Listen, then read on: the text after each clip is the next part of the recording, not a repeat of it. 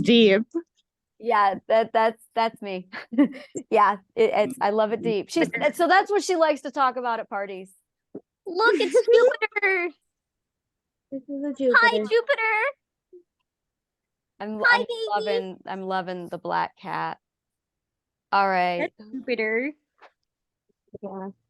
So we are I wish- gathered here. We have newcomers. We have Cameron, and we recognize everyone else here. So hi again, Lace, and hi, Hello. Leia, and hello, Bevan. How are you today?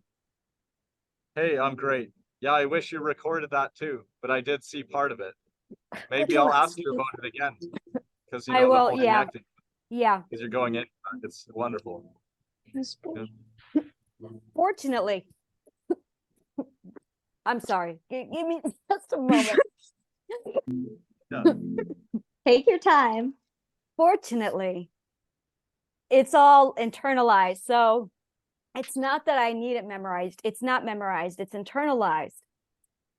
And it's one of my emotional formulas. I use emotional psychological formulas to walk myself through every emotional circumstance that you can possibly think of. I have a formula for everything.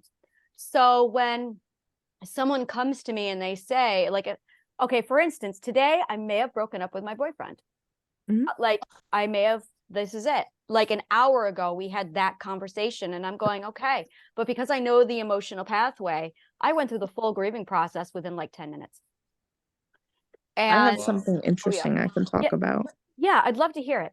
Please do. Okay, so there was this girl that I'm not gonna really use any names, but there was this girl that I met on this app.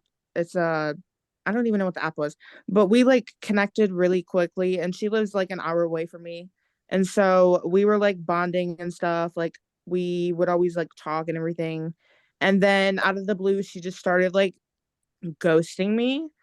But like even then before there were like signs where she was always dry and she would say something that she would do but then she wouldn't do it, and then she just started ghosting me.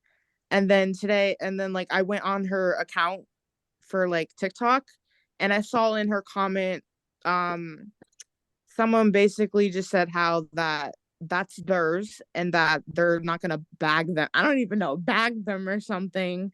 And then so I still haven't got an answer from her, and I texted her about it, and then she finally answered, and all she said was "huh," and then she like didn't even acknowledge anything. And then she said that her brother died, and I'm like, okay, like I'm sorry for your loss, but that doesn't give you like the reason to explain what that was or like why you've been ghosting me. And then when I told her about it, she removed me as a follower off her account, and she hasn't talked to me since. So that makes me think like, why couldn't you just tell the truth? Like, why did you like lead me on and then you're not still admitting it? Yeah, that is somebody with about 3 different perspectives inside of them, and they are doing more personal war than they have constitution to handle you.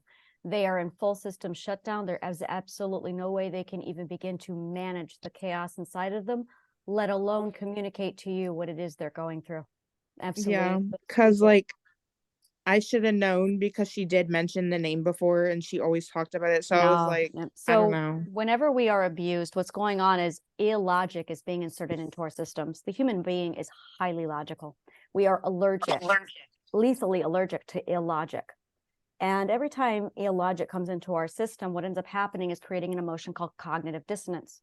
Now, if you end up with more than one perspective inside of you, you now have 2 contradicting logics. And for a logical human being, that is painful. So we end up having significant cognitive dissonance in all forms of emotions, trying to get us to correct the logic. But because we have anomalies and misbeliefs and gaslights in our society, like emotions are illogical, we don't value emotions. Instead, we throw them away. Emotions are actually the gifting, what I just showed you earlier, that is the passing. It's positive and negative flow. It's physics. There's an emotional energy, just like there's kinetic energy. You can't take kinetic energy, contain it down via physics, and then think, oh, okay, it's going to be all right. No. Physics and chemistry disagree strongly with that. And our bodies are nothing more than just a wired system from the stem of our brain all the way down into our spinal cord. We are electric. The smarter we get, the larger our hippocampus grows. The more traumatized we are, the more the hippocampus shrinks. Read a book, it will grow your hippocampus. By the time the hippocampus reaches the 6th perspective, it explodes. It gets big. It gets so big that it hooks up to the electromagnetic field of the entire planet, and you can feel that frequency. You're hooked up to an entire mainframe now. That's why 6th perspective struggles so much with Mercury, with the planets moving. It's because they can feel them moving, because they are literally hardwired to the network, the mainframe. Now, we are frequency, and the person who abused us was also frequency. And when they abused us, they put their frequency inside of us. That is going to hurt. If you are the C major chord and you are being forced to play a 7th second augmented chord, it's going to hurt badly. It's going to rip you apart, which is why when we get to that 5th and 6th perspective, we are suddenly in a mind frame going, oh my God, I need some serious mental help, because damn, you can feel it. And you get to that point where there is so much illogic crammed into you, so much dissonance, you can't function. And we all deal with this dysfunction differently. Narcissists deal with it one way, empaths deal with it another way. Everyone deals with it differently. They're all dealing with the same pain. Every one of us has the same pain. We are all identical. Somebody forced their perspectives inside of all of us, and it fucking hurts, doesn't it? Mhm. And just like that, no matter what race you are, no matter what gender you are nodding your head and you are saying, yep, it fucking hurts. If it hurts, it hurts. And that emotional pain, that like suffering of all of us finally seeing the same pain, our racism goes away, our gender goes away, our prejudice goes away. Because bottom line, we are all the same. We were forced to be the same.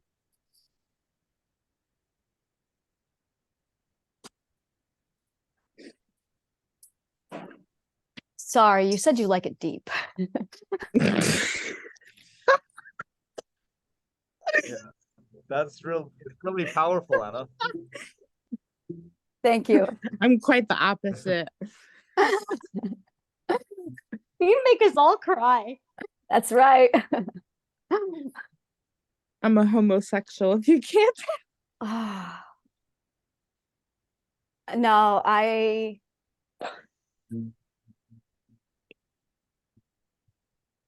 can't tell you how much I came to really, what? Say again, I'm sorry. Oh, everyone is free to be themselves. Everyone is free to be the way they are, the way they But they choose don't to be. believe it. You know that's the problem. No one believes it. The conformists or the nonconformists have figured it out. The nonconformists have stepped out and we've gone, oh, we can be free. Oh, but don't too loud. Let's do it over here in this quiet corner. Well, no one will figure out what we're doing over here. Ooh, look at us. It's just like if someone doesn't support your decisions or your gender or who you want to be, then okay, fine. I don't care. Like, I'll be who I want to be. Yeah, exactly. Yeah. And it's a respect of, look, I know you don't agree with me and I certainly don't agree with you, and that's okay. I still love you, accept you, respect you anyway. That's really it. And that we're talking unconditional acceptance, unconditional belonging, unconditional love. And yeah, I'm going to give you guys, like, at some point, I'm going to give you my formula. It's like the core formula, and it applies to everything. And if you've got the core formula, every one of your problems will just go away, literally. But you've got to listen to the formula, and you've got to be able to answer the questions to fill in the blanks. But I'll give you the formula. I got some please. Yes. Oh, I drank a Thank little you, bit. Anna. We're supposed to be I need to take a break and become the listener for a bit. So please share your stories. Are we muted? No. Oh shit. Okay. I'm just glad I didn't say nothing stupid. Oh, you totally did, dude. I know. We love you anyway. Who are you? Oh, it's my boyfriend today. Hi. Hi, You hello. cannot. Hi. You cannot say anything stupid in this group. We all say things that are stupid. Okay, cool. I just didn't want to interrupt nothing. That's my bad. Oh no, you are welcome if you want to hang out. Yeah. You're welcome to join. You can. Okay, hang out for a little bit. We're gonna suck them all in. I'm telling you. Anna, I'm telling you, I've been working on it. Yeah, no, you are amazing, girl. Come join us. One of us. Bevan, how have you been? Pretty good. Yeah. Focusing on my frequency, Yeah. aligning to a billionaire reality, and Yeah. traveling the world, doing exactly what I want. Traveling Yeah. the world Making is lots of awesome. art. What kind of art Yeah. do you make? Oh, yeah. Well, visionary art of beautiful scenes. Well, one thing I like to make is art of beautiful women in nature. I'd love to And- see that because I do that too. Okay, cool. I can show some art over, yeah, if I can share the screen, I'll show some of the art in my Just for Fun energy collection. It's about the energy of doing things just for fun. I love that. I love that a lot. Yes, do tell, do share. I'm gonna admit I'm a little too high right now to function anything. Hey, that is okay. There is nothing I love more than a weed Weed. and wine. Yeah, Right. like honestly, this is what I needed in my life was let's sit down, let's smoke some weed, let's go grab some wine, and let's talk about the really deep shit in life, people. And Cameron, I'm high too. It's okay. Me too. Yeah, because you were I'm literally baked. sitting on the phone with me and laughing your ass off. I am I baked. forgot. Oh, we're doing it, guys. We're doing it. We are going to have a discussion right now. This is it. All right. Pineapple pizza. Oh my God, I love Come pineapple on. pizza. You know that only exists because someone somewhere got high and said pineapples. No, literally. Dude, think about it, man. Pineapple Good on combination. pizza. And then I can see them later with the pizza, like chunks of canned pineapple. Dude, you gotta try this, man. This is not a mystery. I Yeah. love pineapple though, I don't so like the flavor of tomato with pineapple. It just clashes with me. I don't love it. But I That's mean, what. if, I I can't say don't that like anymore. mushrooms or listen, if you like tomatoes. then good for you. Like I can eat it. I can eat it, but I will not enjoy it as much as some other people do. If I you're love- You're high, making you me want will. Taco Bell. Okay, I've eaten it while I was high, okay? Because normally we both get 2 tacos. See, my ass doesn't eat pizza when I'm high for some reason. I've never done that. You literally said Oh. earlier, you're like, what did you even say? I said I You wanted said steak, right? a bitch is hungry. Oh yeah, that's true. I did say that. I still want steak, by the way. Oh my God. I just don't trust myself with the grill right now. What? I want steak, but I don't trust myself with the grill. Yeah, don't do that, hun. No, Yeah, maybe you just definitely. want to wait until you're healed. Yeah, no fire handling while we're high. I had to No learn fi- that the no hard fire way. handling in general. Just put it in the pan. Anna, no fire handling in general. No That more. is- Yeah, no. No more. Honestly, Do just not go eat condone some it. snacks. Go find some snacks. Snacks? I want gushers. Oh, gushers. Don't say gushers. I have some gushers, but You know I what? don't want to This go is get this is them. the shit I want to vote on. We're gonna do a vote right now. I want to pretend that we are our own community. We are, and we're gonna take a vote. Okay. Best, and you have to write it on a piece of paper, and then we're gonna go around and we're gonna talk about it. Yeah. Without saying it out loud. What? Un momento. All right. Let me know when everyone's ready. I gotta go get paper. I'm trying to find paper. Oh, my crayons from yesterday. I left them out. I left my crayons out, Anna. Okay. I just need a paper. But yes, Anna, no more injuries. Yes. No more injuries. We're all done with that. All right. Okay. Are we ready?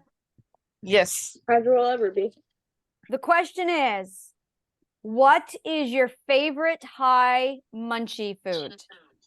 Oh, On your shit. little paper now, think about it. And we're going to go around the circle and everyone's going to have to take time to answer. And if you have a story to embellish, please. Do we have to pick one thing? I'm going to let you decide that. Cause like when I'm high, I just eat everything. That's very true. Yes.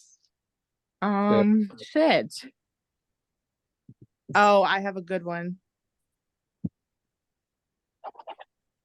I did it. don't know. Oh wait, let's be more specific. What? You usually make. Not every time. No? Mm-mm. Sauce. All is welcome. You know, that's what we're going to say from now on. Right? All are welcome. This is very chill. We are just like, it's great. This is the best writing prompt ever. I just got to say. You realize that's what we just did. We did a writing prompt based on getting high and weed munchies. I'm so proud of my life work. And this is my So glad defining Got moment. involved. What? I'm so glad I convinced these two. Oh yeah. I really hope that you guys know what this is. I do too. This is called community bonding with purpose. With purpose matters. With purpose. I don't even know if I spelled this word right, but we're just gonna pretend that I did. All I right. spelled this wrong too. It's okay. All right. I know what my food is, and it's taken me 3 words. This whole time it's taken me all this time to write 3 words, and I'm only 2 words in. Me too. All right, I got it. I finally wrote it out. I'm ready now to talk about my thing. Okay, are we ready? Yes. Does anyone need any more time? Oh, It's okay. It's all right. It's all right. You're That cool. was really easy on a record reading, doesn't it? All right. Here we go. Cameron, you go first. okay. I don't know if you're gonna see it, but here, I'll just flip it. How do you flip the camera? Oh. Strawberry Uncrustables. Woo. Oh, toasted, raw, frozen. How did this go? I like to put mine in the freezer, but then I like to take them out and then I like wait a little bit and then I eat them. So like a mixture of cold and warm. You know, I've had an ongoing question the entire time when I'm watching it. Where did the crusts? Where are the But I crusts? have tried them in the toaster and I don't really like that. Try pan frying them next time. Let's try pan frying them. Air fryer. I love them in the air fryer.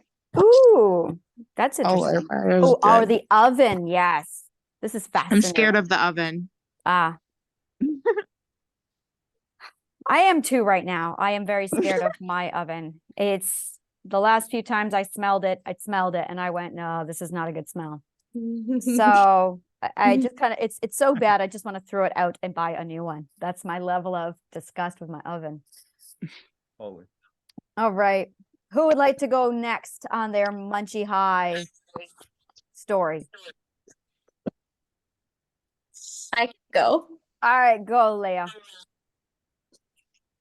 Yeah. Fries, See ya. You gotta talk here too. cream, and white chocolate. Fries plus mango, vanilla ice cream. That is fascinating.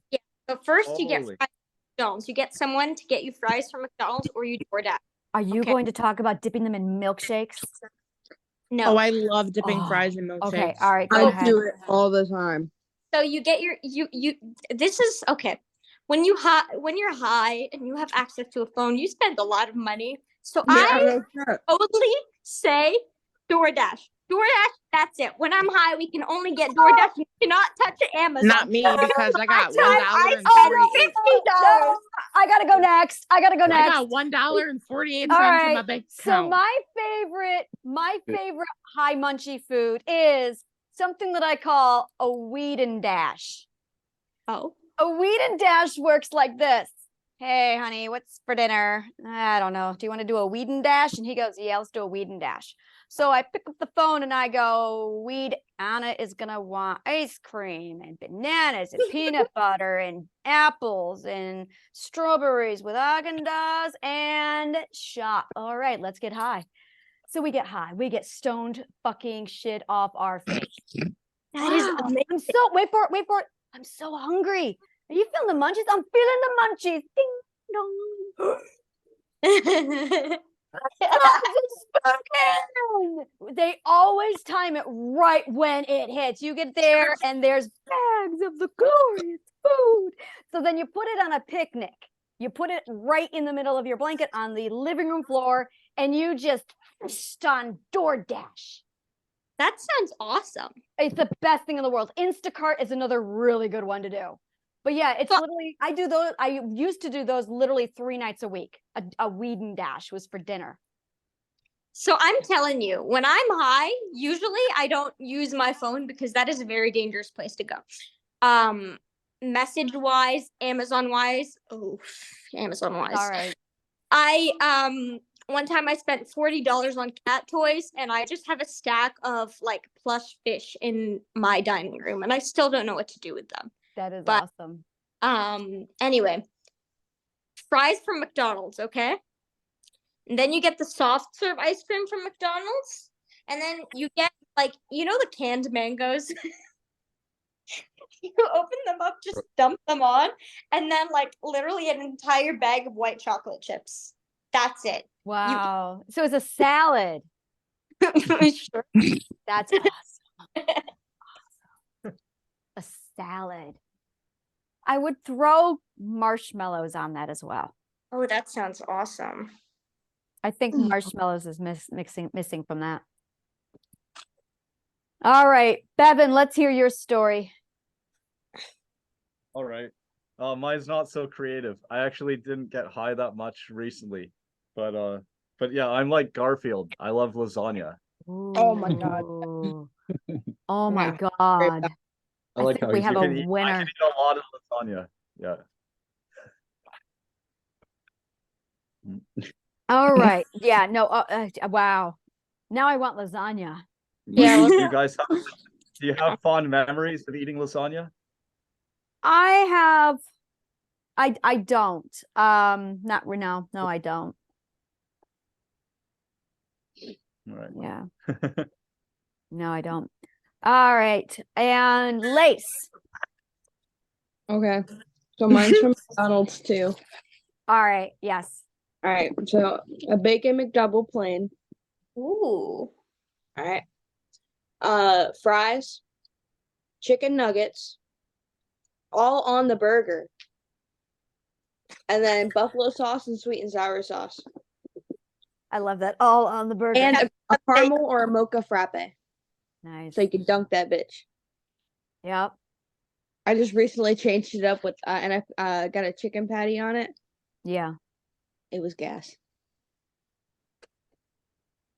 Boyfriend of Lace. What weed story do you have to share? When I smoked a lot, I was living with my grandma, and she always made brownies. So and she always had vanilla bean ice cream. So I would take, and she always had Hershey bars and M&Ms. So I would just crush up the Hershey bars in the vanilla bean ice cream, and then I would throw the Hershey bar, the brownie, and the M&Ms together, and just smash. That's nice. That sounds real good. Yeah, it does. Yeah. I love But those the kind of bad thing things. is you got to eat it fast because the M&Ms will freeze with the ice cream. So like, you just got to hurry up and eat it because. You get the Reese's shell with it. Oh no! But oh damn! I want strawberry shortcake bar. Like Mm. a strawberry shortcake ice cream bar. I'm weird with cake. I Oh, mean, I like I'm the chocolate really eclair. weird with cake. So I have a serious weird thing. Do Okay. you like ice cream cake? I love ice cream cake because that's actually just ice cream. But so I have hated cake my whole life. Me And too. yet it's Spongy. gorgeous. It's very beautiful. So every time I'm around a cake, I will eat it. I adore it. And I hate it.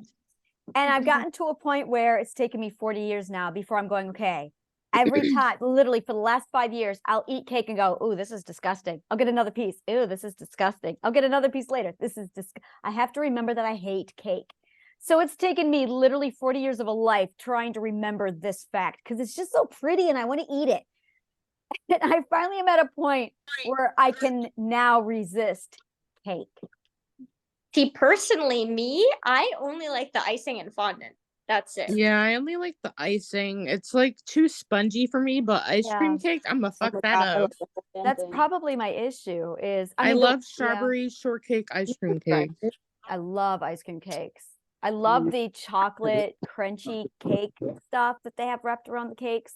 Here it is. And I love that crushed Oreo cookie center that they like. I'm not a big fan of chocolate. I used to love it, but after I had COVID like Well, I thought you 4 were. times, it just messed everything up for me. Oh, Yeah.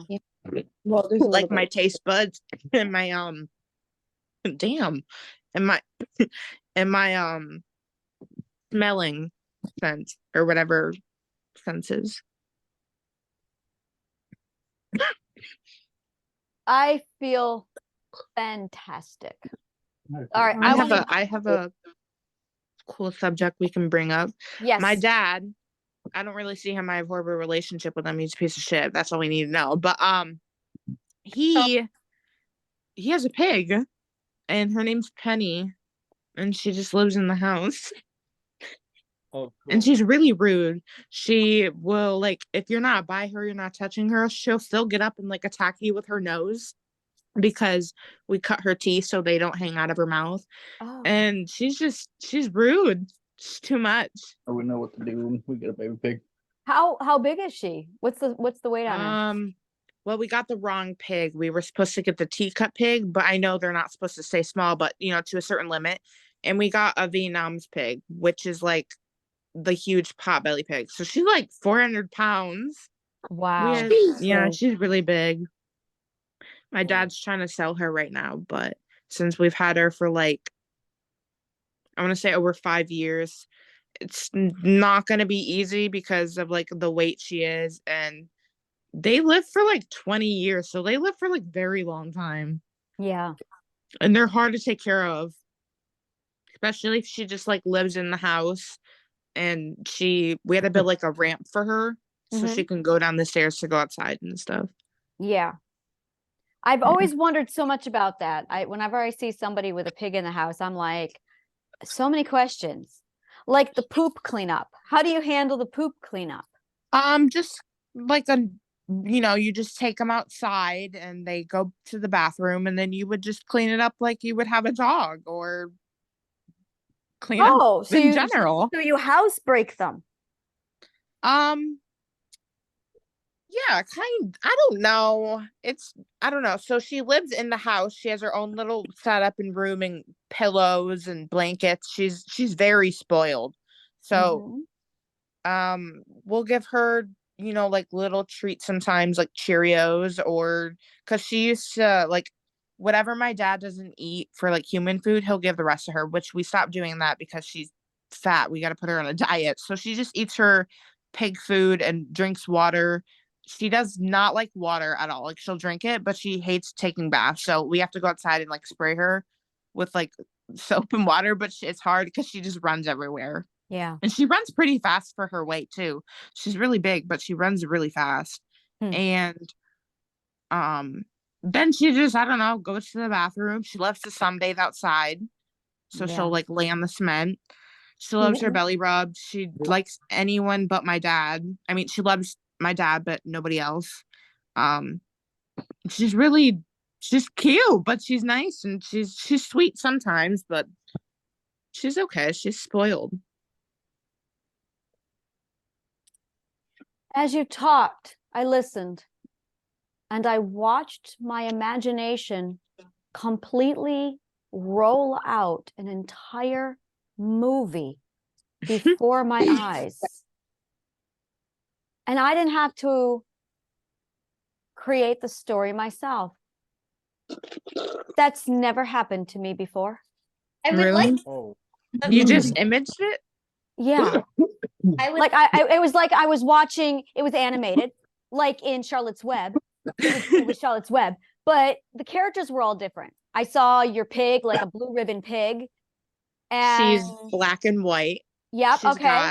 She's black, and she has a little bit of white on her face and cheeks and her nose. Wow. and her nose is black with like a little bit of white specks, I believe. Yeah. His nose. And then you can't really see her face because she's like got so many rolls, like her eyes just disappear. But she Sure, my eyes.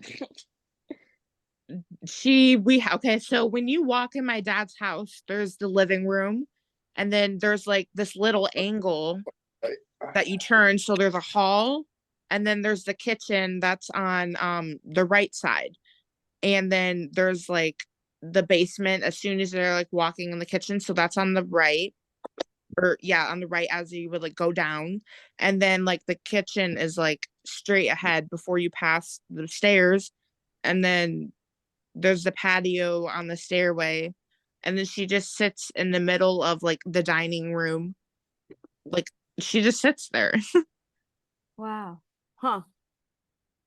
What's her name? Her name is Penny. Penny the pig. Pig Penny. Penny the pig. Does she have a bow? I would put a bow on her. Oh gosh, she would not like that. Okay. What if it were taped? I put caution tape on her before. Okay. So she's kind of tolerable. Yeah, she's 400-pound black and white pig named Penny. There's a poem in there. does not really like stuff, but she used to have this like, okay, so she sleeps in the corner, she's got her body pillows, her blankets, and then she used to have this like box that we would fill with coal, and then we would put Cheerios in there, and then she would just go through them and eat them. But we had to give that away because my French bulldog started eating the coal. So. I want to lead a meditation. I love doing meditations. Okay. Does anyone here meditate? No, I've never meditated in my life. Oh. I follow your Time. Meditation I is follow- absolutely do. oh, it's the core of all healing. Okay. Breathing. It's one of my favorite Mr. Miyagi lines. Oh, I'm high. That's not gonna work. Oh, yes, it is. I'm gonna forget how to breathe. Oh, it's all right. You got this. It's even better when you're high. The first thing we do in any conflict, in any kind of a problem, no matter what it is, you pause and you breathe. Deep breath in. Hold, 2, 3, 4. Out, 2, 3, 4. Hold, 2, 3, 4. In, 2, 3, 4. Hold, 2, 3, 4. Out, 2, 3, 4. Hold, 2, 3, 4. In, 2, 3, 4. Hold, 2, 3, 4. Out, 2, 3, 4. Hold, 2, 3, 4. Deep breath in. Deep breath out. Deep breath in. Deep breath out. Positive affirmations are when you carry positive energy from an emotion through a word into your own subconscious mind. The subconscious mind has been proven to be hardwired to the words you are. So when you say you are purposely inserting positive energy into your subconscious mind, and your subconscious mind commutes that and turns out a positive behavior to reflect, because it has to be logical. Therefore, you are calm. You are loved. You are wanted. You are home. You love. You are wanted. You are accepted. You are beautiful. You are home. You are safe. Deep breath in. Deep breath out.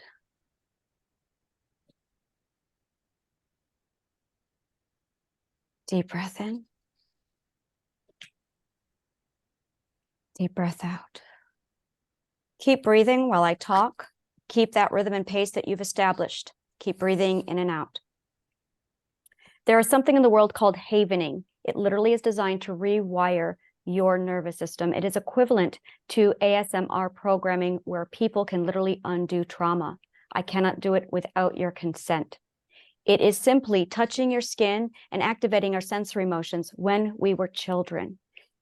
It's touching your face, touching your arms, touching your shoulders, and rubbing your palms back and forth to activate that part of the brain from when we were infants. It's then using mathematics to reset the logic centers in your subconscious mind. That way, when we go over an event, you have the ability to turn the trauma event in your brain from a trauma memory downgraded to a regular memory for processing. It bypasses most therapy if done right. I like to use this technique, a smaller version, with positive affirmations. If you consent, just follow my hand motions. If you don't consent, then just listen to the words and that will be fine. Follow my hand instructions is palm to palm. Keep breathing.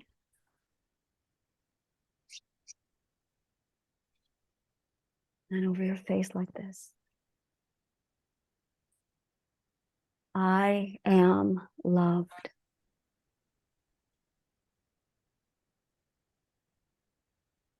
You are loved. You are wanted. You are home. You are accepted as you are.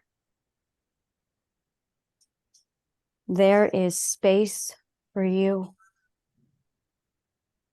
You are allowed your space.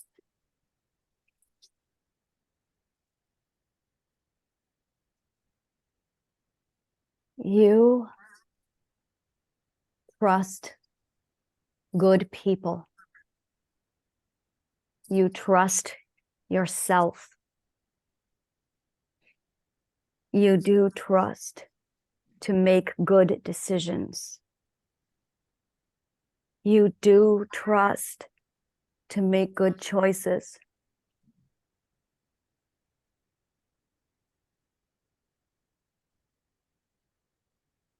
You do trust your ability to protect yourself. You do trust your ability to protect what you love.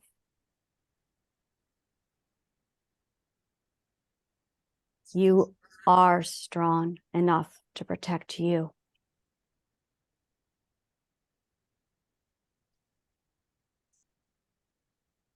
You are all that you need. You are your first resource. You are your first resource.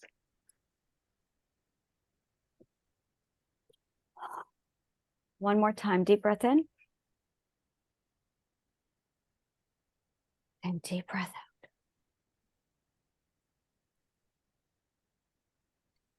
How does everyone feel? I don't know. Kind of sleepy. Is that bad? I'm tired. Yeah. Sleepy My and back tired hurts. is part of it. I'm just tired. I mean, I my felt a sense of but relief. Good. That my was very shoulder good. Thank you. movement. Good. It.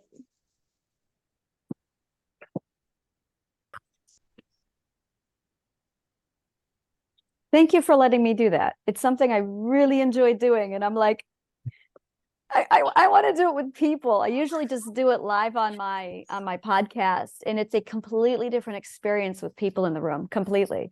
So now I want to go, oh no, I'm only going to be doing these live from now on, I think. Very cool. Yeah, I was learning about self-compassion lately, and then you're adding self-nurturing to that, right? Yeah. It's a lot. There's a lot of.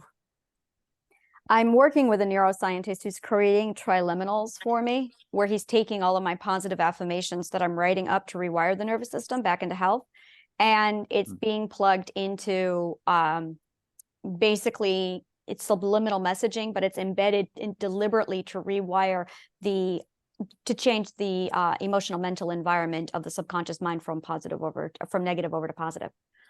So once I have those, that's going to be part of what I offer, and I'm just so excited. So excited. Yeah, that's awesome. Thank you. Yeah, you are welcome. And when it's on weed, it's, in my opinion, I think it's processed a lot better on weed, because weed it basically relaxes the subconscious mind. This feels Or it funny. makes you cry. That's because it's weakening your subconscious mind. Yeah. This feels funny. What feels funny? Whatever we did. Look at your eyes. Your eyes. Yeah. What are you All doing? right. She's coloring. Oh. Called self-expression. We all should do it. Coloring is amazing. The only thing I have to color right now is And the only thing I have to color right now is a book that my brother got me with is like literally a bunch of farting animals. I'm all for that. Do it. Yes. I don't know why my person is green. Green is okay. Green is Mother Nature. That's why. And then there's like yellow around. Ah, a yellow aura, solar plexus. And then at the tip of the face, it's blue. What do you think, Bevan? Oh, I love it. Thank you. Well, I think it's beautiful. I usually use realistic colors, so I have no idea why I did this. But that is you are so tuned into your intuition right there. Yeah, you are plugged into your energy. I literally haven't had a lighter in months, and I've been using matches. Oh, I love the smell of matches and weed. yeah. Yeah, that's you tapping into your energy, honey. 100%. Those are chakra colors, and based on how you're feeling now with the colors that you used and the image that you drew, you totally just brought a whole lot of chakra energy into your drawing. Cool. I need more. Yeah. Yeah. I dropped the bowl on me. And you did it in the right order, which is how I know that it's done. It's yeah, you listen to that energy that you found, that's the right energy. You follow that. Right. This was not right. There is no right and wrong. Okay. Does anybody know what Gossip Girl is? I think I have a hypothesis. I have an hypothesis. That is my favorite show, and I'm literally on the last season. Okay, so my hypothesis, you were talking about metaphor. Oh, I see now. Oh, I see. Okay, I took you too literally. No, I don't know what it is, and I thought you were asking, and I was literally going to tell you and give you my hypothesis for what I think it is, but I've never watched it. Oh, it's such a good show. It's on it's not called HBO Max anymore because they broke up apparently. So it's just called Max, but it's on there, and it's such an amazing show. I like the show, the Secret Life of American Teenager too, and One Tree Hill. I love that one. That is because like it's so good. But I'm the type of person where I watch shows, but then I like find new interesting shows. So then I go to that, but then like I'll keep rewatching new shows, but I never finish it. Or like by the time I go back, it's like gone. So I have to like really stick to one show and then keep watching it. Me too.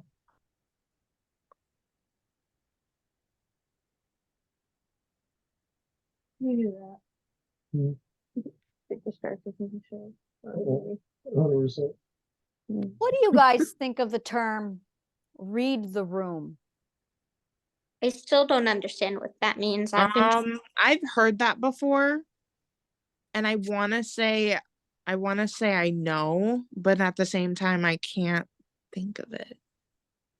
Isn't it like seeing how people feel and like kind of reacting? Like I think it's when you like, let's say there's like people in the room and you walk in the room and like, let's say someone's like really, really happy for a second, but then you notice that they're like, they just completely like went off, like they just changed into a whole different person because like you know that something's wrong.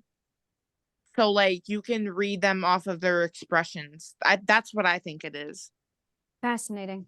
I always believed that it was absorbing the general energy of the room to determine if something was appropriate or inappropriate to do.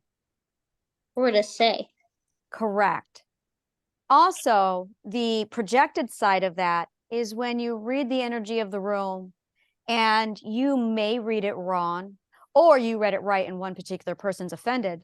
So that Yeah. person then lashes out with the gaslight. Jesus, can't you read a room?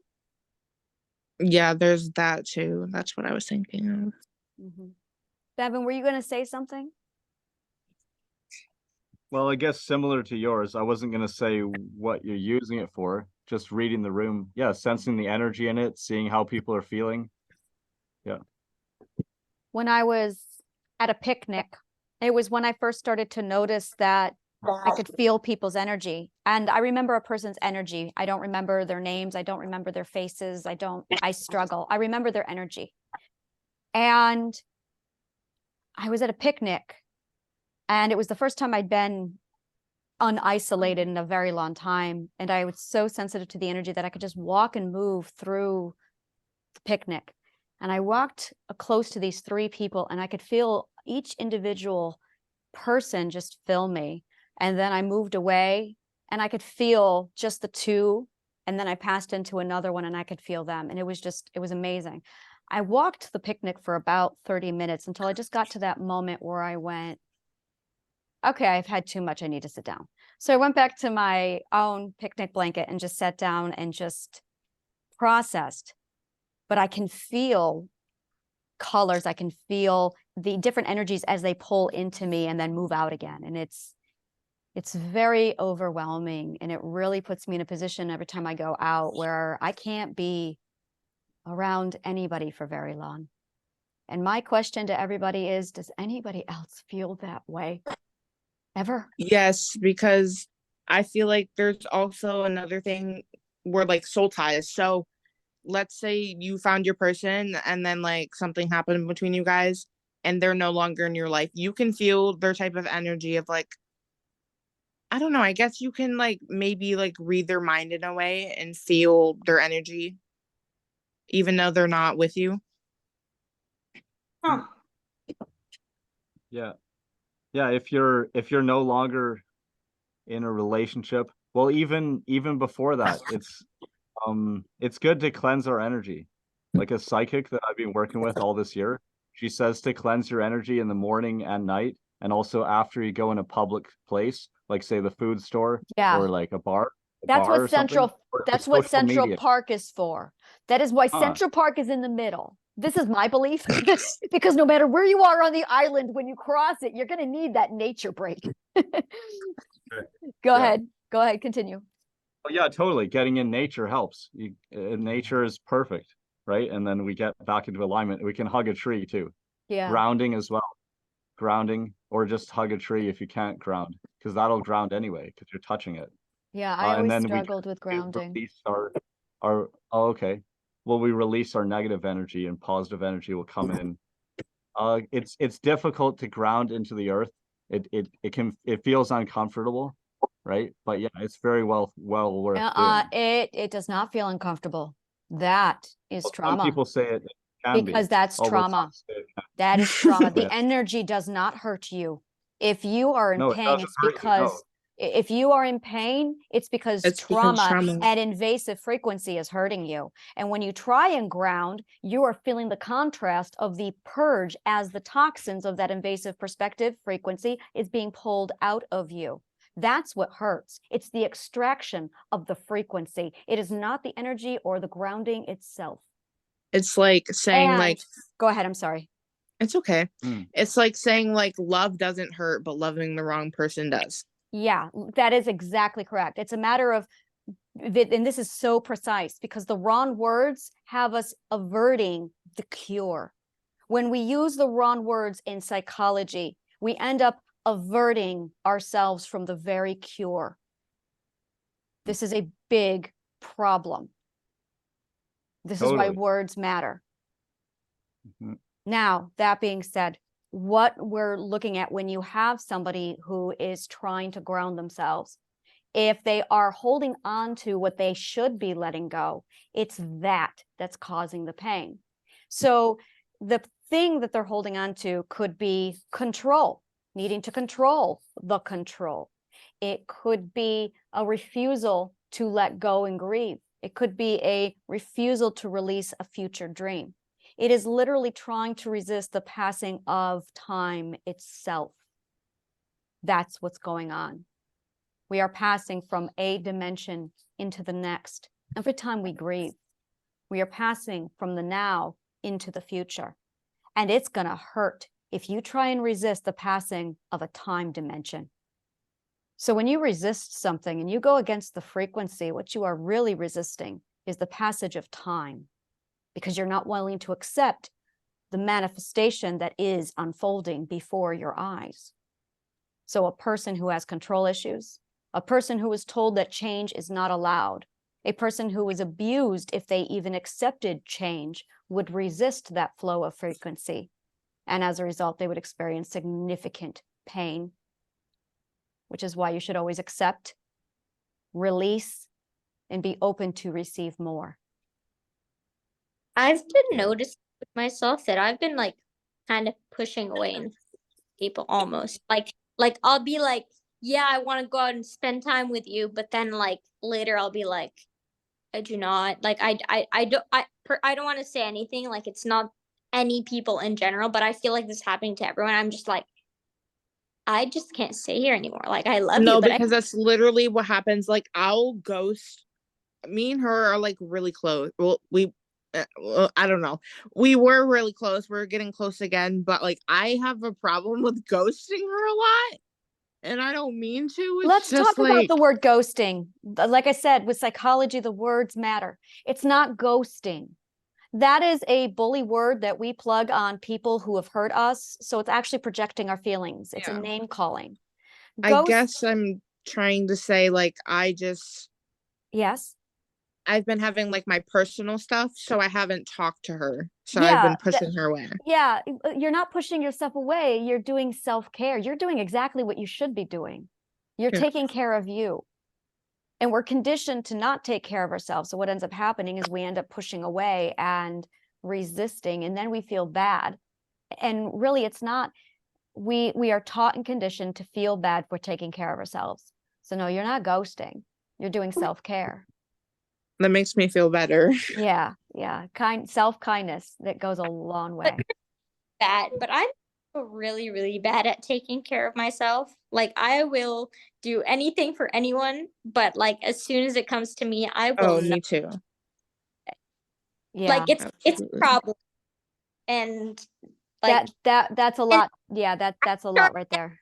and I've still started this like I won't like not text someone or something like that. If someone texts me, I'll respond. But it's like in person, as soon as I'm in person, this could be at school. Like I leave right after the school day's over because I am like done. And I Well, don't know what thing is, and I don't understand any of it, but I'm just kind of like, I bye. Hmm. It's Yeah, well, you need time you need to be by yourself. You need time to yourself too, right? And you're giving, giving, giving. You also have to receive. And like you say, just start to take care of yourself more. Like Anna said, right? You do take care of yourself. You do, and you can, You and tried you the can get best that you can better do. at it. Hmm. As long as you're trying, that's all that really matters. Hmm. Leia, you know you'll get my perspective later. I, So I'm I not going to say anything here. I didn't want you to think I was ignoring you, but I'm like, yeah, you know we'll talk later. I was thinking. I was just Yeah. thinking. I don't know if you can see it in my face, but it's probably really obvious. And also, I'm sorry if my coloring is distracting anyone. As a kid, I was told I can never like color to do stuff like because I was the doodler kid. Like I would come out of class with like arms full of like drawings and stuff like that. Anyway, I wasn't allowed to do that as a kid, but it's the only really way that I can like focus, but I never do it, you know, because I can. My teacher yelled at me the other day because I was like folding paper. What the hell? Lace knows. Yeah, he did. Let's play a game called Alternate Reality. In this game of alternate reality, we're going to compose an alternate reality version of ourselves. Here's one rule. You cannot have something here in this world to carry over with you in the other world. Leia, So you go ahead. Questions? I'm so confused. It's Me all right. too. It's all right. I will walk you through it. I said the words, I said the rules for the camera, and so I can go back and copy these down, but they're in my head. We're good. So I'll walk you through it. So Leia, Okay. we're gonna start with you. Okay. If you were you in an alternate universe, you'd have to give up one thing here and you'd have to pick one new thing there. What would it be? I know what you're gonna say. I'm not gonna say anything because it's your story. Go. You probably won't be very happy with this. This is why I'm saying this. And now it's probably because I'm high and it's the only reason I'm actually thinking about this. But I'm known as the hyper loud girl. And like, I hate that because of that, barely anyone talks to me. They just think I'm like happy all the time when I'm really not. And I'm basically masking it. And I just not even to be quiet or not as like fake happy or like less hyper because I know I've got energy. It's great. But like I guess I would wanna like I to be able to process my own feelings because I've never been able to do that. I kind of just like put the fake face on and believe it and just go on with my life and eventually I'll break down later because I couldn't hold it on for long enough. Wow. That's deep. Yeah. I entered the deeps. You did. Wow. All right then. You entered the deeps. Welcome to the deeps. I feel like there should be honorary badges. Camera, you got yours, so deep. definitely. Leia, you've got yours. Boom, earned the deep badge. I'm gonna write that down. The deep badge. Yes. The deep badge. Yeah, there's a guy on YouTube, Infinite Waters, diving deep once again. You know what this is? Yeah. This is my weed game show. That's what this is. This is my weed game show. We're gonna get high, and My then nails just we're broke. gonna have the alternate dimension game. But first, we're gonna have a couple of really deep philosophical conversations, and then some really stupid conversations. Then we're gonna have games, and if you can manage to get us all silently toting away, going, "That's deep," then you earn the deep badge. Yeah, All the right. deep edge. Yes, and Oh, intermission is going to be that really deep and intense meditation practice with havening and positive affirmation. Because things here, I think I have something. I don't really know if it counts. it does. Please But- share. I would change how my dad treated me growing up, and then I don't know, I guess maybe if I have kids in the future, I wouldn't ever treat them that way. That's Yeah. That is also deep too. deep. That is deep. You can write a book. I want to give you a can change hug. the world. So Cameron. Make here, it talk. camera. I'm gonna send you. Let's You get just call me Camera? Cameron. I love that. Camera, we can call you Camera if you want. You choose your name here. Oh, that's the other thing. In Cameron. the alternate dimension, you get to choose your own name. Oh. Right. All I right. thought that I misunderstood it, Anna. I thought you said you would change everything. I thought you said you can't take one thing, you can't take anything from this world. So everything would be different. Oh no, Or you're yeah, it was saying, the reverse. swap one thing out. Right, you have to swap Yeah. one thing here and not take it with you, but you also have to pick up something new. Okay, yeah. I got that after when you said it, but not the first time. Yeah. But yeah, everything, your design of the whole show is really awesome too. But you got to leave space for creativity, imagination, flowing on the date, like you did here, right? Because that wasn't the design for it beforehand. Yeah. No, this is my weed game show. Awesome. It's gonna be called the Weed Game Show. We should do this often. Oh, we are weekly at least. Yay! At least. Actually, let's talk about that. Somebody just tabled a motion. All right. So, how often should we meet? I need a gavel. I want a gavel. We're gonna use Okay, vitamin D. so Yeah, I that's it, might all right. only be able to meet probably like sometimes because my girlfriend is like up my ass a lot. That's okay. May it be a pleasurable one. All right. But yes. That is fine. And then Leia. I'd say once a week. Okay. Yeah. And then Bevan. Yeah, once a week. Okay. And Lace. Yeah, once a week because my schedule's changing it all the time. Okay. And Bevan, Lace's boyfriend. Boyfriend. Hey, Dude, what did he say? He said once a week. Okay. Once a week. Yeah, so once a week is good. All right. that sounds awesome. Yeah, it Hello? will float. I like the floating thing of, okay, guys, who's down? And we can do like sporadic ones even. So here's the plan. I'll have two. We'll do the scheduled, let's meet in that next week at X amount of time. But then I'm going to do floating ones where if I'm in the mood to hang, I'm going to send it out and go like, hey, dudes, you guys want to hang? Okay. Yeah, that's it. And if anyone's available, it can be like a surprise jump in. That would be awesome. All right. Yes. So hereby this thing has been proposed and accepted. All in favor of meeting once a week, say aye. Aye. Okay. And anyone all opposed, say nay. None opposed, unanimous that we will be meeting once a week. And there smote it be. There. All right, that was our first motion. I'm going to put it on the table. I'm going to like have it framed, our first motion. I'm going to date it and everything. What's the date? It's the 5th, 7-11. Yeah, this was adopted. Yes. It feels official. I have a story. This is my favorite story. You're probably going to hear me tell this one a lot. This is the story of Mitchell officials. I used to work in a bookstore. Oh.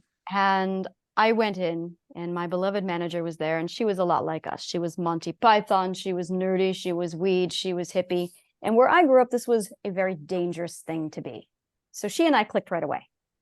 She had this growth on her chest right here, a big one.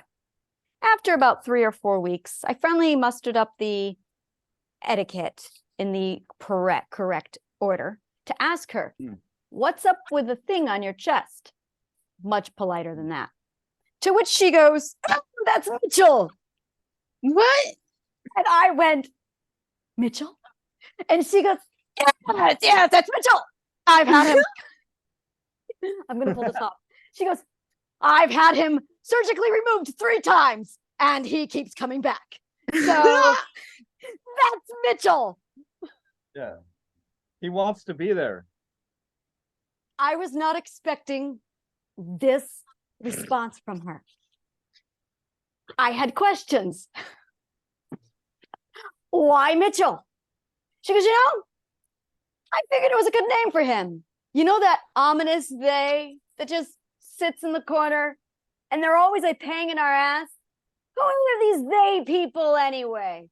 You know who these they people are? Mitchell. It's Mitchell. It's Mitchell. Think about it. Oh, they tell us we have to turn back the clocks today. Who? Yeah. I don't know. Who's They did. Oh, that was today? Yes. I'm not doing it. God, I'm boycotting it. In Okay. Anna Land, there is no daylight savings. Listen, Anna I Land has I don't none. change the was time. awake. I don't want to be late for school tomorrow. So I was awake when it happened, and I thought I time traveled. See? All And right. that's what they want you to think. See, we're Yeah. saying it again. They is Mitchell. So it gets better. I envision Mitchell with this cigar in his mouth, big suit, significantly overweight, in an office chair, just going, I wonder what weird fucking bullshit I can create today to make people's lives difficult. This is Mitchell. Yeah. It gets better.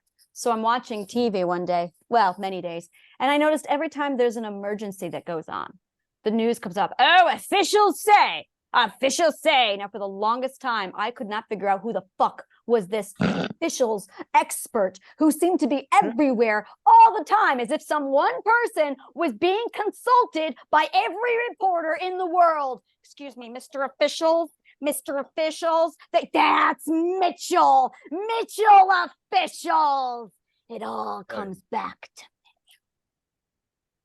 to Takes the hit.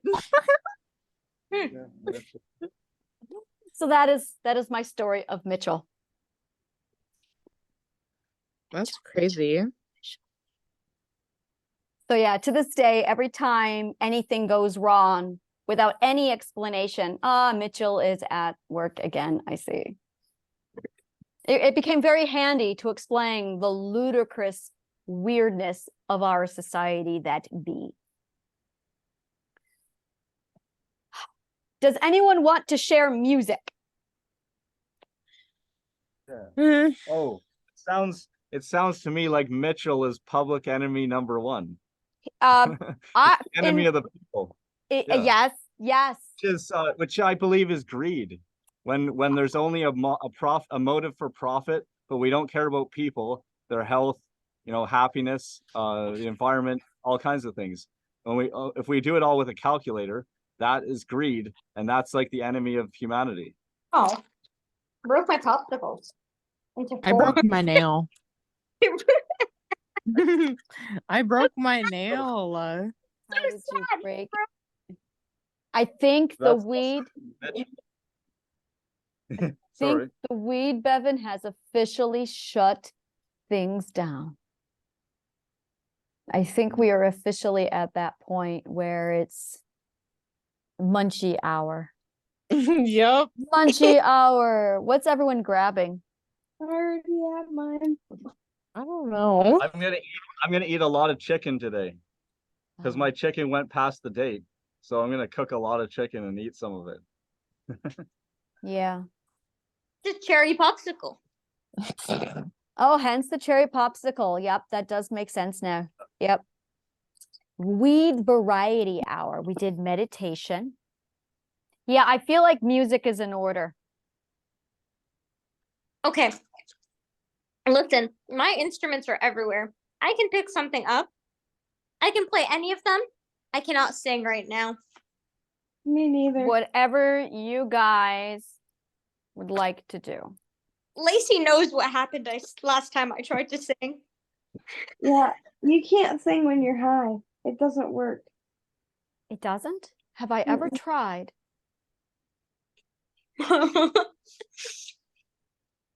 No. Wait. There was the I was time I really was. about to go Oh, get, yes. Oh, I can sing when I'm high. I was really about to I go get a soft pretzel, but Ooh, I that got sounds dizzy, so I had to go sit down. Yeah, I was karaokeing one night while I was high. And I was the one who requested all of the Freddie Mercury songs. That's what that was. So the whole night, I sang every Freddie Mercury song, except one that somebody else requested that I didn't. I love you. Huh. All right. I have many Freddie Mercury stories to tell you. I have some of the best Freddie Mercury stories to tell you. But we can save that for next time. Or maybe I will share them. Maybe I will tell you one of my Freddie Mercury stories. My favorite is the day I told children that their father was Freddie Mercury. Now, I will let you know that I was born in 1980. Okay, so I'm just going to let you do the math from there on. Now, here is how this conversation went down. I fell in love with Freddie Mercury in the year 2002. Was your own boy?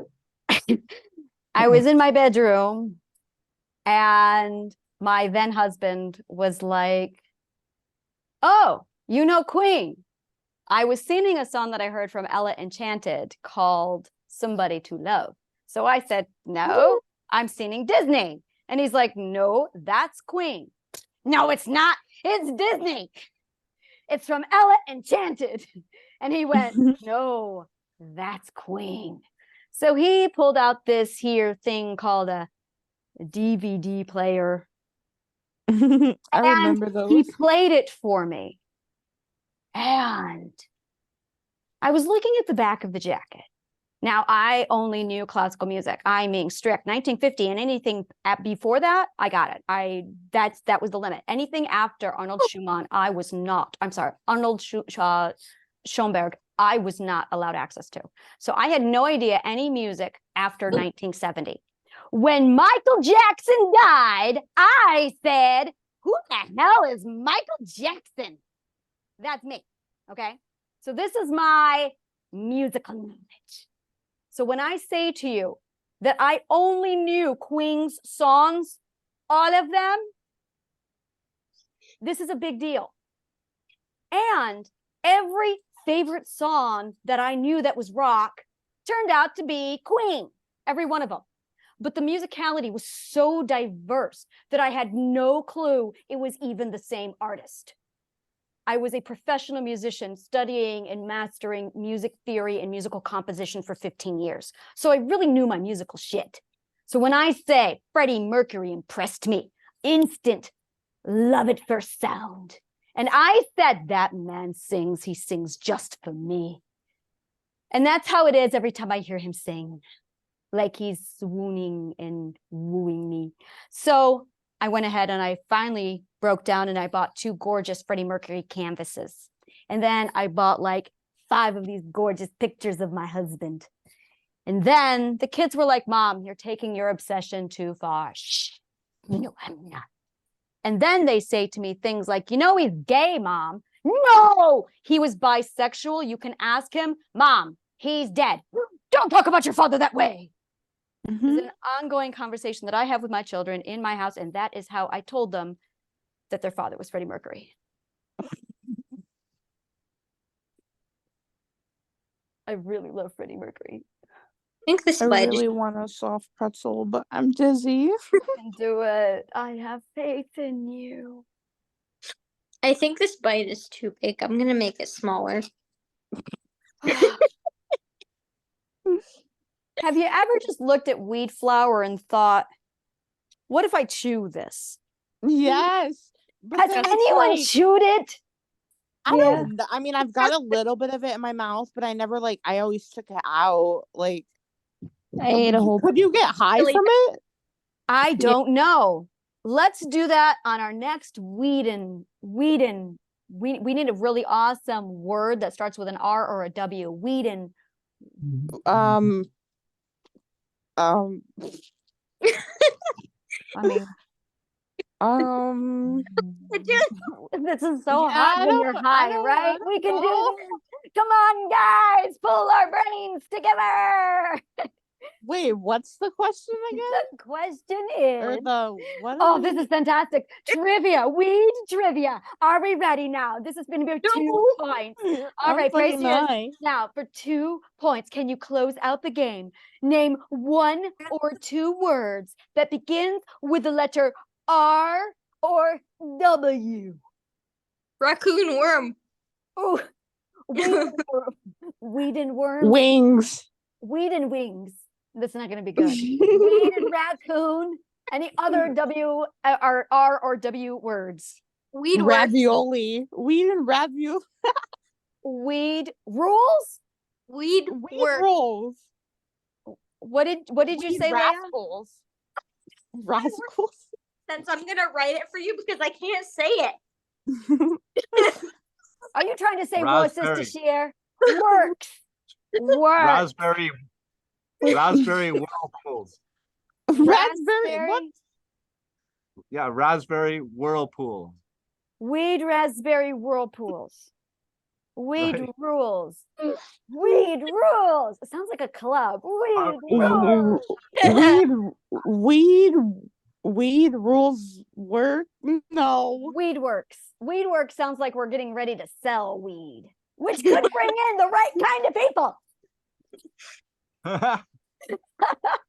Yeah, Mr. Nice Guy. I got a bunch of weed here because I grew it. Yeah. Yeah. It's still hanging up from last year. No, some of it's still hanging. Yeah. These are the events I have needed. Yes. My cat is also stoned. I gave her catnip. Girl.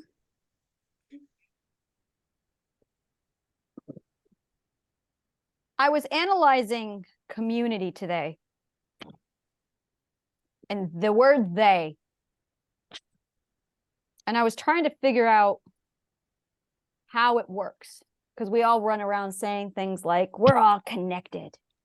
And I'm going, when we say connect in this sense, I think we are literally supposed to connect up. And I think everyone's been talking metaphorically, and I'm going, guys, I'm pretty sure that's literal. Of all of the things out there that you guys take metaphorically, you choose the one literal thing. And it's like, no, we really need to connect. So I'm thinking that your spinal cords are all supposed to connect with my spinal cords via the hippocampus, like a hive mind. Like a tree? It's like when I want to be in my girlfriend's skin, but I can't. Pretend we're a tree, okay? Like it's one tree, but we're all connected by the heads. Yes. I can. Okay, yeah. Okay, like the canopy. Oh, I see. Yes, and the It's trunk like is the our mighty bodies. branch. And the roots. Oh, that is a beautiful. Yes, you're talking about an archipelago. Yes, yeah. Leia, we are an archipelago. Yes. Like. Yes, absolutely. We are an archipelago.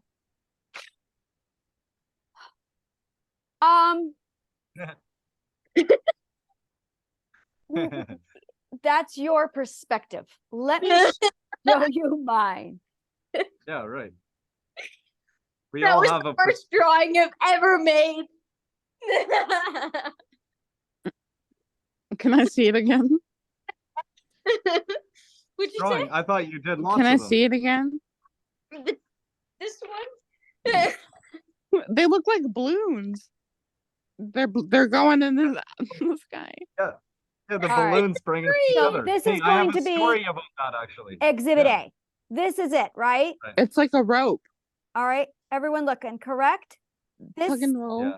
all right, that's the ground surface, and the legs are the roots, and this one's a boy. Now, watch Yeah, this. you add them. But he has no arms though. Oh, I forgot the arms. I was focused on the other limb. Okay, now. All right. All right, here you go. Ready? All right, now you see how the hair is actually the tree branches? Yeah. That is the network. Like this is how we're connecting, but the network is the surface. The electromagnetic field is the surface. Our hippocampus is connecting up here, like trees, so that our bodies, our spinal cords are the actual trunk of the tree. Yeah, and we're all grounded in the same earth energy. Yeah, because we're not spaced out like we're supposed to. We're supposed to go to each point of the net. We all belong somewhere. This is why I had to be in New York, is because this is where my grounding is. And now it's okay, where's everyone supposed to be? I was talking to somebody the other day, and yeah, he was one of my case studies, and he says to me, I belong in Italy. Now, he was born and raised in New York City, but he sat there and said, no, that is where I belong, that is my home, and that is where I will be buried. Right. Now, why do you think that is? Why, when we are born at completely different opposite places of the world, do we have this calling to go to places that we should not have a calling or a drive for? Because maybe it feels like home to them. It does. That is exactly, thank you. It's called Occam's razor. The simplest answer is the most likely true. Exactly. It's home. Feels like And it surpasses genetics. It surpasses culture. It surpasses heritage. So that when I was a white girl that was born in New York State, and my last name was a German last name on my father's side, that when I said, I feel home when I'm in Ireland, my family ended up abusing me for making such a claim because, quote, you're not Irish, unquote. I wasn't the right white. So it was this massive pulling, and it's not me. It's almost every person I have spoken to who has that sense of, I'm not comfortable here. I belong somewhere else. And we all talk about places where we belong or we're in the wrong place. So I think when we follow the energy appropriately, when we finally align, that frequency is going to carry us actually to our grounding point in the net, which is why I had to be in New York. It's why I had to be in New York. So now I'm looking at it going, okay, here's my beacon. I'm at my point, and I believe that we're supposed to have one other person to ground and partner up to. But in order to connect, you need neutral, because one of those persons negative, one of those persons is putting out a different energy. You can't have two grounding rods. It's like in a light bulb, when you have two filaments next to each other and they're sending back that electrical charge, you need something bigger. And I believe the grounding energy is our community, the they of I. That is how I see the energy.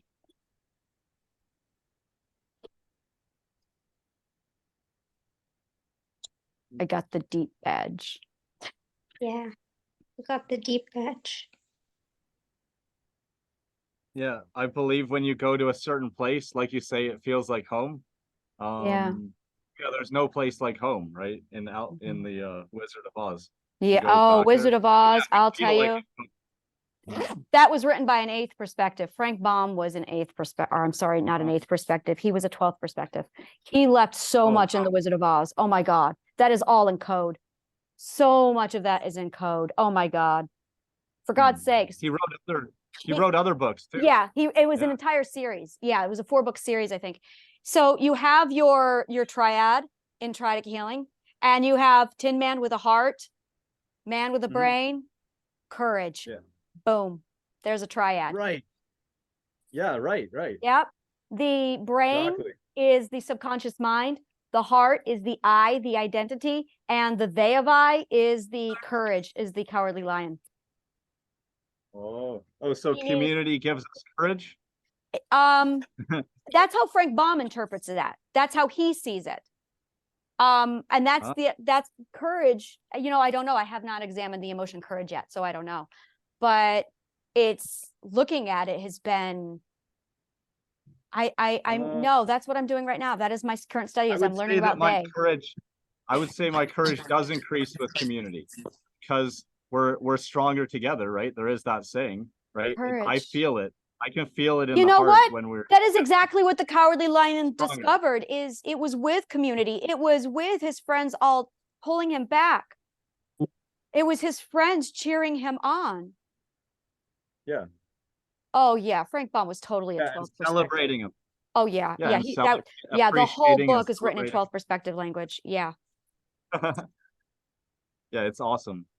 Oh, right. So I was saying that we go back home, and then it activates our gifts, and we be the magical beings we're meant to be. We can be like the best that we can be. Yeah. If we stop holding ourselves back. Yeah. But what, Leila? What is home? Oh, that's the belonging. That is the 3rd stage of healing. I don't know what home is. Like, I know the fact that you are asking is exactly the point. It is an undefined unknown to you for a reason, because you have not defined who you are. You need your first 3 ethics, and then you can start plugging in the next 3. The next 3 ethics, the 4th, 5th, and 6th ethic, define home. I don't want to be 7th, rude or yep, go I don't ahead. want to be rude or anything, but unfortunately I have to go because I have to go call my girlfriend. But it was really nice meeting you, and I look forward to meeting you next week. Absolutely. I am so glad you could join us, Cameron. Thank you. Have And a good enjoy night. your evening. You too. Bye. Bye. Bye. When you put and then the perspectives 7, 8, and 9 provides you with communication. Perspectives 10, 11, 12 teach you how to have a relationship with the energy. Yeah. But yes, it's coming. You have lessons to learn, and then you will be able to figure out what home means.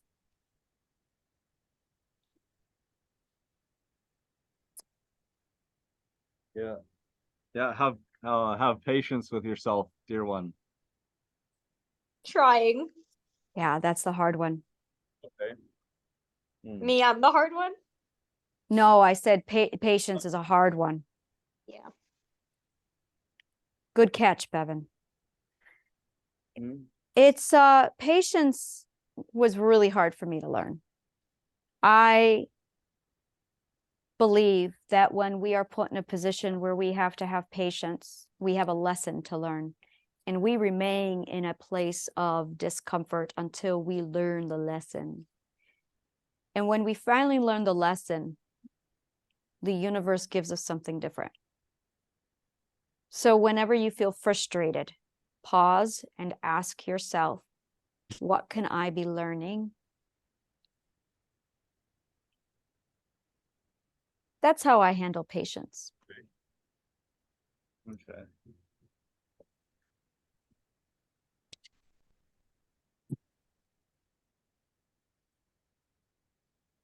I'm making all of these notes on our weed variety hour.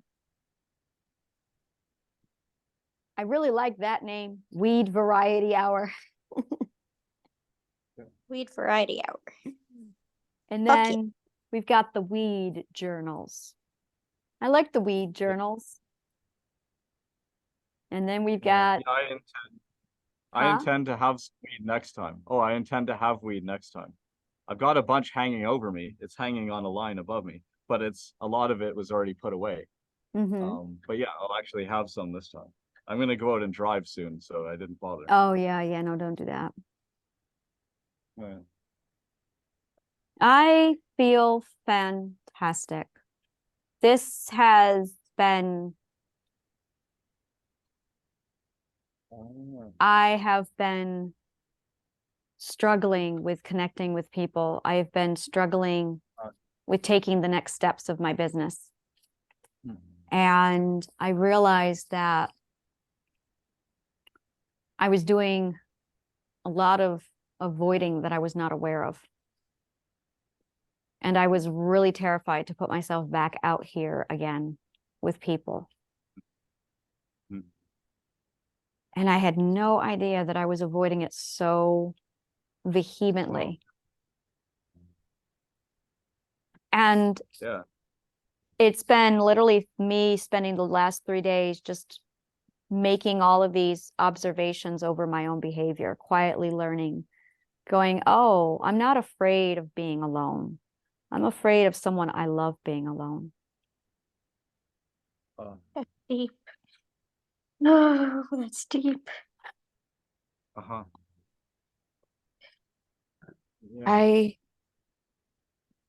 Yeah. I had to go real deep to get that one out. And I don't know when it's time to say goodbye. And that's what everybody keeps arguing about. In the 1950s, I watched The King and I.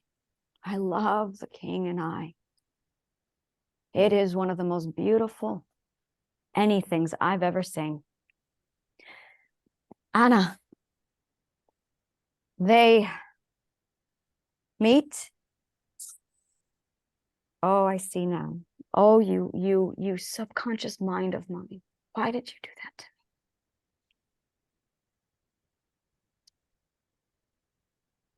My name is Anna, and he was my king. Anna and the king. I don't know what my subconscious mind is doing. I got to walk through it. I fell in love with him, and in the musical, The King and I, Anna and the king fall in love, but it's never spoken. It's never said. It's invalidated. Clearly, they are in love. And at one point, you see them dancing, and you see, shall we dance? And they're so overwhelmed with love for each other that they're afraid to even approach it. In the middle of the dance, Tupton is brought in. Her lover was taken and drowned, and Tupton is to be executed. Tupton is the king's concubine, and she fell in love. So right there is an ethical showdown between Anna, the king, where she says, that girl hurt your pride. She did not break your heart. How dare you? The king would not have of it. And he said, I am the king and I'm going to make the decisions and it's all about what I want. And she says, you claim to be scientific, you claim to be knowledgeable, and yet you are a barbarian. He says, I am not a barbarian. I am a man of science and I will demand the respect that I have. And he grabs the whip to flog Tuptim and he says to her, you're going to run and scream and I'm going to continue to whip this girl. And she says, no, I'm going to stand here and watch you. And the king raises his arm and he stops. And he can't do it. He is so in love with Anna that he can't break her heart. He becomes so distraught over this new emotion, love, that he becomes bedridden and he dies. And just before he dies, Anna is approached by a woman who says he doesn't understand what's going on. He's dying. He's looking through all of his books and he cannot find the answer. And he just pulls out new books, searching, and he just pushes the next one away, unable to find the answer. And it always bothered me, what answer was he looking for? Oh, it bothered me for decades. What was the king looking for? Anna went to him. They never said a word to each other about how they felt. The word love never even goes into their scenes. You just see it. And you know, they fell in love. And it broke his heart because he was so opposed to the concept of love that he couldn't even have it inside of him when he met Anna. And I wanted the answer. What was he looking for? So I started studying philosophy and I started to pull it apart to try and figure it out. And the question he was asking was, why do we love? I say it's because it's who we are. But making the journey from your head to your heart can be challenging, right? What is the reason for it?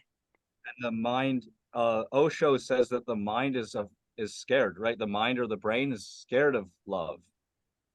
It fears it. It fears the unknown. It fears what it can't control or doesn't understand. So I'm looking at it, and I'm looking at this, the king and I, and I've got my own situation, and I'm going, yeah, that's it. We're both just in this standoff where we are both trying to find the scientific explanation for what this is. And I don't know.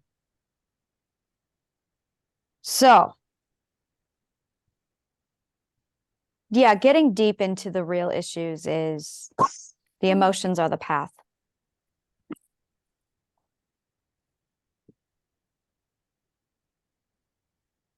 All right.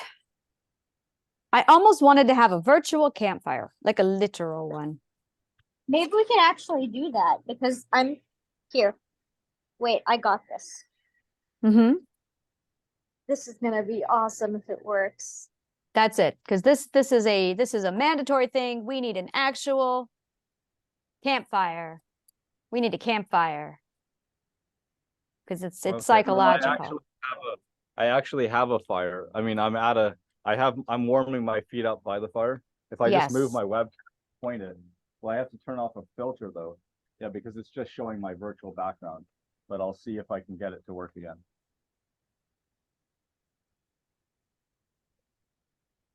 Okay, yeah, now we have no virtual background. Okay, then I'll just kind of move it closer. But then we have to protect it from getting too hot from the fire. Ah, okay. Yeah, anyway, that's the little fire. This is, yeah, I'm warming my feet up on it and it warms up the house. Yeah. Okay, I know this is taking me a while. I'm trying to focus. Just give me a second. I am very happy with Bevan's fire. I feel like grunting and throwing some sticks in it. I want marshmallows, like roasted marshmallows. It's been a long time since I've done that.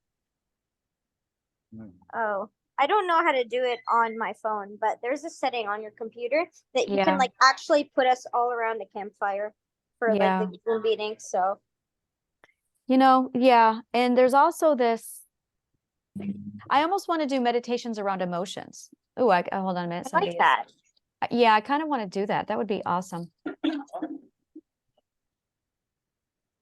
There we go. Oh my God, Bevan, I love your background. That is awesome. All right. That's like Yeah, my trophy favorite one. Yeah, that makes me trophy one so is a happy. It's in a crystal chamber, a tesseract or something, because there's a sci-fi book that talked about this crystal that they walked into. It's a lot bigger in there, and then it's infinite. They don't know where they are or how to get out.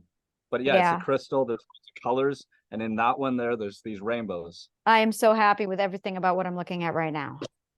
That makes me so happy. I'm putting mozzarella sticks in the air fryer. All right. All right. See? Sweet. What are mozzarella sticks? They have something around. Is it breaded? Yeah, it's like you're supposed to fry them, but I never ever trust myself around oil after what happened when I was 6. So hence the scars on my hands. We do not cook with oil. Anyway. All right. Leia, Bevan is from Canada. Oh, me too. Hi. Oh, good. But I'm not actually. I'm in North Carolina. All right. Oh yeah, I met someone from there. Well, I mean, I learned from a guy on the internet from there. He's very really? successful. That's really cool. Lily So Crawford. Yeah. But where I'm in still Canada are you? Near Princeton, BC. So it's in the interior, like near the Okanagan, it's a dry area. Yeah. Wow, that's crazy. See, I was in Ontario. All right. I was in Newmarket, so that's an hour from Toronto. Mhm. Yeah. I was stuck in Canada once. Was it not fun? It's not fun. I don't like being told where I can and can't go. Uh-huh. And I was at the Niagara Falls and they wouldn't let me back in. And I was on the Canadian side. It took me a long time to realize they were just giving me a hard time. But there was a while there where I'm like, are you not letting me back into the United States? And it was before 9/11. So you could just walk in, walk on over the border without a problem. And I didn't have my passport. I didn't have anything. Nothing. And there I was stuck in Canada for 10 minutes. Well, they said, we need to look into this information. What's your mother's name? What's your father's name? Where were you born? Let me look into the United States. So that was a you were a terrorist. Yeah, Huh? you have to check. Oh no, that was before 9/11. Check the records. Okay. Yeah, no, but still, no, that we weren't even thinking about at that point. They were just, I think it was their idea of flirting. That's what I think it is, but that's not fun flirting. That was not enjoyable.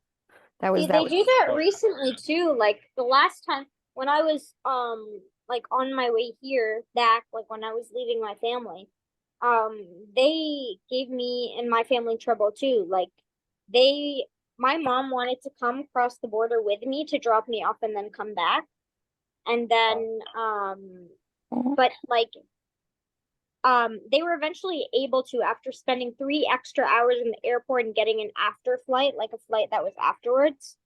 But they were literally about to just like not let them cross because of my sister's passport for some reason. Yeah. Because she was a newborn in her picture and she's like almost 13 now. Okay. Yeah. Yeah.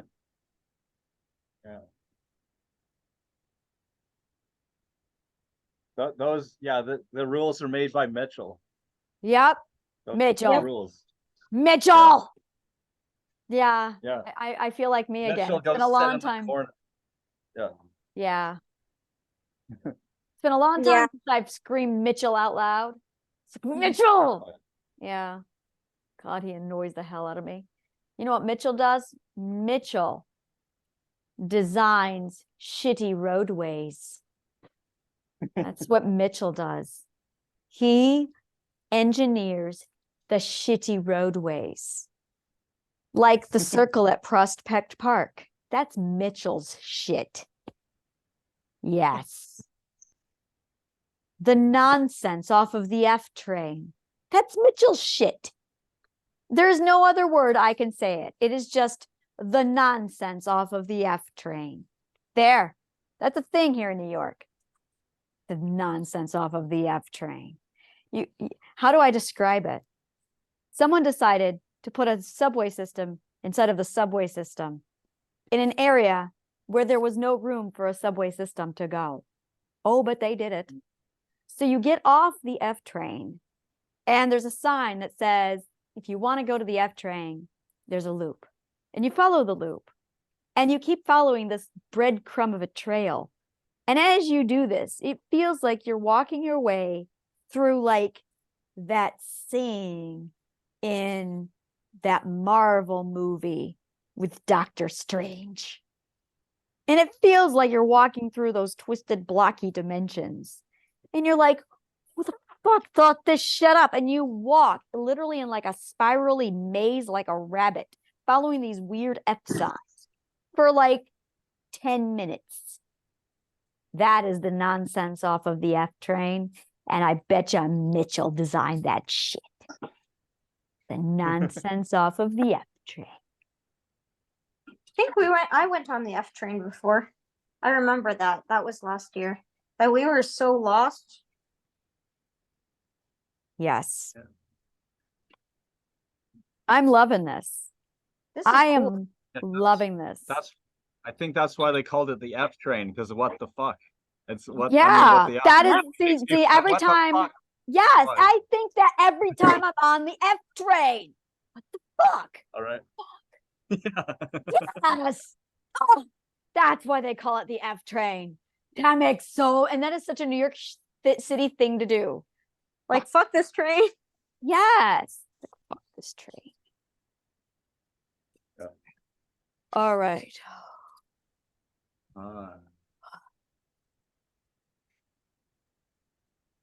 Yeah. I feel connected. Feel whole.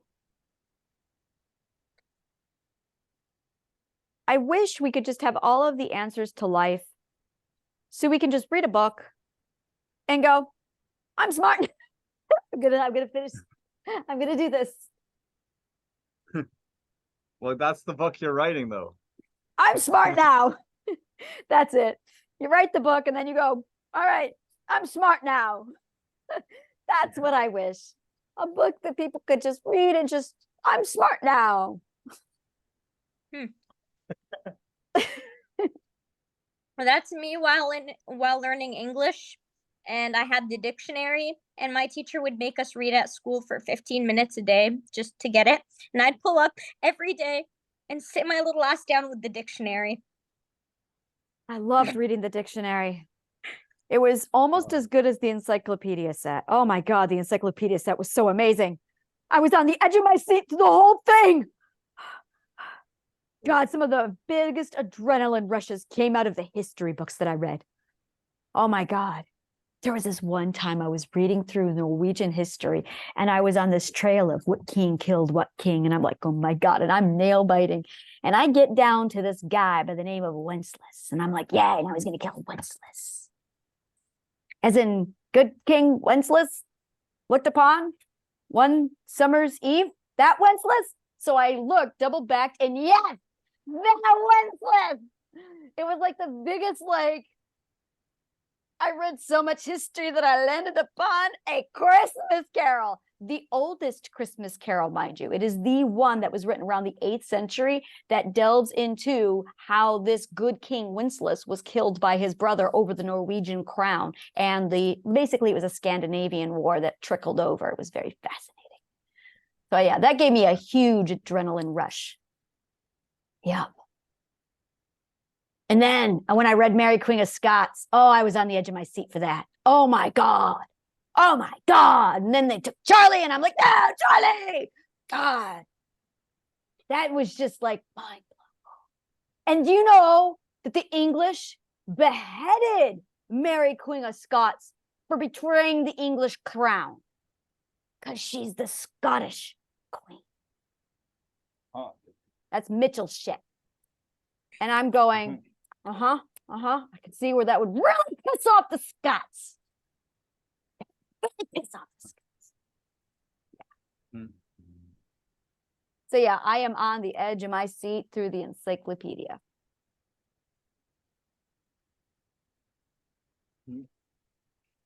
Yeah, you have a great imagination. That's probably why. Thank you. Thank you. Yeah. You're welcome. I never thought of it that way. That you need imagination to appreciate history. Well, or things that are written down is what I was getting at, because you're reading it from the book and you see it and you're connecting with it. So, well, it takes imagination or something. It plays out an actual story inside of our minds. Yeah. Story Well, yeah, that's what you were mentioning earlier. gets carried into make-believe. The pig. Yeah. Oh. Oh. I I see. Huh. have a poem too. Oh, I would love Actually, to hear your poem, please. I got lots of them or rhymes, but I'll do one I made recently. Yes, please share. Okay. Do you know about archons? No. You heard of them? All right. I don't know much about them. They may be some kind of alien creatures or something. Okay. So archons, go away. No one wants you anyway. You already lost. We already won. It's over. It's already done. You can't take Earth. We know our worth. Humanity rejoices. Our fruitcake is the moistest. You're free to roam, so go back home. Planet Earth is not your home. I'm defending our land Oh, I see. from the archons. Mm-hmm.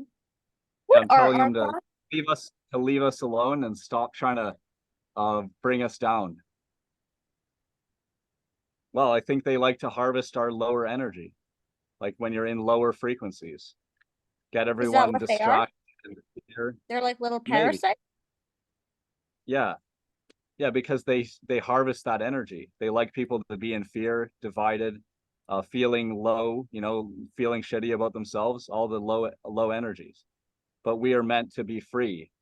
Set your spirit free, do what's fun for you, live in joy. Let go of all worries and fears. It's all fake. It's not true. It's metaphor. They try to separate us, but we connect. Thank you to Anna for making a platform to reconnect together around the fire. Oh yeah, you are very welcome. Share stories. Oh, thank you. And share stories. My dad wants to share a story too. Oh, I And would the love pig. that. Yes. Hey, look at us growing our community. Yay. Yeah, yeah. Well, I'm not sure if we should do it today though. He can go for a very long time, but definitely next time though. That's I would love that. I would love You that. want to hear a story? My Yeah, dad can do it always. great, and he wants to share them. When Yeah, she was oh talking, yeah. who Carm? Oh, what was her name? Cameron. Cameron? Yeah, His name was Camera. Cameron. Cameron. Yeah, Cameron, yeah. Oh, his. Oh, Yes. okay. Uh, about the pig. Yeah, see, because my dad took care of a lot of pigs, and also they take care of that pig like it's part of their family, right? So there's something in common there too, because my dad took care of the pigs a lot differently than other pig farmers. And that's part of my inspirational story that I wrote about my dad's life. When I put it in summary form in that little story, yeah, it's about how he treated his pigs differently. I love So talking to people. Yeah, definitely have them come yeah, in. Now you're yeah. making me think. I write music too. Like not a lot of people know this, but whenever something like really stresses me out, like when I go through something like really traumatic, I will literally spend the next week of my life just writing music. All right. Music is healing. I sing to myself. Yeah, because yeah, if you just sing to yourself, your frequency will go up. Yeah, Yeah. see, and I don't know if it's just me, but I'm gonna warn you guys. I'm a music major, and music was always so freeing for me. Like I'm a music major in college, but sometimes because I'm doing it all the time, whenever I'm stressed, whenever I'm upset, whenever I'm happy, it doesn't matter. I have to keep practicing. It I becomes know. overwhelming, Yep. and I'm just Yeah, at this point like I'm tired of it. it was work. Same thing happened with books. I wrote and composed music so much that I stopped enjoying it. I can't listen to music to this day without breaking it down into the theory and the lines and the math. Oh, you're just like me. Well, Fun. yep. We got the Oh, evil curse. Except that man, when he sings just for me. Okay. all And right. then I'm just sitting there, and people are like, "Why aren't you singing along to the Taylor Swift song?" And I'm like, Because in it's the key of work. E flat. There you go. Yeah, And let me break this down. What is the yeah, every time I dance, every time I do any kind of music, it's or breaking down the oh, it mathematics of turned the into a frequency. diminished chord, Oh, what a beautiful way they modulated. That's one of the best modulators I've heard right? in a long time. Really? You're Literally. gonna get the cat of there? Really? Okay. Oh, come on. You've held on to that second chord too long. Get off of the leading tone already and finish it, would you?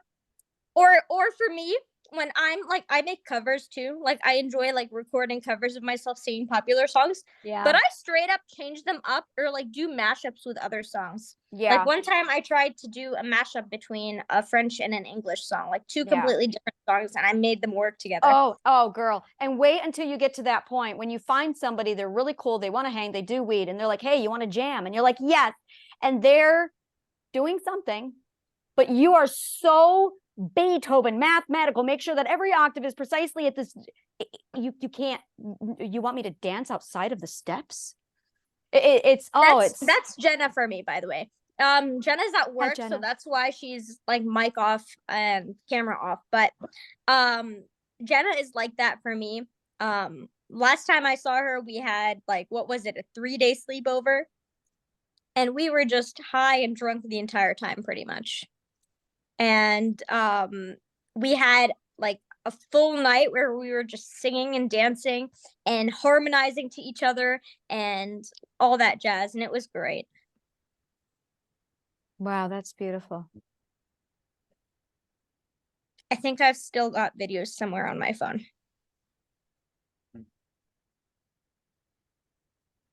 We used to tell story all the time when we were children. Like, I mean, the human race. And it's all what we did. We have to do it. And when I was a child, my favorite conversationalists were my uncles, Rick and Tom. I would hunt them down and I would talk about deep philosophical topics. And every time I went over there, as long as we stayed away from politics, we could philosophize. But as soon as the politics turned on, that's when things got violent. But I would debate them in religion. My Uncle Tom was a minister, and I would go in with my philosophy, and I would go up against my uncle on religion. And then I was baptized at 13, and this is my favorite memory. It was 2 years later. I was reading the Bible, and I walked into the pastor's office at my church, and I sat the Bible down and I said, I've been reading this. And he goes, yes. And I said, yeah, you said that this is what it said, but I'm reading it and that's not what it means. And I quizzed him over 8 different passages, translations. And these were translations that his interpretations were things I had heard my whole life. But when I finally read the Bible, they were absolutely not what was in the Bible. And I said, what are you doing? Why aren't you telling them the truth? And he said, leaning over his desk, because then I wouldn't have a job. Oh, That's the last day I went to church. all right. So Yeah. and from that moment on, I picked up the ancient texts. There's websites that translate all of them directly with multiple sources, so you know the translation you're getting is legit. And I read every ancient text of every book I could get my hands on. And then I listened to people talk about the texts on a day-to-day basis in church settings. And I listened to how they repeated back everybody's telephone game, because no one is reading the texts anymore. They're just repeating and parroting. And I'm listening to it going, yeah, you haven't actually read it. Yeah. Huh. So and what's most amazing is if you're a second perspective, you view them one way, and if you're a fourth perspective, another way. So I can also tell which perspective they are based upon which stories they want to believe in the Bible. It's so much fun to watch. I never thought of it that way. Yeah, it's different. Oh yeah. Oh, a little while ago, also, Anna, I want to share a movie with you if you wanted to see it, and you're also in New York. What's the It's called movie? The Butcher's Wife. The I've heard woman is of a it. psychic or knows clairvoyant or something. Clairvoyance. Yeah. Yeah, it's a good movie. Bevan, I'm just thinking your background is so cool. Yeah, I Oh, love yeah. that thing. I've been looking at it for I don't even know how long at this point, trying to figure out what it is. It's amazing. Yeah. Yeah, it made miraculous. Well, it Yeah. was based on a crystal chamber, but yeah, I use AI to create it. You can create anything. It's there's all possibilities. Yes, And yeah, we I'm can just thinking there's so much meaning through it. And I usually can't understand anything abstract, but I kind of like, I don't know. Keep looking at it. You will be able to understand abstract later. Abstract is a skill we get when we develop our education. So if you don't get to a certain educational point, you're not going to understand abstract. The more you study, the more you open your mind, the more curious you are, the more you get closer to abstract. And then the world changes. Send me that picture because I'm probably gonna be stuck on it for hours. Yeah, you're crossing over, honey. Yeah, okay. your hippocampus is gonna turn on here soon. Ooh, awesome. Yeah. That's a good thing, right? Yeah, it just means that your brain is growing, which means that you're The growing. amygdala is the bad thing, right? No, not the bad thing. Not the bad thing. The amygdala is where emotions come from, and we need the amygdala. The problem is you want a balance. You want everything needs to be balanced. Everything needs to be integrated. You don't want to be just cerebral. And that's really what this whole thing is. We basically turn the left side into a priority, and then we shat on the right side of our brains. That's what this whole thing's been about. We even pitted our own brains against each other so that everyone wants the left side of the brain. Everyone wants science and logic. And art's been taken away, music's been taken away, creativity, imagination is gone. People aren't thinking, people aren't questioning, people aren't moving.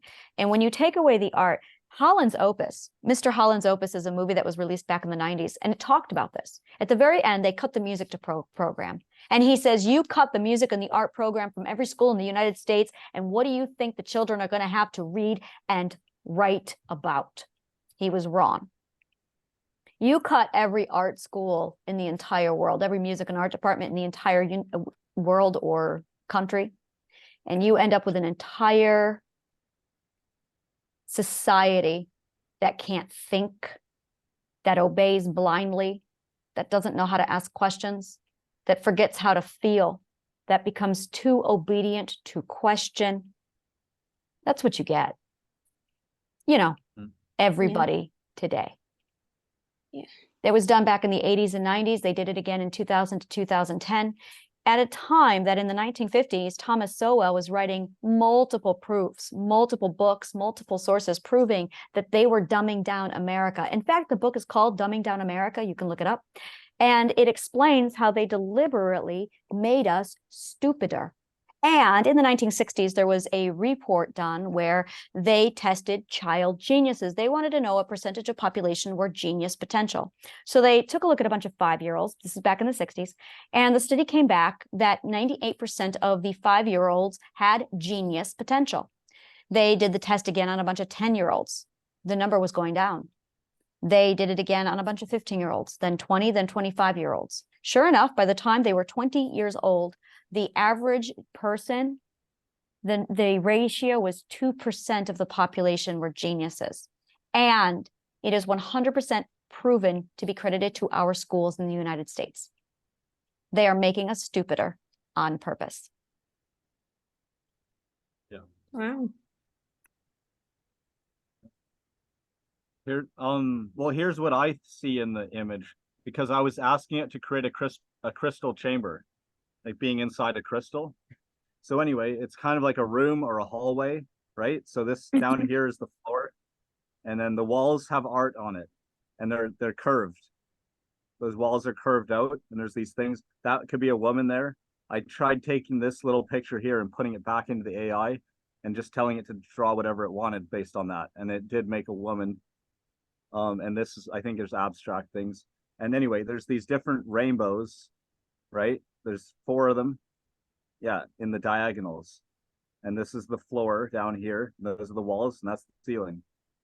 And there's also this light here.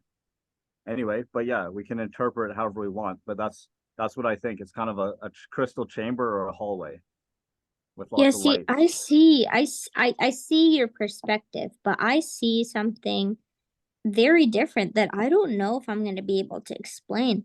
But those ridges, they're like little safe chambers for each of the colors. Like maybe the colors are people, like different us, and that I don't even know. They're like little safe chambers. I don't know where I'm going with that, but You mean on the walls? yeah. On the side? Yeah. Yeah. And the All ones right. on the bottom, I don't know if they're the same shape. I'm not wearing my glasses, can't see very well. But All right. maybe they're like closed. Like the top capsules, they're opened on one side. It looks like they can get out, but the bottom ones, it appears they can't. And maybe they're being watched over, and that's why they can't. Because that looks like an eye on the top, I think. It can look like an eye, yeah, definitely. I'm not sure where I'm going with this, but it's a very strong feeling. Oh, very good. Which feeling? It's okay. Break it down into smaller feelings if you can. Even if you need to describe colors to match it, go ahead and try that also. And also, where on your body are you feeling the emotion? My head. Okay. My chest. chest. That's okay. Also with your identity. Okay. And I don't know if this sounds weird, but my shoulder feels different. Good. Very good. That's a good thing? Well, yes, it's healing. And it sounds like it's probably energy healing, and that might have been from the havening. Like it's the one shoulder. Yeah. It's like dark blue, like a safe blue. Yeah. Yeah. So a safe blue. All right, Bevan, what do you think? If she sees and feels the color soft blue, what emotion do you think she's feeling? Peace. It's soft. It's not rough or it's not, Yeah. it doesn't hurt your hands. I would say calm. It's not fuzzy, but it's not. This is very, very good. All right, let's I'm try trying to something figure different. out a fabric. It's that Oh, ooh, textile. squishmallow. Squishmallow. Like the fabric of the squishmallow. That's how it feels. Oh, sweetheart, you may have found joy. Yeah, it's okay. It's all right. Yeah. You may have found joy. When I said to you, you're not born with all your emotions, you have to develop to get to certain emotions, they're going to feel different. You're feeling the emotion for the first time. That's healing. We think Yay. we know what these emotions are. No, we do not. Wait until you feel love, you will cry. When you feel love for the first time, you will cry. It is the most beautiful thing in the world.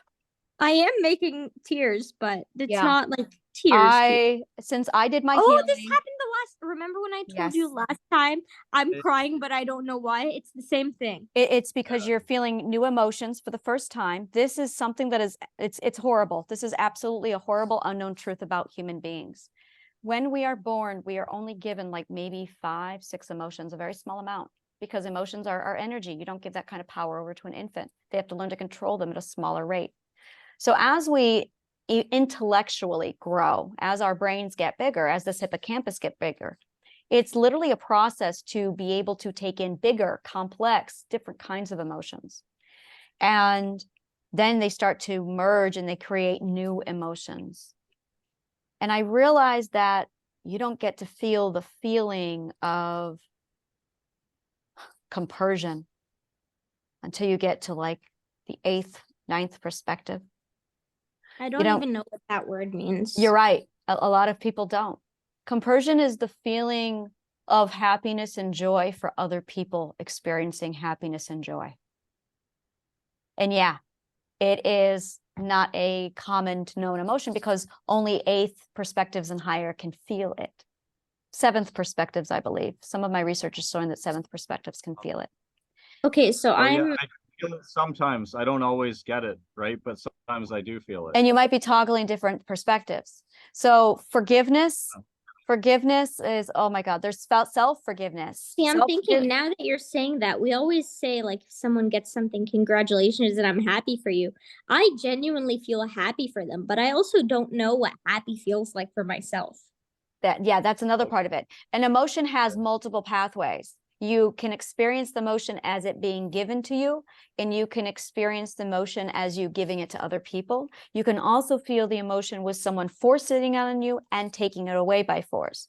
So Like every really emotion. what I feel is I get energetic. That's Try it. this. This is a great example. Take the gift. The gift. act of giving. When I give you a gift, it feels one way. But when you give me a gift, it feels different, doesn't it? Yeah, but it's the same feeling. We are passing a gift to each other. But one person receives and the other person is the giver. And so I really like giving.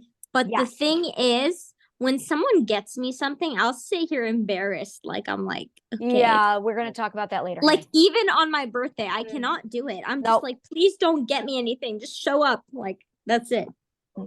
Yeah, we'll talk more about that. But yeah, that's deeper. That isn't you. Okay. But there's the giving, there's the excitement and the giving, but then there's also the passing, giving, and receiving of the emotion. So that every time you speak to somebody, you are giving them an emotion. Like right now, I am giving you advice. So you are getting the advice and you are getting the emotion gifting, both at the same time. Yes. And that's being received. Now, because you're honoring the reception, because you're responsive to it, you're engaged, you're listening, you're excited. Now that is giving me a feeling in turn.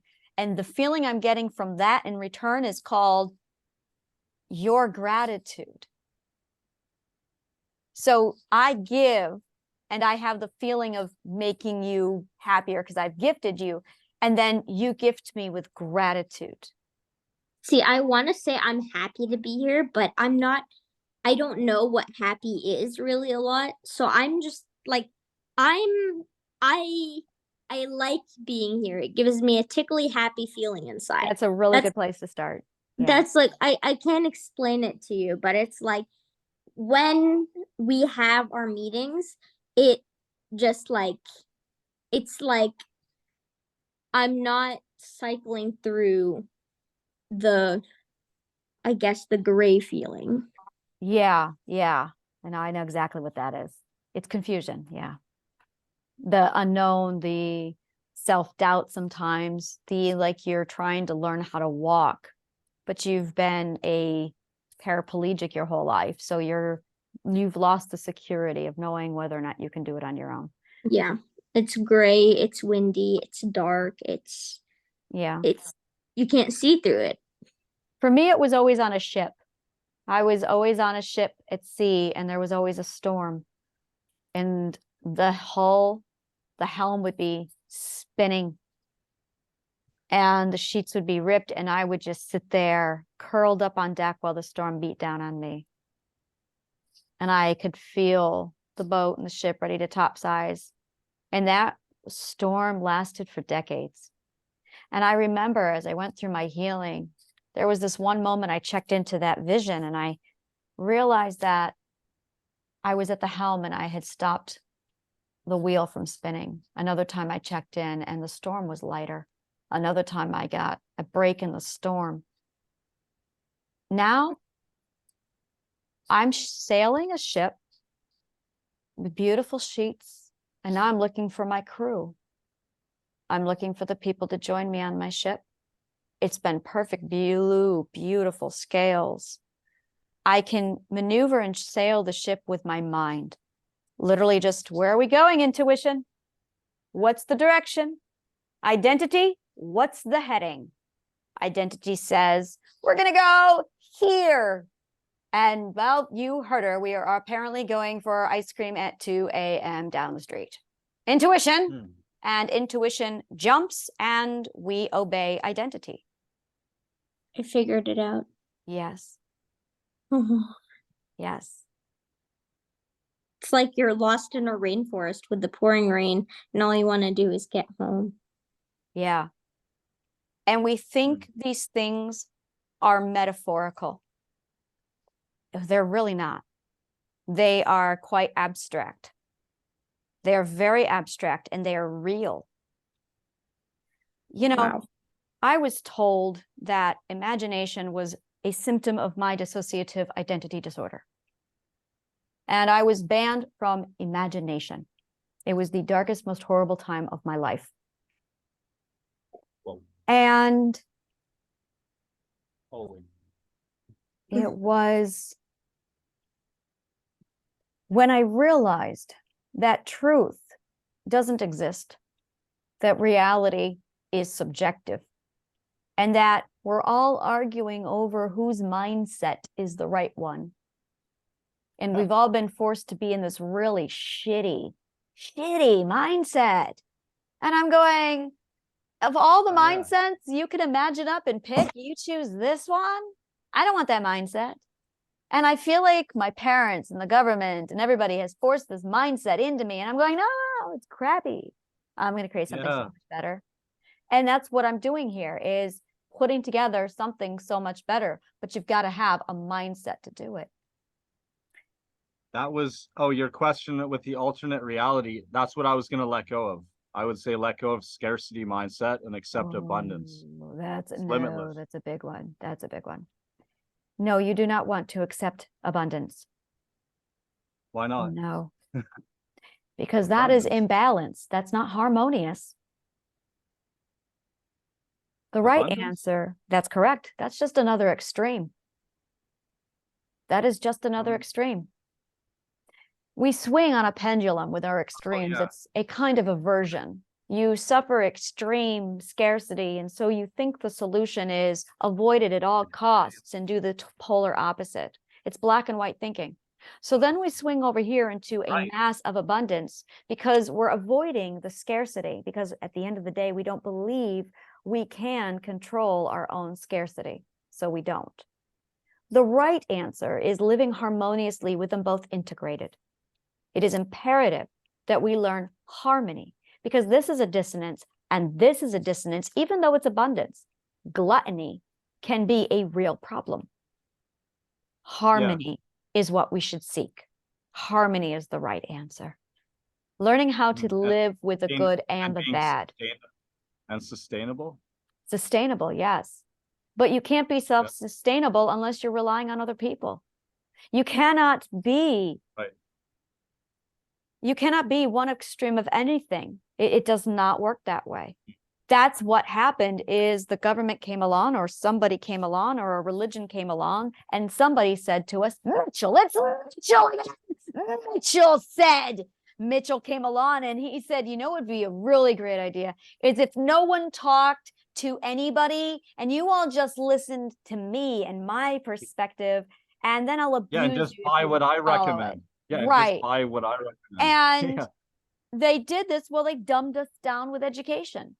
So we parroted and we mimicked without thought until we're finally at this point in our lives and no one's happy. No one's miserable. Everyone's numb. Everyone's just numb. Numb. I wanted to share another thing too. Yes, please do so. Okay. I think you'll like that Butcher's Wife movie. It's fun. And for Leia, is it Leia or Leia? Leia. All right. Leia. Like Princess Leia from Star Wars. Yeah. Wonderful. Oh, I want to show the art too, the Just for Fun energy if you want to see it, because it's supposed to be about joy. There's also a video. Okay, there's also a video clip you can watch too. Like we can give a link. You can see it on YouTube. That would be amazing. If you want to look at art, right, you can also see this because there's this art show about the modern masters, and one of them was about Dali, I think. It's Salvador Dali, a surrealist, and he's changed the world. Like, well, they all did, right? But a lot of things became surreal after that, like say in advertising. So there's this gorilla that plays the drums, and then the guy doing the show, he interviews the ad exec, like the guy with the ad agency, the one that made that. And what did he want to do? Well, he wanted to convey the feeling of unbridled joy. So definitely watch it. You'll see that thing with the gorilla, because he starts out breathing and he's like meditating or something. He's getting all soulful, and then he starts to play the drums, and it's just sweet. So yeah, and then another thing is that before the last meeting, right, like on Wednesday, I think it was, just before that, I received an all love session from Lena, who I met in a spiritual group. There's this spiritual healing group. Everyone can join it. Well, at least I think we can all join it. I'm in it. I would like to do that. Yes. Yeah, when I did, and you can do that all love session. You can receive it if she gives it to you, right? She offered it to people in that group. Anyway, I received it. It's very powerful. So I made a testimonial about it. Like, so anyway, I received that right before I had the thing with you, Anna, I think. Yeah, it was pretty soon right before that on Wednesday, yeah. So like you just said, when you feel love, you'll cry. Yeah, that's what I felt in it. It's true. So she has a way of doing that. So she'll guide you to very meaningful things in your life and in relationships to your parents, or like relationships to people you have some emotional charge with or something. It's very meaningful, and it did. My heart opened with it. Absolutely. And I cried, and then she cried too. She couldn't help it, and it's healing. So just wanted to share that, and I could introduce you to Lena and that community. See, I gave a free session to Sandy, and she loved it, right? And she wanted to give me something back in return too. And I had mentioned about this community for us, people like us, right, with the New Earth. It's called New Earth Keepers of the Light by Jay Matthews. She's that psychic I've been working with all year. So anyway, I mentioned that community, and then she told me about one, and it has like 13,000 people in it or something. It's like a spiritual healing community. Yeah, and then every week. So see what I mean? Each time we give to each other, we open up to new connections, because this is what me and Anna have also been talking about, right? As we find the people, who are our people and where can we find them, right? So I've been doing it for years. I taught others how to build their tribe. But anyway, so I'm telling you a little story about it just recently, and it's inspiring because it really happens. It keeps unfolding as you go step by step. So yeah, so Sandy gave me that community, right? And I see one of the emails, and it's like, do you want to gift your magic? Like, you know, and every Friday she offers it, and I thought I'll give my magic, yeah. So I made an offer in there on that post, and I also accepted one, right? And that was that all love session. So I received that. And you can do that too, or just go there on Friday and receive and choose what you want to receive from there, or you can choose to give something there, or both. So that's really awesome, because we can all do that. So we're giving and receiving energy between us, and this how we get just what we need. Like laughing together also does that. There's a little Laughing, video of people. Yeah, crying, laughter also connects all us. Like, emotions, every right. emotion connects us. Mm, Every yeah, emotion. Absolutely, absolutely. yes. Yeah, right. We are Feeling all things connected. together. Yeah, yeah. The problem is that requires vulnerability, and people will not be vulnerable today. So instead of using boundaries to protect their vulnerability, they just distance themselves. Boundaries will allow you to navigate conversation without being hurt. Boundaries are literally shields that prevent you from any kind of emotional pain ever again while you move in and around people, because you are using boundaries to protect yourself. And I didn't without, learn about using boundaries. no one did. No one did. To use a Okay. boundary, it is actually you commanding or overriding the command in your subconscious mind. Do you remember when we did the meditation, I explained that you say you are and you push that into your subconscious mind and that computes into a behavior? When someone Right. abuses you, they say to you, you're worthless. And that Yeah, goes right. into your brain. And so are you listening, Leia? And it am. computes into a behavior because you It makes believe it. it makes so much sense.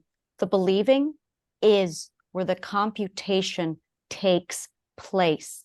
So that input goes in, the belief is computing it into a behavior, and then the subconscious mind kicks out in corresponding behavior. So when someone abuses you and they say you are worthless and you say nothing, your subconscious mind just learned. So you're not speaking to block somebody. You're not speaking to stop violence. You are speaking to compute the appropriate command into your subconscious mind. You say, no, I am not worthless. You are projecting your abuse onto me. I needed to hear that. I know. Yeah, yeah. We all did. We all did. Yeah. That is why we do a boundary. Has nothing to do with whether or not they'll obey or listen. It's about you computing what you want into your brain. So every thought that you think, every word out of your mouth, and every word that you hear gets put into your subconscious mind, literally like computed data. So what are you listening to? I think I understand. I will not even listen to rock music without heavily going through the lyrics, because I don't want to hear violence. I don't want to hear swear words. People. Huh? Yeah, the music program. Oh, so the music definitely programs people because it That's keeps right. repeating the same. That's right. I talked about this with a song before, actually. Yes. One that says that she's just a material girl. Oh, living in a don't material so. You know what I mean? Oh, I know exactly. She is brainwashing herself, and music is like the lead brainwasher whenever you brainwash someone. So every time you listen to songs, oh yeah. See, I have Yeah, I went on about that one for a long time. I'm like, yeah, Me? because that's I not just just want to, material. yeah. But me, I just want to ride my bicycle. I have a big issue with that actually, that I don't know how I'm gonna get around, because I know music impacts me, but as a music major, I have to learn about You and I will talk about that. I know how to shield it. songs a week. I know how to songs- shield it. and you have to get into your Uh-huh. character, and then there's me sobbing my ass off because of like Oh yeah. whatever, and because my character got into the same situation as I did, and my trauma and all. Oh my goodness. Yeah, we're gonna talk about there's boundaries work two ways. Yeah. Boundaries work two ways. Because now that I'm Yeah. thinking, that's probably why I'm like, Yeah. And if you use your boundaries, it will work two ways, so that will stop it. But no one's so I using can their still boundaries. sing those songs. Oh, after you learn boundaries, yes. I mean, you can, of course, you can see them anytime you want, but yeah, just keep in mind. Yeah. Yeah. Because I've been lately, okay. I used to be that girl who really loved sad songs. Like I do not know what it was. I guess it's I'm the the same way. key. It's the I guess keys, it's the minor it's keys. Yes. the minor keys. But when you listen to what the words mean, you are done for. There are a few songs that make me a sob story. And not in the positive way. Same way. I And stopped listening to that playlist I had about 4 months ago when I realized that it was triggering, and I'm like, wow, I can't even listen to the negative, awesome, sad songs anymore. yeah, see, my mom recently shared a song with me that made me cry in a good way because it made me understand Yeah. my childhood, literally. Yeah. And I I can't pick it out right now, but I'll send it to you guys. Mhm. But like it hits. Yeah. Wow, this feels so good. This is awesome. I'm just taking in the story juice. That's what we're gonna call this. Ready to milk the story juice?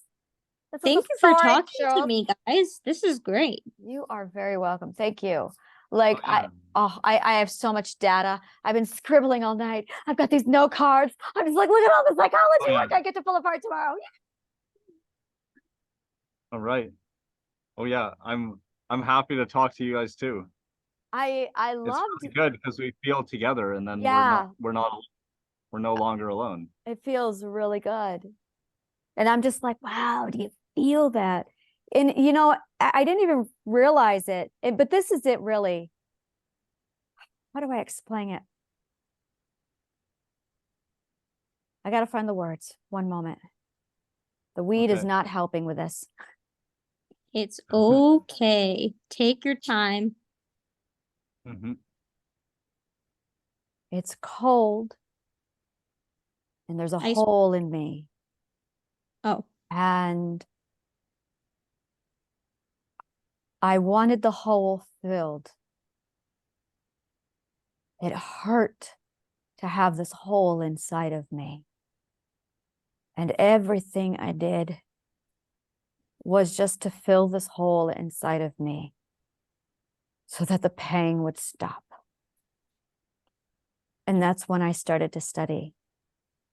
And I just wanted the pain to stop. And I battled suicide many times. And I just wanted the pain to stop. And it got bigger and bigger.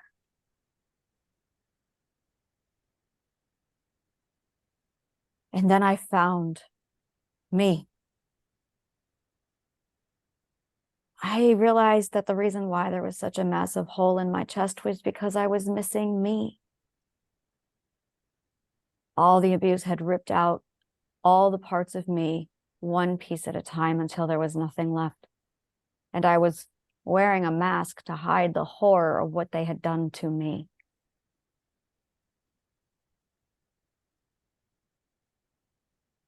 That's what it felt like, living inside the system. These are words I've been trying to say all my life. wow. And I think things like, am I the only one who feels this way? Because it hurts. And I just can't handle that pain anymore. And I started to fill the hole. And it's still not full. It's mostly full now. But I'm still missing pieces. And I think when we connect, we'll find the last piece. And I think that's what we are all really just trying to do. I think that's home. I think home is where we all connect.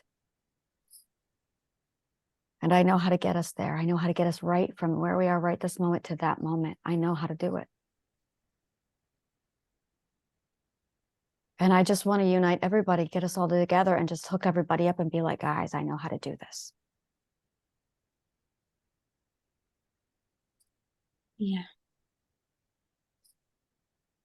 And I see us all getting smarter. And I see this great divide happening where all the smart people are going over here. Those are the ones with their hippocampus opened. And all the others over here who just can't feel it. But because these guys aren't imagining, these guys aren't painting, because these guys aren't drawing or seeming, they're not going to make it. Art is literally what is keeping us alive. Art is what evolves us. And that's what they've taken away from us. Every one of us here is a nonconformist and an artist. That is what we all have in common. Yeah. The problem is they parrot. And because they parrot, they need a new parrot to change their song. They need new rules to change their song. But right now, they're the ones in charge of their rules. So they just keep repeating the same rules, which is why the politics are what they are right now. Yeah. And they're all just parroting it back and forth. Somebody who's an artist needs to step in and change the rules so that they will change the rules and it will spread. We just need to make them smarter. And to do that, they need artwork. Literally, that's what we need is art, art, art, art. We have, here is the official human diagnosis. This is my official diagnosis of the human race. Okay, we have an art deficiency. Yeah. See, because I was like, how do I sell this? Unleash the artist within. Well, now it's like, oh, now there's a why. You have to start with why. And you can say, according to the work of Anna Now we know Imagination, because I can Yeah. prove it. So yes, Oh, good. please market you. it because I can prove it. Then we'll launch it. Yes. Okay. So this is called, Then let's launch it unison, maybe. the disease is called art deprivation. Yes. Okay. It is a Unleash the massive, artists within everyone. yes. Yeah, that's what I said the mission was. We need art to cure us. That is what we need. Oh, poor us. Art. Okay. So, oh You're my so gosh. right. I'm sorry. I'm sorry. You're so right. Yeah, just do the math. We're all artists. I Yeah. found this too when I was out of town, when I was Mhm. traveling. I'm like, this is crazy. Everyone here is an artist, or maybe secretly or openly, but I found that out. And it was a very art-inspired kind of place. Ready? Yeah, maybe we're all artists, though. I'm going to And we blow all your have mind. potential for it. That's what I believe. Yeah. I'm going to blow your mind one more time. And Christ said, the meek shall inherit the earth. Yeah. Goes Right. full circle. Full circle. It's extraordinary. Call me a conspiracy theorist because that'll be cool. Right. I'm going to be the conspiracy theorist. That's what I'm going to be when I grow up. My conspiracy theories. You know what? We're going to do this. Yeah. We're doing this. We're going to do conspiracy theories. Oh, yes. Yeah. Share our theories. Yeah. Conspiracy theories. All right. When we do a podcast, Bevan, that's what we got to do. Oh, when I interview you? Well, when we do Or like, in a whole new when show? we're going to like merge and do our own podcast, we're going to do conspiracy theories. This is cool. They call them theories, though. There are real conspiracies. Theories is a way to try to discredit the You're right. people So talking these are about it, conspiracy facts. Conspiracy facts. Can All you right, yeah, define fact. conspiracy? Or conspiracy truth. Yes. Yes. But truth, like you Bevan. said, there's no ultimate truth, though. She asked us a What? beautiful question. Please Yeah, define what is it? I missed. conspiracy. So in your own words, Oh, yeah. Bevan, could you please define Okay. conspiracy? Okay. I believe it's a group of people deciding to deceive other people. It's like a secret. It's like when you do something in secret and deceive others. A conspiracy to do this or a conspiracy to do that. It could be a conspiracy to overthrow the king or a conspiracy to put fluoride in the water or poison people or a conspiracy to dumb down the population or poison them or anything.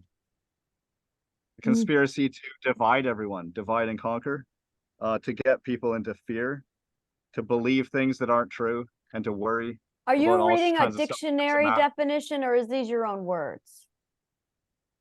Oh yeah, I'm just making it up. Okay, I'm good. just explaining what I believe about it. Are good. I wanted to make sure you were not like Yeah, not parroting. very Well, not good. consciously parroting. No, it's consciously not that. parroting. I thought Saying it I from was what I worried you describe had it to be. Googled. I was worried that you Oh, had no, no. Googled it and you were reading Google's Okay. definition. That, And I- that yeah. doesn't sound like a Google definition. Oh, I'm just explaining what the way that I would explain it. Yeah, I'm just trying to explain it. Yeah, So- it doesn't sound like a Google definition. it was okay. It's Yeah. not. It got no. I believe him. I just wanted to make sure that I was clear on the instructions. I don't know what Yeah. the word means either. Like I don't know. Like I listened to all of Okay. his definitions and I I was like, haven't looked it up. interesting. And yeah, I haven't don't looked think it up. I've looked at the I definition. haven't either. So I'm just going to know give what you I what think it I think means. it is, and then Okay. we're going to look it up and figure that out. So Okay. when I hear the word conspiracy theory, conspiracy, I think, Yeah. well, let's break it down with the Latin. Conspire, it means with, and that could be inspiration, or with spiral, it could be with intent, it could be with spirit. So I have to look up on the basic etymology of the word to break it down. So I'm thinking it would be basically with plot, with strategic plot. That is how I define the word conspire, to do something with strategic plot. In most cases, without transparency. So the words without transparency have to be part of that. Otherwise, it would not be conspiracy. It would just be a, hey, so the news in the paper was, this is the shit that they do that they don't want you to know about, that's behind our backs. That's conspiracy. Right. Oh yeah, I'm totally doing Exactly. a podcast, Conspiracy Facts. So I would say that conspiracy is to plan a strategic plot without transparency. Yeah. Google says, survey says, conspiracy Yeah, let's see. definition. A secret plan by a group to do something unlawful or harmful. All right. I like my definition better. Unlawful or harmful. Yeah, Yeah, it see, is a Google secret just makes it sound like plan. it's a gang. Yeah, exactly. That's what they want you to think. Oh, I'm But, going to like- say that all the time. This is my Yeah. calling. But That's Miss that Simeon they, which says is Mitchell. Miss Yeah. Simeon says even choirs are gangs. Like it, you You are know. correct. Yes, that is correct. Yes. So it's like Do you want the psychology of why certain people of certain ages and certain races hike their pants halfway down their asses? isn't it the prison thing? No. The Okay. psychological reason why they do it. Yes, I would like to know because I know the prison story, but that's it. It means it's home. It's how they know their brothers. It's part of a clan. Oh. It's part of a tribe. But how do you know who your brothers are? How do you know your kin? How do you know who's safe? So I they don't know. started to mark themselves to say, I'm your brother. You can trust me. It's safe. I understand you. That's how second perspectives communicate. Because it's not safe. That's how scared of us they are. And then we all mocked them. Kind of makes me want to give them a big hug now. Yeah. We all have weaknesses. Every perspective has a weakness. And once you understand what the 12 weaknesses are, you really start to treat each one of them much differently. So, conspiracy facts. Yeah. I love this. I love this. Yeah. So deep. And I'm going to give them exactly what they want. I'm going to put my brain. Oh, yes. I'm conspiring right now with transparency. With transparency. Yes. Yeah. Wow. Oh, this is going to be my thing. No, I guys, love the art. Oh, that's sweet. I'm I glad see of it. that. I'm Yeah. seeing it right now. This is going to be my thing. This is what I was born to do. To sit here on a podcast, smoke weed while I talk about All right. conspiracy theories with my brain. That's right. 30 years philosophy, psychology, and sociology. And what do I do with it? I smoke weed on YouTube and I talk about Yeah. conspiracy theories. Conspiracy. Yeah, with crazy people. Well, they're not really crazy. No, they are not. Maybe That is what they conformists- want you to Yeah, think. conformists call you exactly. What? Why? Conformists call them crazy. Why? Oh, they gaslight them, And or what does to that abuse do? them. Correct. Well, to abuse them. It's make them feel small. projecting. It is projecting Right. their own craziness onto others. They feel crazy, so they call others Yeah. crazy because They they call notice other the crazy. illogic. It's their subconscious mind saying, you know, that's not logical. You know, that's not logical. You're behaving illogically. And that person then projects the word crazy onto other people when they see somebody who's crazy on the outside matching their crazy on the inside. Yeah, I did this with a love interest. I thought Mhm. because I was with her for a few days, then I'm like, whoa, she's really crazy. Okay, so I projected it from myself onto her because I saw her that way. Yeah. That was me projecting it. Oh, I was born to be a conspiracy theorist. And I got Rome's dirt. I've got Rome's dirt. Oh, I'm Oh, going to good. run the biggest smear campaign. And the best part is they're dead. So those little fuckers can't do a goddamn thing. All right, then. Oh, And if they do anything to me, I'm right. Oh, I just got them. Checkmate. All right. We're going to do this. I'm going to logically prove to the world via my conspiracy theories that they're not we theories are though, right? currently, Isn't it a real? Okay. Well, it's a we, theory if it's not proven yet. Yeah, we, sorry. I'm just we are absolutely under the brainwashed, predicted control of the Holy Roman Empire, who used Christianity and narcissism to embed subliminal messaging obedience into our society's head so that we would obediently do whatever the government said. And because their programming is narcissism of all things, it got to the top and took out the leaders. And now the only ones there are a bunch of narcissists who forgot their own game. And we are now slave to that. Their plan the entire time for the last 2,000 years is to make us stupider. And they've done it. And the statistics are in, it's being proven that yes, we are in fact stupider. We are so stupid. That's why Jim Carrey, well, maybe not why, but it's why yes. Jim Carrey made $10 million with the movie Dumb and Dumber. Which is great. It's great that he made the money because he wrote a check to himself from the universe. This I'm is just saying my it's called calling. Dumb and Dumber. All right. Yeah. So I'm going to, space facts. No, I'm not going to do space facts. Oh, no. I'm going to be the world's greatest conspiracy theorist. Now, this is the beautiful part. Before we begin, I'm going to put this out there. I have a formula. I'm going to give you the formula right now. This is the psychological formula that literally cures any mental problem in the world. It's amazing. Use it. So here's how it works. Oh, sweet. First, everyone got the pen and papers? You have to know. Can you hold on a second? Yep, I can wait, and I will write it down for you. 1 second. I'm gonna. Yeah. I'm gonna grab my paper too. Mm-hmm. I'm just gonna go sit in the dining room where the pen and papers are all. Mm-hmm. That's right. I just wrote it down. My little itty bitty formula. I'm also so excited about that with the art because it's like, well, I'll ask you about it too. But yeah, I'll quote you and stuff because I might as well sell it, right? You might as well help people become more artistic, tap into the infinite creative nature within them. Yeah, no, I would love to brainstorm many ideas with you and come up with, like we have got to talk about this. That'd be awesome. Yeah, that sounds. And girl, yeah, like join us on this endeavor. I would love to. Yeah.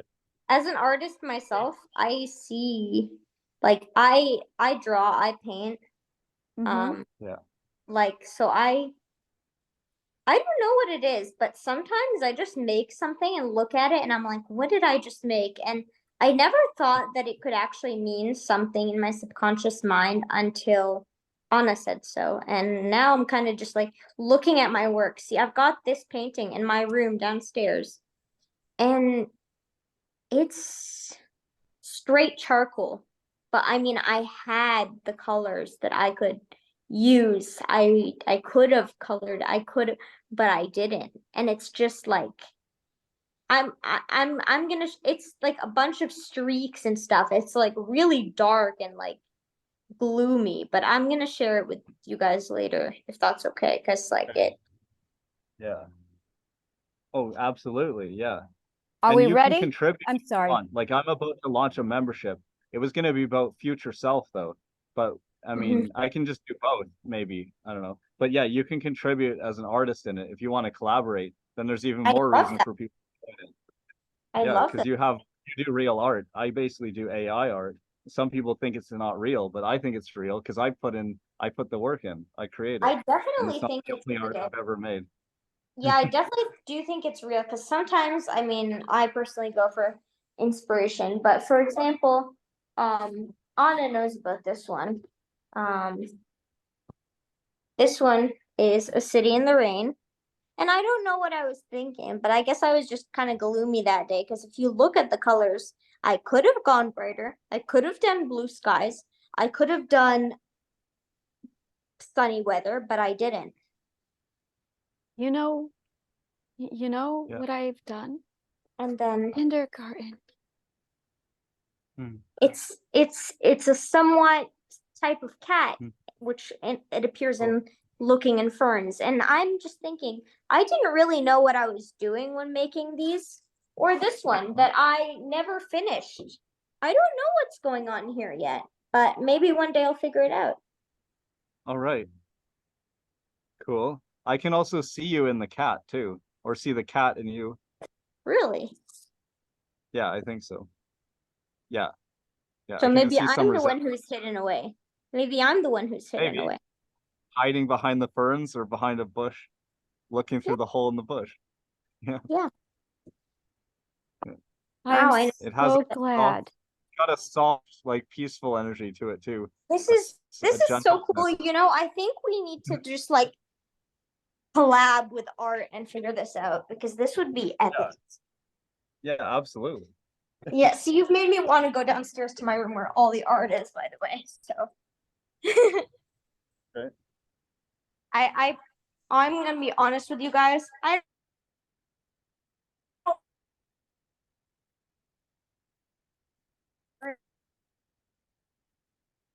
Your phone is breaking up. She'll come back in a minute. When she gets her things and Yeah. goes back the other way, it will clear up. Yeah.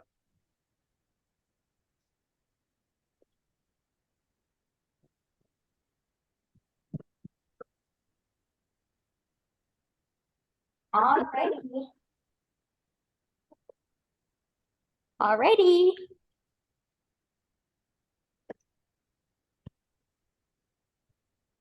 We Okay. did not hear what you were saying because the Yeah. phone glitched out. Oh yep, because it's my room and no Wi-Fi reaches there for some reason. Mhm. I think it's I don't know. I'm gonna get this here Play-Doh. I forgot about my coloring bin. Here. You here. I do not know what this is. I never do abstract, so I never actually figured it out. But these colors I never use while doing stuff. But the day I made it, was the day after performing in Carnegie Hall. So I'm not sure what this feeling is, but it's a feeling, I guess. Hey guys, Wow. I have Yeah. a question for you guys. When you were in kindergarten, what was your favorite thing to do in kindergarten? Draw. What And was Yeah. here's your this Yeah. one. Make I was only in kindergarten for 6 weeks. I don't remember much, but I know I was making art on a computer. We're putting using these symbols. On a You kind of drag computer? stickers and things. Yeah, because you drag these little symbols. Oh, you're much This was younger than I. Oh, okay. 1990. Oh, Oh yeah, oh, yeah, oh, it's okay. 1990. Wow. I'm a Gen X. So I'm like, whoa, wait. Wow. Yeah, I computer, remember yeah. doing the square computer things. My teacher also had an app where we could like make characters sing. Like they'd be already set to certain keys by the teacher. But I guess that they sing in ums, so they go and so on. And Ah, so oh, that's basically, funny too, whenever because I made a song with ums recently. Well, not a real song, but that psychic from her channeled messages, she had said between different things, but at different notes. And then I took the ums together and put it, there's just two of them. It was like and then I repeated that too. But it was just yeah. funny for me. Yeah, see, I've got perfect pitch, and I don't think I've had it since I was, well, I did, but not when I was like a baby, like until I understood it. It's just that now, if someone tells me, like, figure out this key, I hear it in my head in ums. Like, if my teacher will go, okay, what does a D major key sound like? I can go, da, da, da, na, na, da, na, na, na, na, na, na. That's a D major. A C major would be da, na, na, na, na, na, na, na. And you can check me on that. You can check a piano. I know I'm right.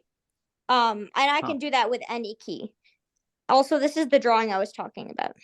My second diagnosis Um, is peer sickness. We all have peer sickness or peer deprivation. What peer deprivation or peer sickness is when you get to the point where you are a sixth perspective, seventh perspective, eighth perspective, and you are so isolated, you cannot find anyone who thinks, talks, acts like you. You feel alone. right. And it drives you so freaking insane with the loneliness. You know? You know, you're Good making for me think that my feeling art is disconnected. feelings Yeah. now. You're making me think that the art that I make, even the music that It I make, is. You are It's- transmuting your See, now emotions. I'm thinking there's something to do with this dragon. It's not just a dragon. There's something else. You know? are transmuting. You are. Do you know what transmutation Yeah. is? I don't. It's okay. Go back to frequency. Go back to physics. What is a transferring of energy from one grounding rod to another? Think about it. I told you. My brain is going to psychology class, and I'm saying pawns, but I'm probably very off. No, this is nowhere in psychology. This is philosophy. This isn't psychology. No, you got to go to philosophy for this stuff. That's where the good, let me put it to you this way. Philosophy is where they keep the good psychology. Yes. That's what people don't know. Yeah. Yes. That's where they put the good shit. All right. So here's what it is. And that's it, really. Philosophy is where they cram the good shit when it comes to psychology. Yes. All right. So peer sickness. It is when you are so isolated. We were talking about emotional energy, right? And the transference of the transmutation with the physics, right? I remember my training now. So what that is basically emotional energy moves a lot like kinetic energy. They're almost the same thing. You have positive, negative, and neutral. Whenever you have an excess of a negative emotion, why do we call it negative? It's because we are producing a negative charge. And when you speak swear words or angry words, or if you exude that, if you project it, you are taking the negative energy and you are projecting, giving, paying it forward, that negative energy onto another person, which is why words hurt, names hurt. That makes sense. So now if you are putting all of this net positive energy, hey, I love your hair, I love the way you look today, welcome, I love having you here, you made me think this, I appreciate you. When you put this out there, you're putting positive charge. Now, karma banks exist. The karma bank is basically an entire bank of positive, negative charge. Now, here's the fun part. The universe has an obsession, you do. The universe has an obsession with basically making sure everything is even Steven. So everything's got to be balanced. Everything has to be aligned. Everything has to be aligned to her magnetic charge. So she's basically going haywire and nuts if we are not aligned, because there is an imbalance of positive and negative energy, and we are not on the right frequency. So this is basically ripping us apart, and it hurts a lot, which is why we have so much emotional pain. It's because when we take an abuse, we are taking in the negative energy of another person, and that's being added to our mind. It's being added to our own positivity, negativity, and now you have scarcity because you have a surplus of negative. And that is where scarcity thinking comes from. See, Anna, you've made me think, okay? I found it. I finally found it. My mom, when I was a kid, collected my art, like all through my childhood, and put it in this folder. This was made in 2010, meaning I was 6 years old. And there's a bunch of them like this. And it's like, I'm sitting here just kind of like, My mom kept a box of my art too. She still has one. I may have got rid of some, but then I regretted that later once I went online, because I could have put that art up as NFTs and made November a lot more. 2008. 2008. Sorry. Wow. And Is that like people pleasing and putting that face on? Pretending to be happy? I don't know what it is, but I was told to do a self-portrait in this one. All right. Well, you were telling me about that, right? You were saying you put on this face. I do put on this face. I never really thought of it that way. And the fact that this was made when I was about, what, like 5 years old? Like that should say something. The fact that I could express back then. Holy.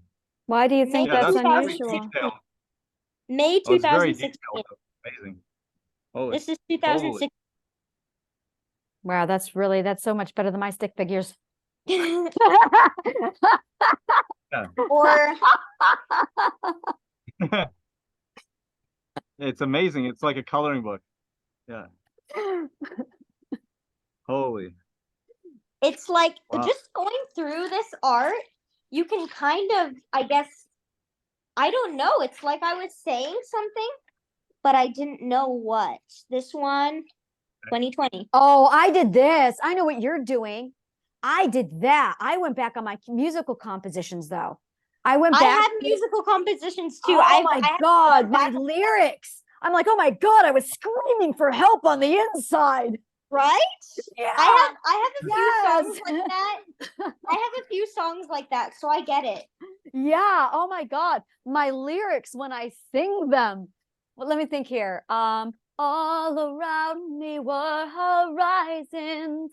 Everywhere I looked, horizons. And I wondered what's beyond those hills. A dream, a world, a life could be. I dream of what my life could be. I dream of all the things I could see. But all around me were horizons. Everywhere I looked, horizons. And I wondered what's beyond those hills. And I listened to that and I'm like, oh my God, I was screaming from inside my prison. Like I left clues for me in all of my artwork. Okay, so I found something crazy just now. These pictures were in the same area. All right. This is me. Yeah. So, right. And this one, it might just seem like hearts, but just like the way they're colored, I don't know. And this is the weirdest thing because I don't remember writing this, but this is very clearly a photocopy of my notebook when I was in school. They always told us like to write 20 minutes a day, so we wrote. And like as you're saying, I am screaming for help, but not in me, you know? Oh. Like Yeah, it's yeah, you're both making me think too, to look back at my art also. yeah, It's, and I'm definitely going back on my music later. That's remember, that's right. You know what you guys are doing, right? what are we doing? You are remembering who you are. This Oh, is yeah. what this is me? Yeah. Yes, Wow. you are Yeah. remembering who you are. You were traumatized as a child. You are still a child. You never grew up. That's true. I tell people that I'm 5 years old because that's where I was the last time I was not. Well, that's pretty much when I stunted. So now I have to grow my child up, which means kindergarten class for adults. Oh yeah. Yeah. This is Yeah. Unleash the artist within. yeah, I'm gonna do Hmm. kindergartens for adults. That's right. We're gonna do field trips. Yeah. Yeah. There's a For chapter in this. Yeah. There's a chapter in this with like swim team photos, certificates, class pictures, all in the back, just randomly in the back, and you can see, I don't know, something is clearly missing, like talent show, like okay, Cookie, thank you. Thank you for helping. Like it's you can see just a bunch of awards and stuff, and just after that, everything is like missing, you know? Do you remember when we were There's kids? And um I'm sorry. I do that. Go ahead, keep talking. no, I'm just trying to say I do remember when I was a kid, but not after a certain point, I guess. Do you remember ever being proud of showing off your mommy and daddy? Did you guys do that too? No, Yeah. no. I did. I would always bring home art, and I was upset that my mom never put my art on the fridge, but I didn't know that she was saving this massive binder. This binder is like there's probably 300, 400 different drawings in there, but like my mom never threw away my art unless obviously I ripped it up, got mad and threw it away. But like she tried, like there's tape on some of those works. Like even if I was overwhelmed or mad, she always saved them. And I was just so mad that I wasn't good enough to ever have a piece of art on the fridge, if that makes sense. And Yeah. I when I was 14, I'm pretty sure I showed Anna this drawing. I made a horse just the eye of the horse. And it was very detailed with the fur, and you can see the undertones in the fur. It was a black horse, but I would add shades of blue and green for the texture. And I was just thinking, like, I don't know where that piece of work went. It's probably somewhere in my house still, but the colors I used for the undertones were not natural undertone colors, yet the horse looked so realistic. And now I'm thinking, I wish that it was put in the binder. Hmm. And it's upsetting you that it's not. It because I was so mad at my mom that she wouldn't put a single piece of art on the fridge, and I yelled at her for it. I was like 14, and she ended up putting it on the fridge.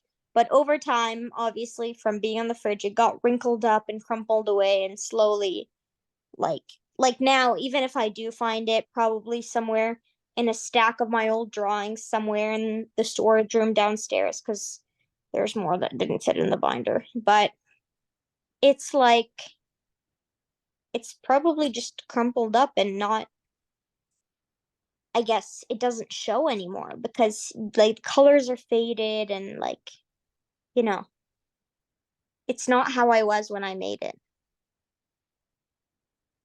Yeah. And for me personally, I don't throw art away, like even drafts. Like I don't know what it is, but since I was 12 years old, my mom actually put me in an art class, like a drawing class to learn how to shade and stuff because she wanted me to improve. And so I did. And my teacher said, "Okay, that was just a rough sketch. Throw it out." And I said, "No, I will not throw it out."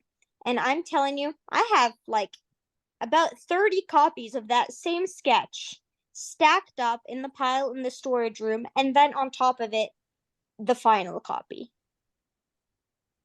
And I mean, yes, it's a lot of paper, and yes, it's probably considered hoarding, but like, I don't know. I used to keep For- all of my documents. I used to have them all. I had a need to keep them for some reason. I Does it lost show all of the- mine finally. Oh, Did you say finally? I lost all of mine. At one point I managed to save all of my sheet music, but I lost all of my writing. Yeah. All of my work from the time I was 12 years old to 35. Anna, Yes. if you're comfortable with it, I would love to see the sheet music. And also, if you want, I'm a performer who can play over 12 instruments. I would love to perform your pieces for you. That's a dream come true for me. Whoa. Thank you. Of course, just send it away. Wow. I can read music. I can play in any key on any instrument. Well, not brass instrument or trombones, tubas, but I'll tell you the list of instruments I can play. Oh my god. Oh, Anna. Oh, I wish I could give you a hug.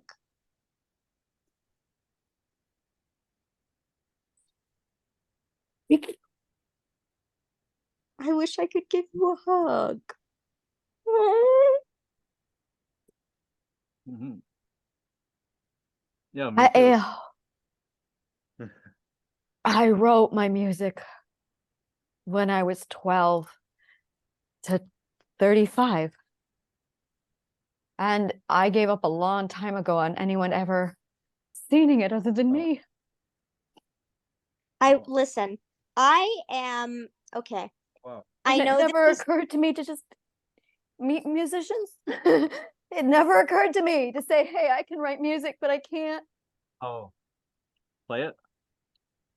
play. I can sing it and I can play it sketchy. It's bad. I don't like my piano playing. But if it's my music, I can sing it and I can compose it, and that's all I can do. And I never even thought about anyone. Wow. I never thought I would ever hear my music played. So thank you, Leia. of course. Thank Hey, you. listen, I'm a level 2 flute player, and I know that's really low. I did not stick to that. I'm a level 12 clarinet player. They only go up to 15. I'm a level 12. I have flute compositions. I have operas. I have concertos. I Yeah, have. the world needs to hear them.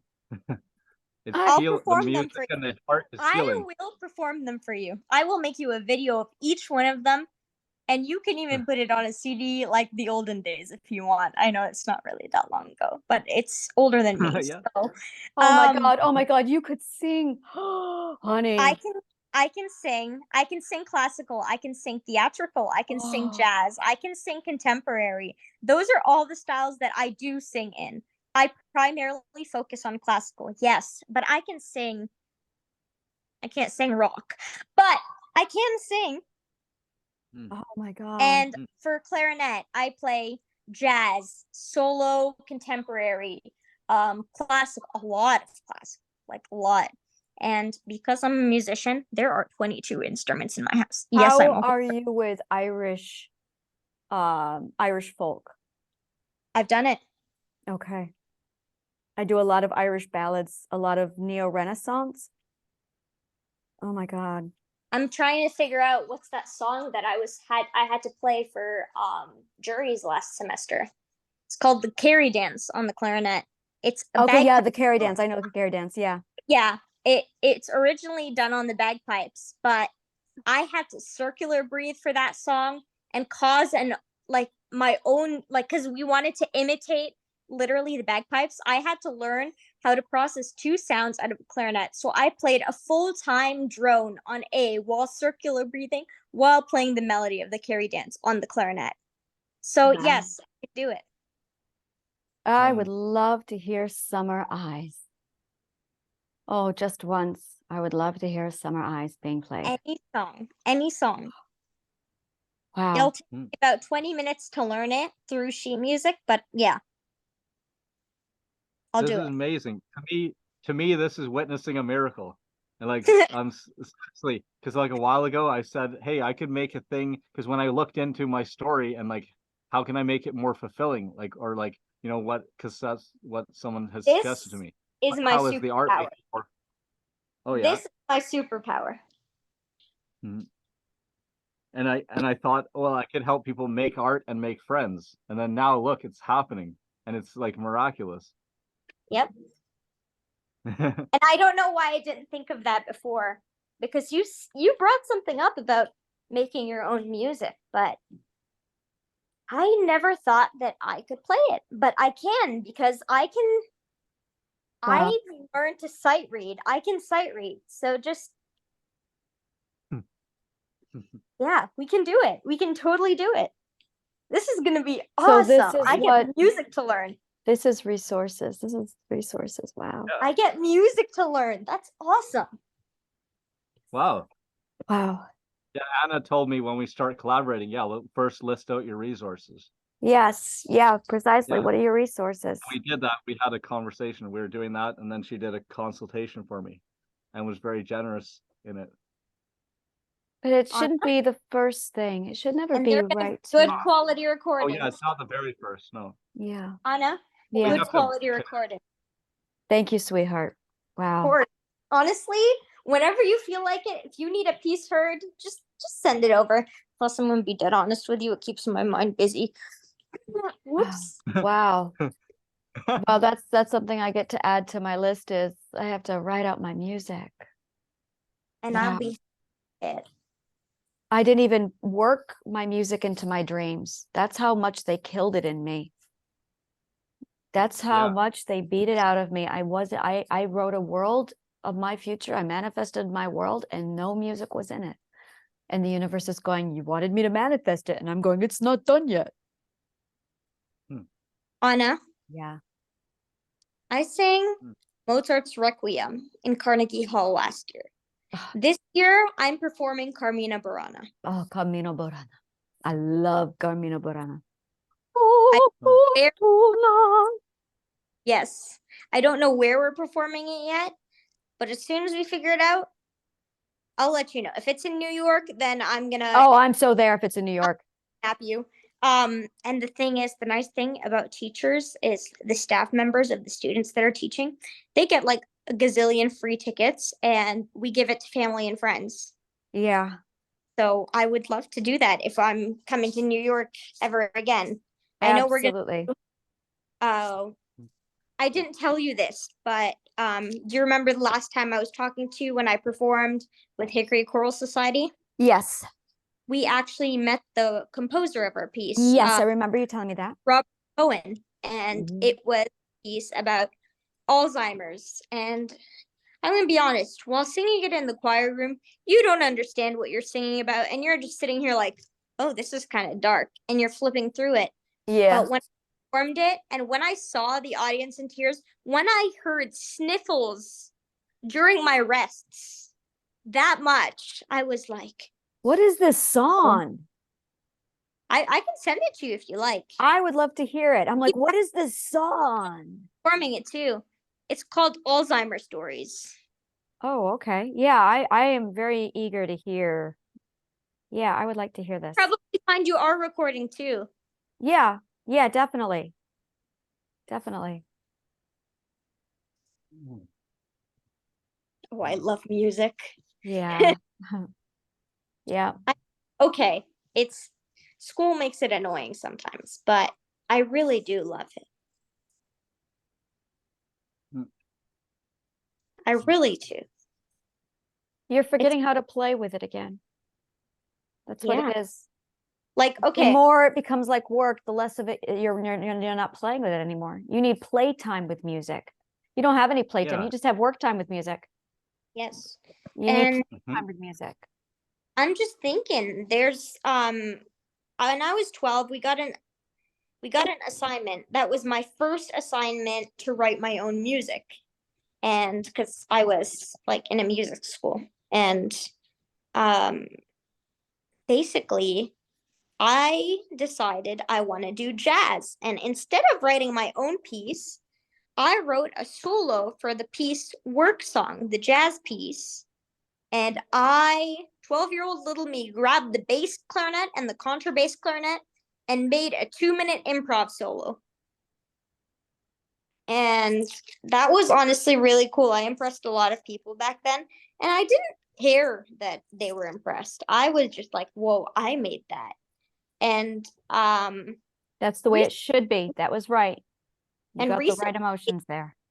recently, last semester in art appreciation class, I know it has nothing to do with music. My teacher was like, I want you guys, you can either write, you can either draw, you can either take photos, but you need to express how this painting makes you feel. And I was just sitting there like, I don't want to draw. I don't want to take photos. I write music.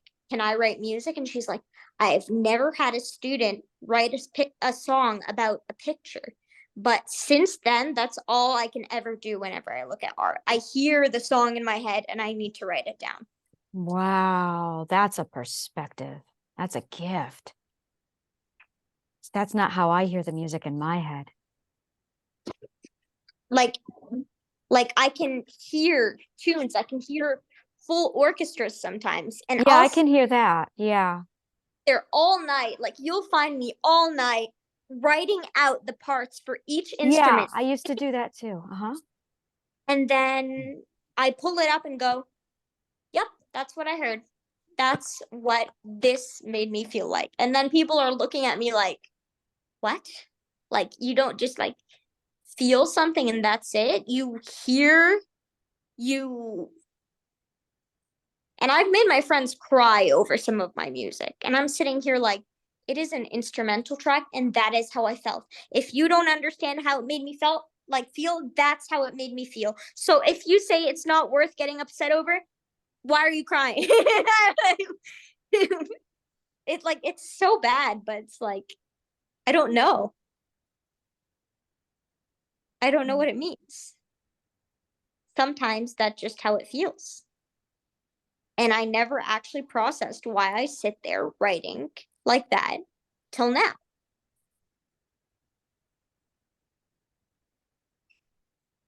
Wow. Well, I'm it can be a way to definitely, express it, and also a way to process it. yeah.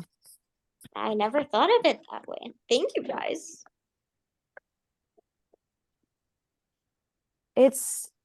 I'm taking in so much. I'm sitting here playing with Play-Doh and you're drawing and we're scening and we're talking about I'm eating music cantaloupe. and you're eating Yeah, no, I'm eating cantaloupe cantaloupe. and you know, this is Yeah. kindergarten. Out my feeling because I can grab the clarinet and figure out some music, but I am drawing. But And that's it. We're in kindergarten right now. That's what this is. This is kindergarten. yeah. And we're Or all just, magical adult. yeah, I'm feeling it. Like this is definitely it. You know, I loved school and when I was in kindergarten. Oh my God, it was the best thing in the world. It was like going to a living playground every day. And then by the second grade, it wasn't fun anymore. Anna, Yeah. the song in my head. Da na na na na na na na na na da na na na na na na na na da na na na na na na na na na na na na. And I've never heard that in my. What is that? Sweet. Yeah, I make Improv. up songs too. I don't know how to write them, but I can just record it. Mm-hmm. Mhm. Oh, I've missed art. I've missed people. I've missed art with people. When I was in high school, we would have a group We were the rejects, the nerds, and the group, we were the outcasts. And we were made up of an atheist, a philosopher, psychologist. All of us were painting. All of us were artists. That's why we were there. And a future writer. And we would hypothesize everything: philosophy, art, why, emotions, religion. We would have these massive philosophical debates led by me. I would drag all of my art friends into it, and we would spend 3 hours every day for 2 years debating the meaning of life. I would go home and I would read Plato and Socrates, and then I would go to school and I would try all of the shit that I learned on my friends. And I learned how people are. I learned how to connect people, and I learned how to maneuver societies subtly in large and small groups to get them to do what you want. Yes, manipulation. I learned the ethic of being honest and transparent. And I did feel like I was manipulating. Oh God, that was the primary emotion I grew up with. I felt like I was manipulating because I knew too much about psychology that I couldn't interact with anyone without playing with them. I couldn't even talk to them without studying them. I still am this way. So that every time I come into any interaction with any human being, I cannot help but break them down and psychoanalyze them. It is my safety device. It is the only way and the only thing that kept me safe through my abuse was pure, clean logic. If I wasn't, the abuse was substantial.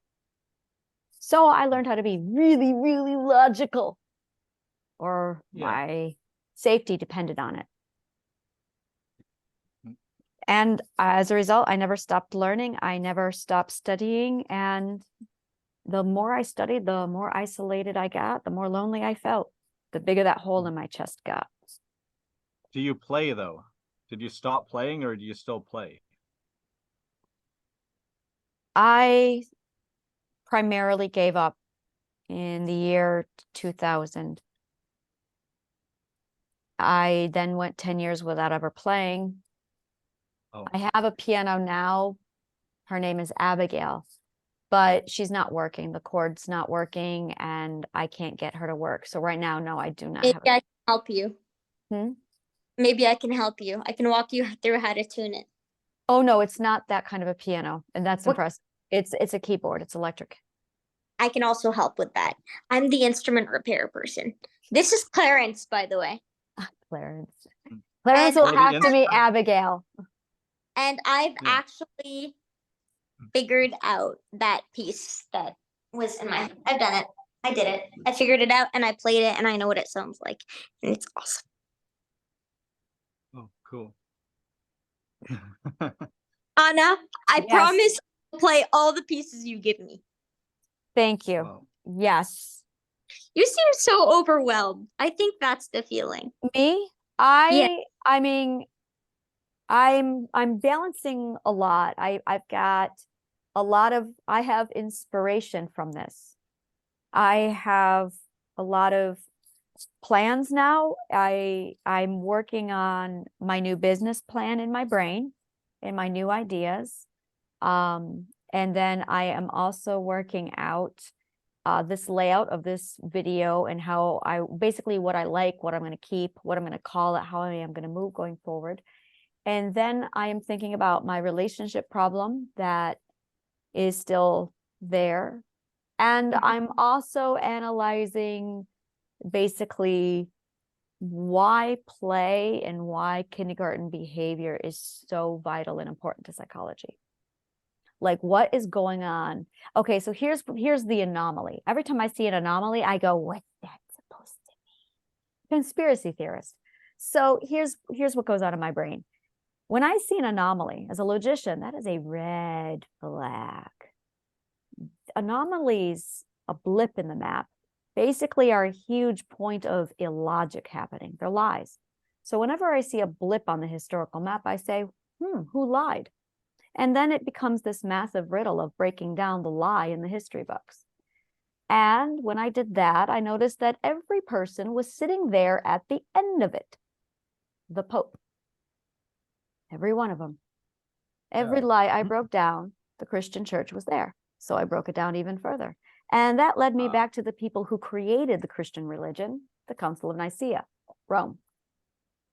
So I've been doing nothing for the last year except tracing down the little anomalies scattered all over history. And every time we see a massive thing pop up where we go, where did this come from? Like Stonehenge, that tells me someone had access to the God code. And when I see the aqueduct popping up in the middle of the Roman Empire that's contradicting to their technology, that's a red flag to me. That's an anomaly, and I call that somebody had the God code.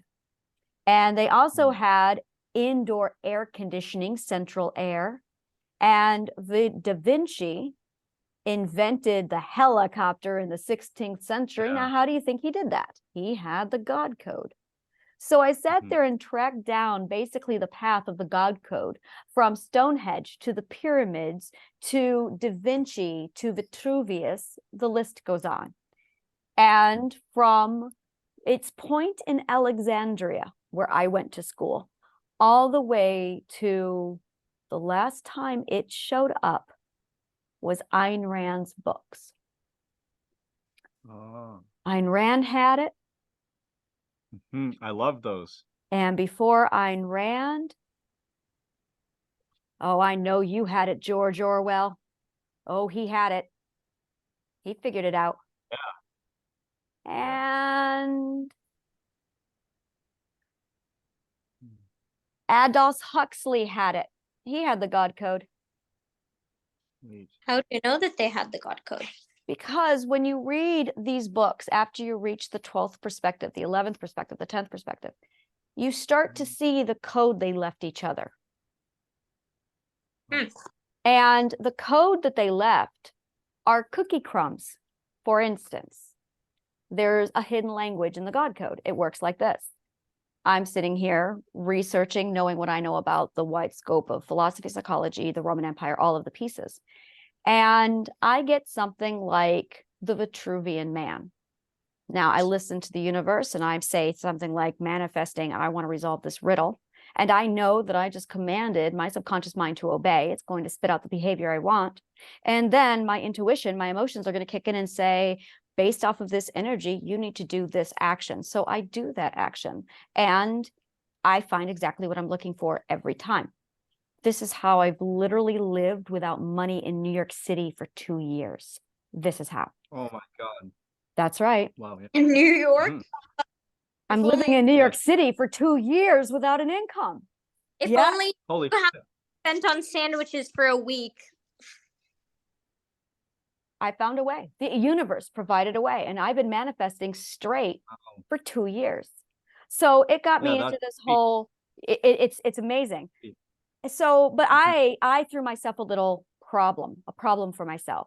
I wanted the answers.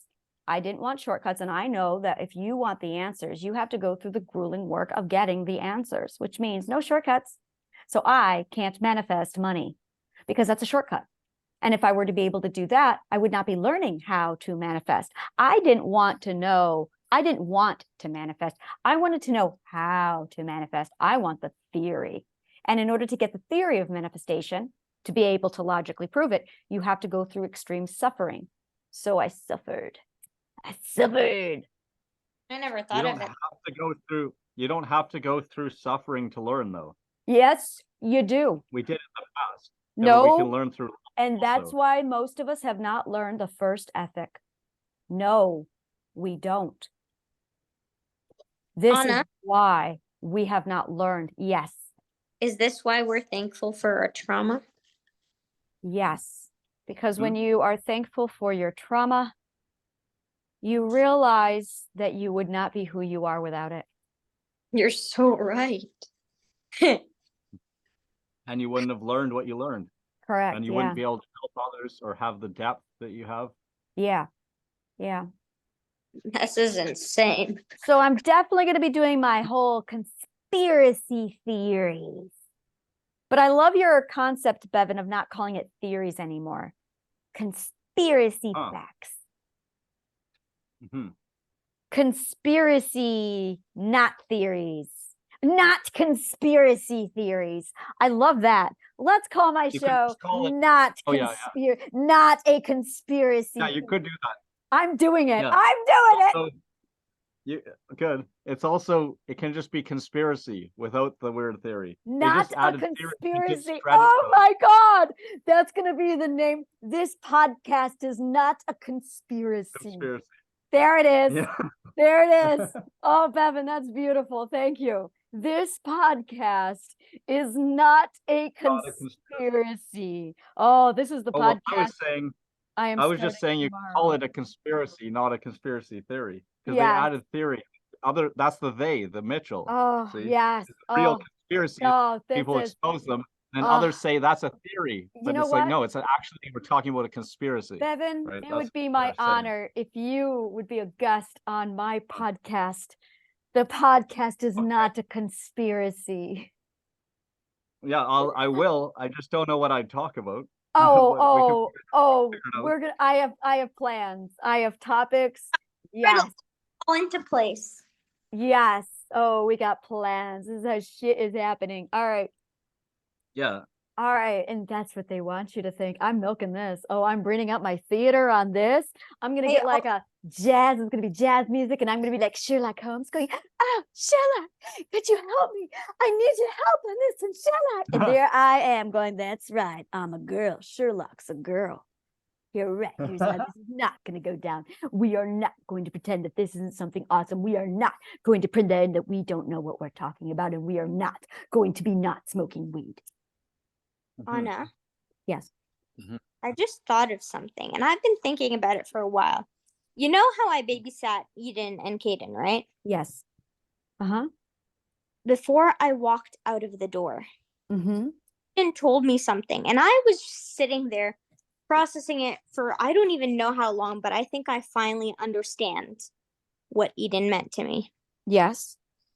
She looked at me and she said, "Caden feels shallow." Mm-hmm. And I'm Yep. like, "What does shallow mean?" And she just goes, "I don't know," and goes back and runs and plays with her Barbies. Keep in mind, this kid's like 3 years old, and I'm just sitting here like, shallow. What is shallow? And she's in swimming lessons right now. So I'm thinking she understands what shallow and deep is. But it's like, I'm sitting there thinking, shallow, maybe being a kid feels shallow because no one's listening to you and you feel I'm going like to translate child for you. Children speak in emotion. They are the subconscious mind. They are the subconscious mind without damage yet. Children speak in emotion. So what feels like shallow? you're not being listened to. That is the Wow. biggest problem. Yep. Is that children cannot communicate beautifully, but they're not speaking with our language. They're speaking with the subconscious mind's language. By the way, this just occurred to me, like right in the moment. And I'm like, why did I not notice this sooner? Children It took her are, 4 hours to say that though. yeah. And I was just thinking, but it took her 4 hours to say that to me.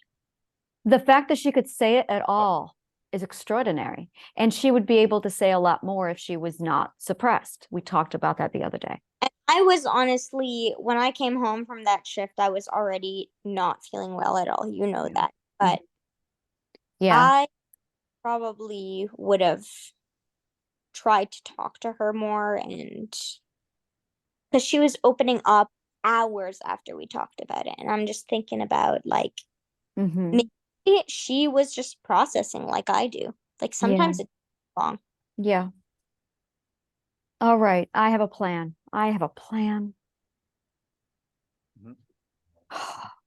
So we're going to do, this podcast is not a conspiracy podcast.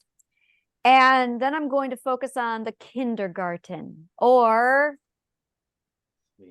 the kinder garden. Yeah. As I opposed love to that.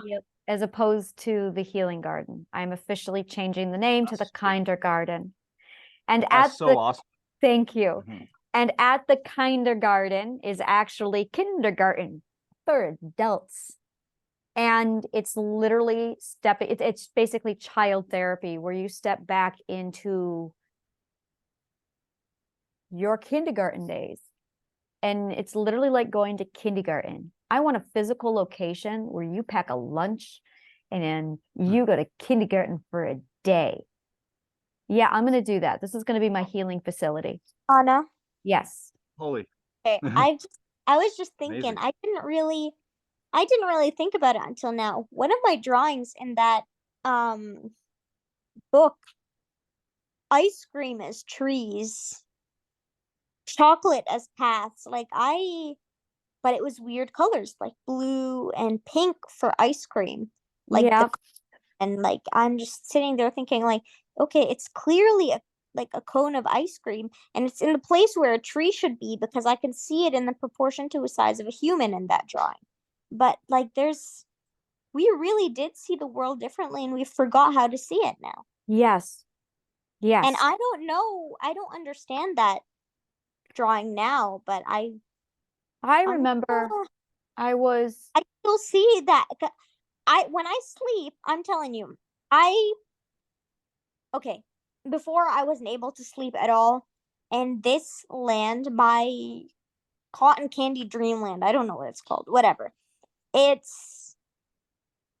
was burning and I could see all my trauma in it, and that's why I couldn't sleep, I guess. And I just it's still burnt. It's not on fire. It's still burnt. It's I understand our minds now.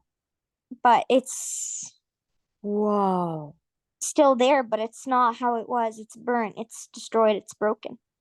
That's every night when I dream, that's all I see. And I cannot figure it out. And I think I just figured it out. I need to get my cotton candy back. Yes, you do. Yes, you do. I need to When get we my say yes, we have a different age group for every one of us. Every one of us, you have a 1-year-old version of you, a 2-year-old version of you, a third perspective, Leia, a fourth perspective, a fifth perspective. When we say you have to learn to love all the parts of you, we mean all the perspectives. You have to love and forgive yourself as a first perspective. You have to love and forgive yourself as a second perspective. You have to figure out how to live with yourself when you were a third perspective. Because when you get to the fifth perspective, you're going to learn an emotion called accountability. And you are going to have to answer for your transgressions.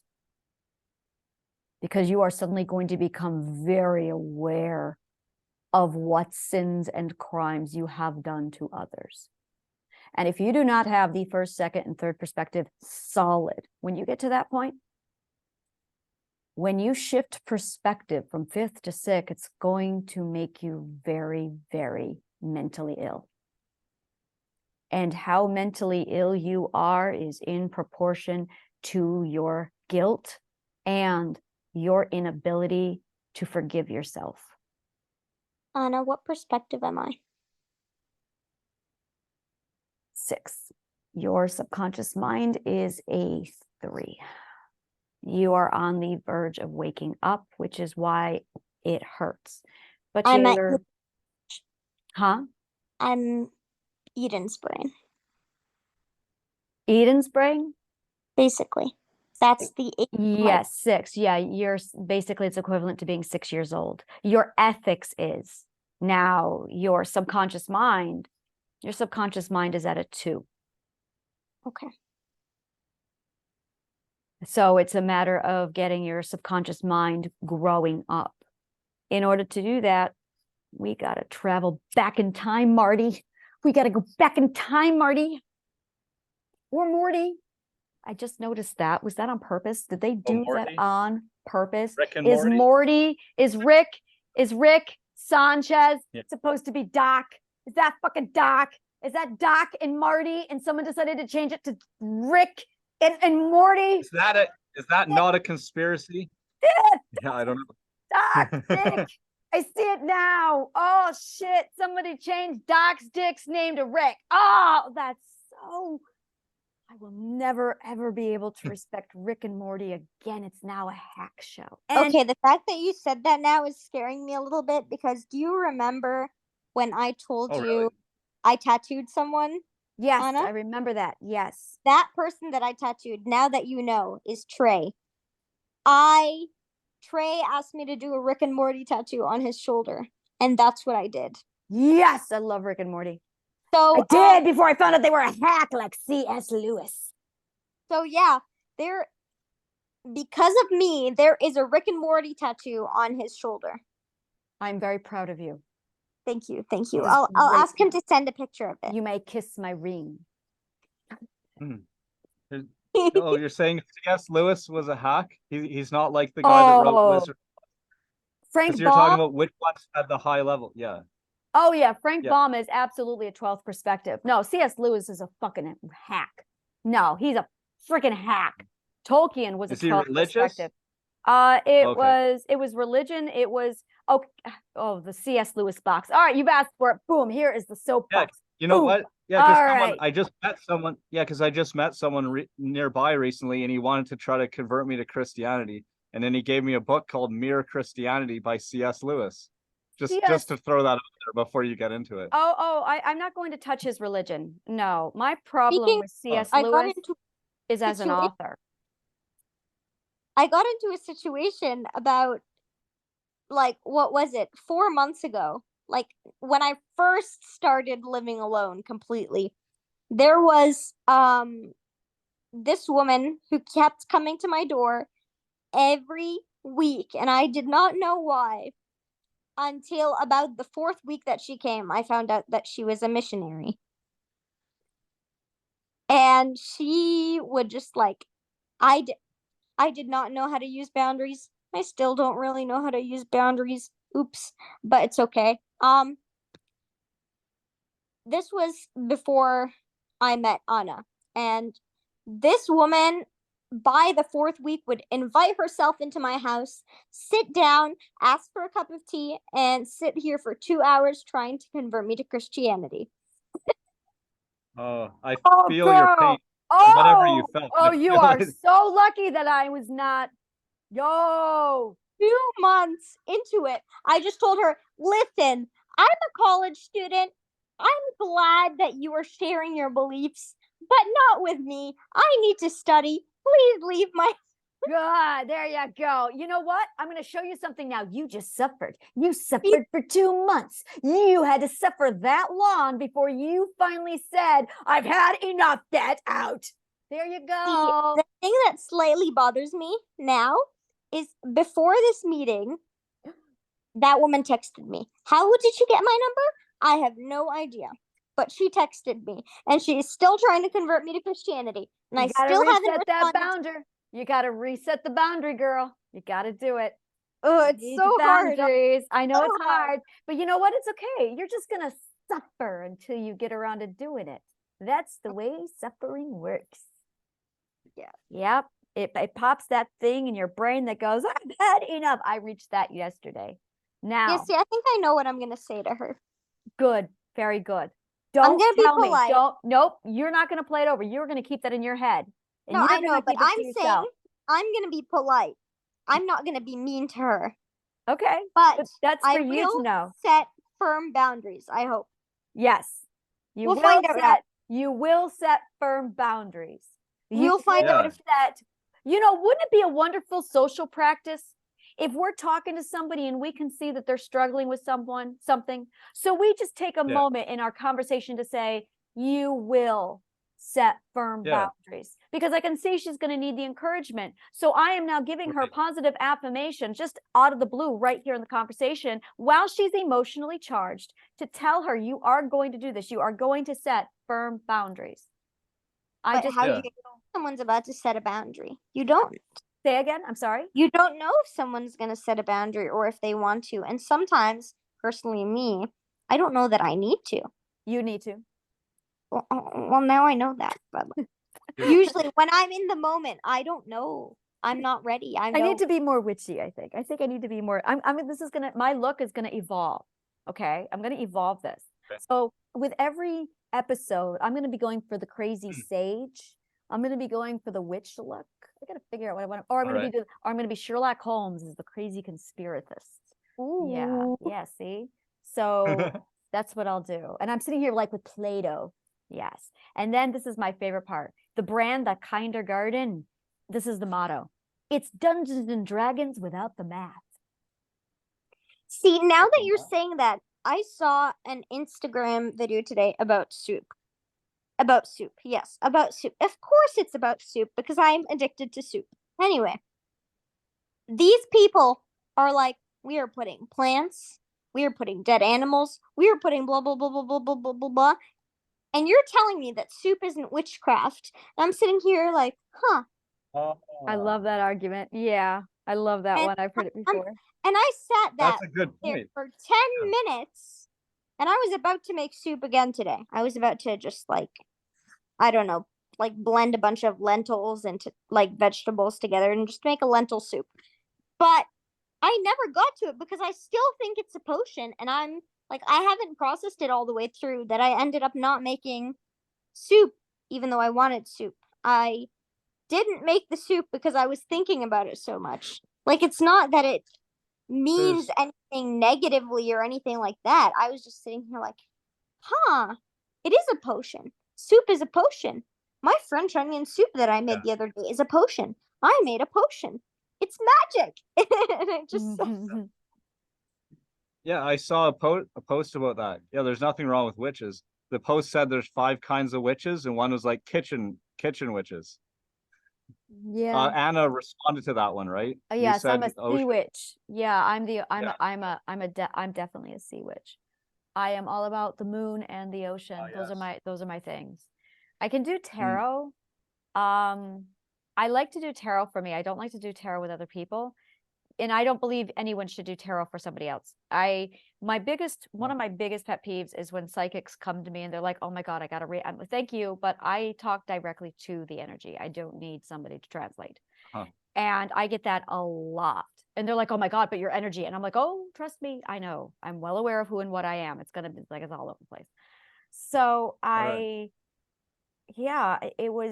got to a point where, and I'm that way now, where I don't like to do other people's tarot readings.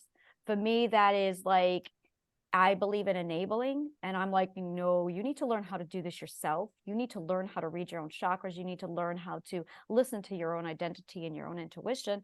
And you need to learn how to discipline your subconscious mind, because right now they're really unruly and out of the way. So I'm more on that approach. And chakra psychics, for me, they have their place, but they're a band-aid. It's like they're the EMT going, okay, this is a huge thing with me, is they'll say, oh, you need to cleanse your chakra. If you're doing it right, you should never have a blocked chakra. If you're needing to go there to cleanse your chakra, then you're not doing it right, because we are automated. When you are aligned properly with the universe, she cleans you for you. She takes care of you. So if you're getting drained, if you are getting overwhelmed, if you are feeling an emotion that's clogged up, it's because you haven't done your mental homework. You have toxic beliefs in your logic system. So you can do all the meditation you want, but you're not addressing the problem. You have illogic, and meditation and psychics are not going to solve a problem with your logic, which is why I have a problem with shadow work. So yeah, this is, like I said, philosophy is where they put the good shit when it comes to psychology. Yeah, I think you're right about that, Anna. Thank you. Yeah, because sometimes I feel drained, right, or overwhelmed. Right? Now, and you're saying it's in your logic. There's something you're doing or the way you're thinking, right? That makes that I get myself in that way. Yeah. Somehow. The reason I get myself out. I say I have a problem with grounding. I have a problem with prioritizing grounding. See, words matter. I actually Yeah. ground very well. I'm a Taurus. I have 3 Taurus and a Leo inside of me. I have no problems grounding. Oh, When wow. I prioritize, oh yeah. When I Oh, wow. prioritize it, yeah. Like, okay. Oh, wow. So yeah. All right, I'll go through this. I am a Taurus Sun, Taurus Moon, Taurus Mercury, Taurus 9th, and Leo rising. Wow. Yeah. I'm Yeah, badass. see, I know I'm a Capricorn, but I haven't figured out anything else. So I'm just chilling. No, I have 5 Taurus I have 4 Taurus signs, a Leo. My Venus is in Cancer. Or yeah, my Venus is in Cancer. Like, I'll figure it out and let you know. oh eventually. yeah. I'm a generator. That's the other thing, is I'm a generator. So I'll just stand and I can feel the energy, just like right now. It's just, well, it's doing this. It's doing this. I can feel it. And I'm just like, yeah, all right, everything's fine. Moons come along. Oh my God, the full moon is like a shower to me. So when the full moon comes, I just like, yeah. And I just feel all of the extra invasive perspective, all the missed notes. We're tuning my piano and it just slides right through me. And I'm like, oh, yep, I am good. Yep. I can breathe. Oh, I feel the best when it's Mercury retrograde in the full moon, because I'm aligned and calibrated. It's like going to the dentist and getting your teeth cleaned. Oh, this is good feeling. That's the full moon for me. So when everyone's going, oh my God, hold on, girls. And I'm going, you really need to go to the therapist and take care of your mental shit. Like, and they're like grabbing chakra stones and it's like, we can do it. You are illogical. You need to learn logic. And then you'll find the logical fallacies in your brain and it will unclick and you'll be fine. You're just not logical. That's all that's really wrong with us. We're just not logical. And wait, we are also art deprived. So we have art deprivation and we have an illogical crisis on our hands. The logical thing, do more art. So yeah, it's do more art. Do more art. Everybody scribble and color. Absolutely. Yes. Okay, I finally understand what you mean now by scribble and color. Yes. You're trying to just, and the fact that you are asking questions, what do you mean? What about the right crayons? What crayon should I do? You're thinking. Stop thinking. Feel. And I was doing that. I was writing it out like, feel. And it's like, come on, feel it. Don't think. Every time you overthink, that's your subconscious mind and your fear system going, where's the threat? Where's the threat, Jones? Where's the... I do impressions of my subconscious mind. And this is the impression of my subconscious mind. This is exactly how I see it in my head.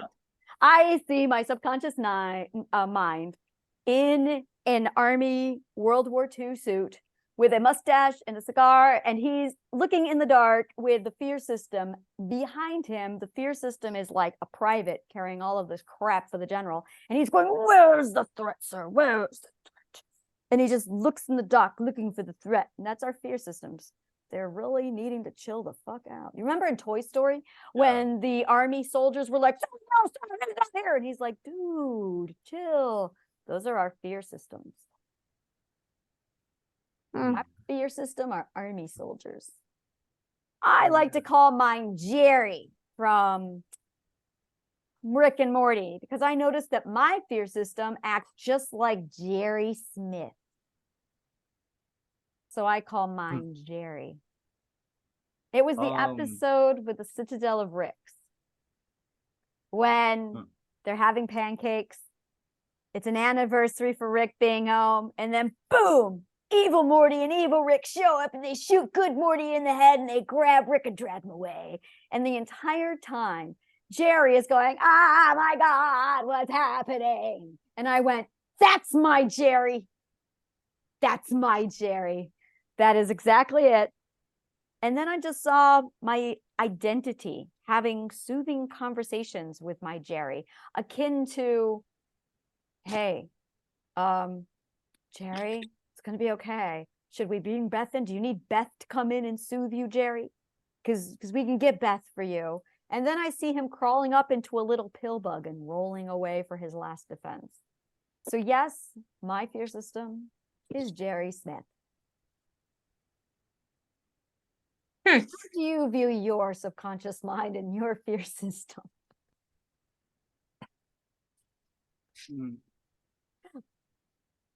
Wow. This is cool. I have definitely found my calling. This is it. I'm gonna have my kindergarten play hour. It's Dungeons and Dragons without the math. That I'm looking forward to. Without the math. That's sweet.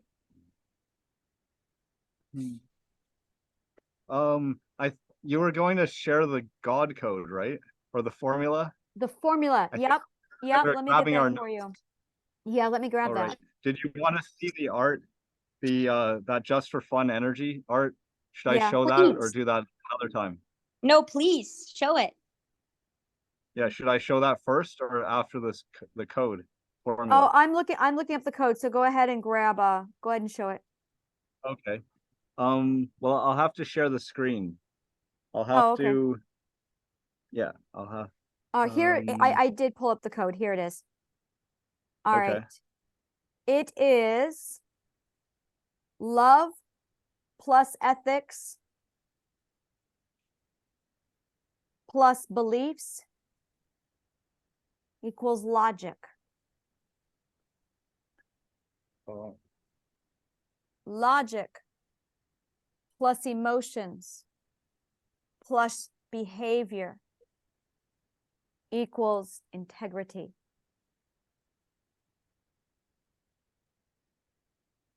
Integrity is compared to words, and that equals a name given. Now, to plug in love, ethics, beliefs, logic, emotions, behavior, integrity, words, name, earned, given, you have to know your philosopher's compass. In order to know your philosopher's compass, you have to complete the 12 stages of growth.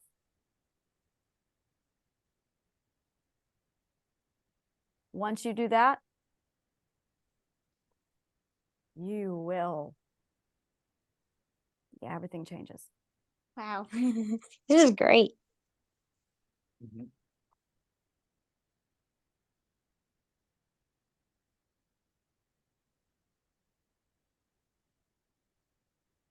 The philosopher's compass also needs to be combined with a 6-part mental system.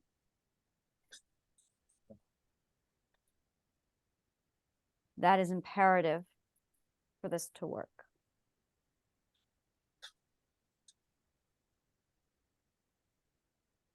I believe that's it. It's the philosopher's compass, the 6-part mental system, and the formula. That is how I cured mental illness.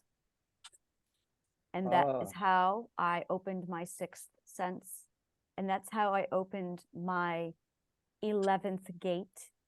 And that is how I opened my 3rd eye. Okay. Wow.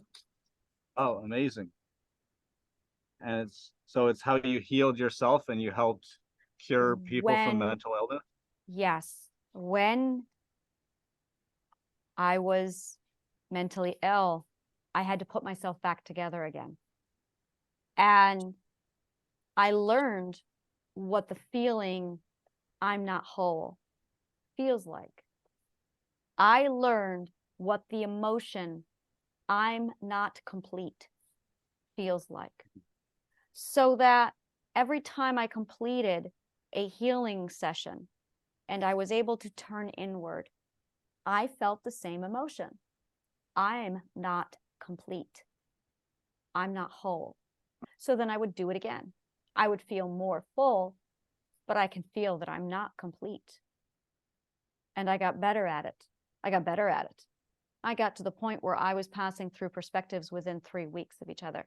I got to the point where I was able to cure codependency in 2 hours. And I was able to just keep pushing through it. And then I would go, I'm not complete yet. Time started to go faster. Time went extraordinarily faster. And then I got to this one particular point in the 8th perspective where I learned how to speak. It opened up my communication centers in my brain, and that changed everything. I started to realize that life in the 12 perspectives is just learning how to experience and suffer at this extreme, and then suffer at this extreme, so you appreciate the integration of both. Because it's the full integration of all 12 perspectives that rises you from a man to a god.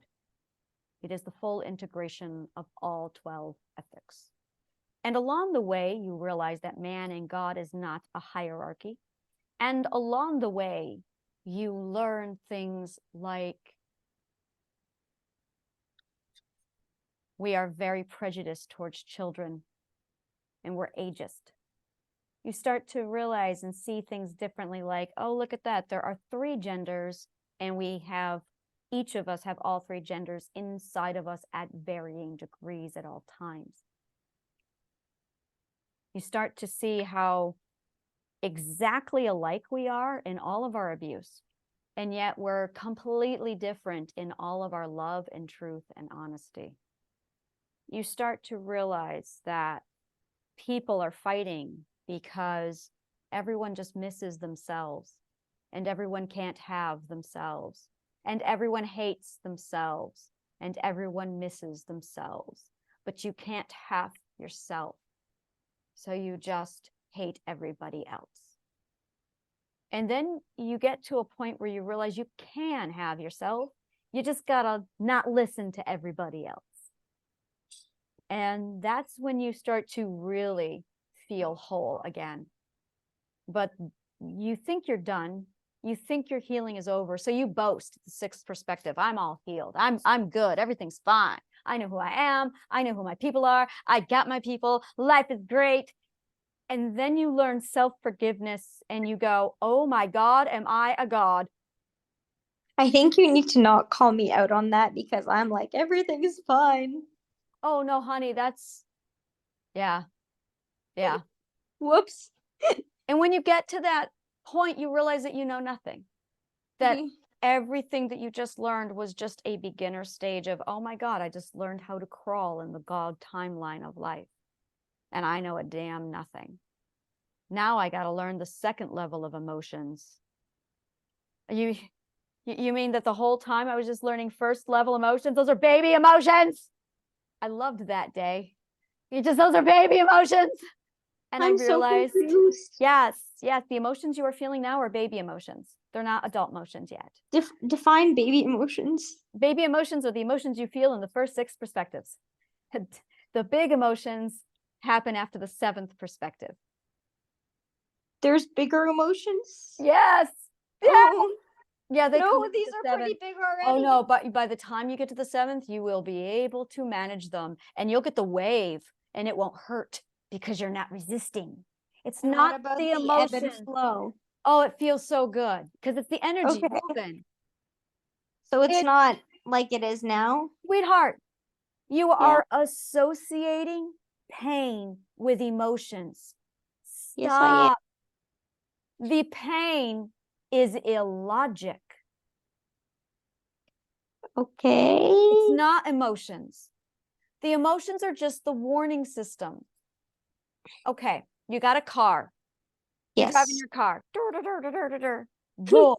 Check engine light pops on. Yeah, that's on right now. Are you going to look at the check engine light, or are you going to throw it away? I don't know how to look. Oh no, this is going to become a parable. It's officially a parable now. So you can continue to drive your car, much like your body and your brain and your mind, without bothering to ever check in with that check engine light. Oh, but your emotions are screaming, just like a light is blinking on your dashboard, telling you that you should probably check the engine light. But we ignore the warning signs. I think I was telling you this the other day. I was like, my car can advocate better than me. Yeah, you told me that part. You did not finish the sentence. Nevertheless, as you go through life and you fail to actually pay attention to the check engine light, you have a car now broken on the side of the road. And that is what your mental health is. It's a car broken on the side of the road because you never checked the check engine light. And is it the same for physical health too? Yes, it is the same for physical health. So How does here you that work? are now. Here you are now with Yes. your mental health. And what are you doing with your emotions?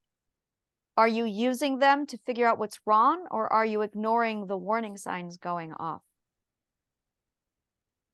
To be honest with you, I don't know, because like, then again, I know it's not an excuse, but my shoulder hurts and I have Oh, not no. focused on anything. Do you need to take care of yourself? Oh no, like I'm good. I took meds before this. We're good. Oh, Um, but like I haven't been like focusing at all. Like I went grocery shopping today, and just carrying those bags was a yikes moment for me. yeah. Like I didn't get a lot, just like groceries for one, but like it's like, you know, Yeah. like it's nowhere near as bad as it was a few days ago, but it's still how do I make sense of this? I don't even know. It's still enough to like not make me think, and I'm just kind of sitting here like, because I'm just that kind of person. I need to keep going. I need to keep moving on with life. I need to like, you know, Yeah. I honestly, I'm gonna be straight up honest with you. When you told me to rest, I still don't really know what that means. And I spent like about 6 hours today just watching TV just because I did not know what to do. That's part of resting, yeah. Okay. I like finished 2 seasons on Netflix of Brooklyn Nine-Nine. It's pretty great. Yeah. Oh yeah. Was it something you enjoyed doing? I mean, yeah, like honestly, I wasn't super focused on it. Like I don't know what was going on. I was kind of like zoned out and not capturing much information. Like if you right now tell me to write an essay about what I watched on TV, good luck getting any of that information out of me, because I do not remember what I watched. Now, if Yeah. you recap You the don't have to episodes where I ended memorize, up, but yeah, like but if yeah, you you don't need recap to the memorize it. episodes, You just enjoy it, yeah, because you can do things just for enjoyment. if you recap the episodes where I left off, it'll like I'll be like, oh yeah, that happened the last time we were here. What do you mean we were here?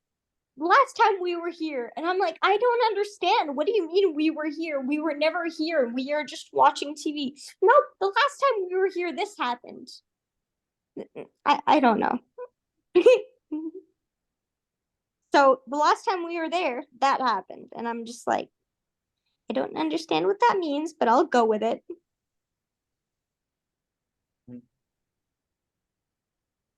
If this were a real campfire, this would be the point where I say, I'm going to get a sleeping bag and like throw my bag down by the fire Yes. and just like lay out by the fire with my blanket.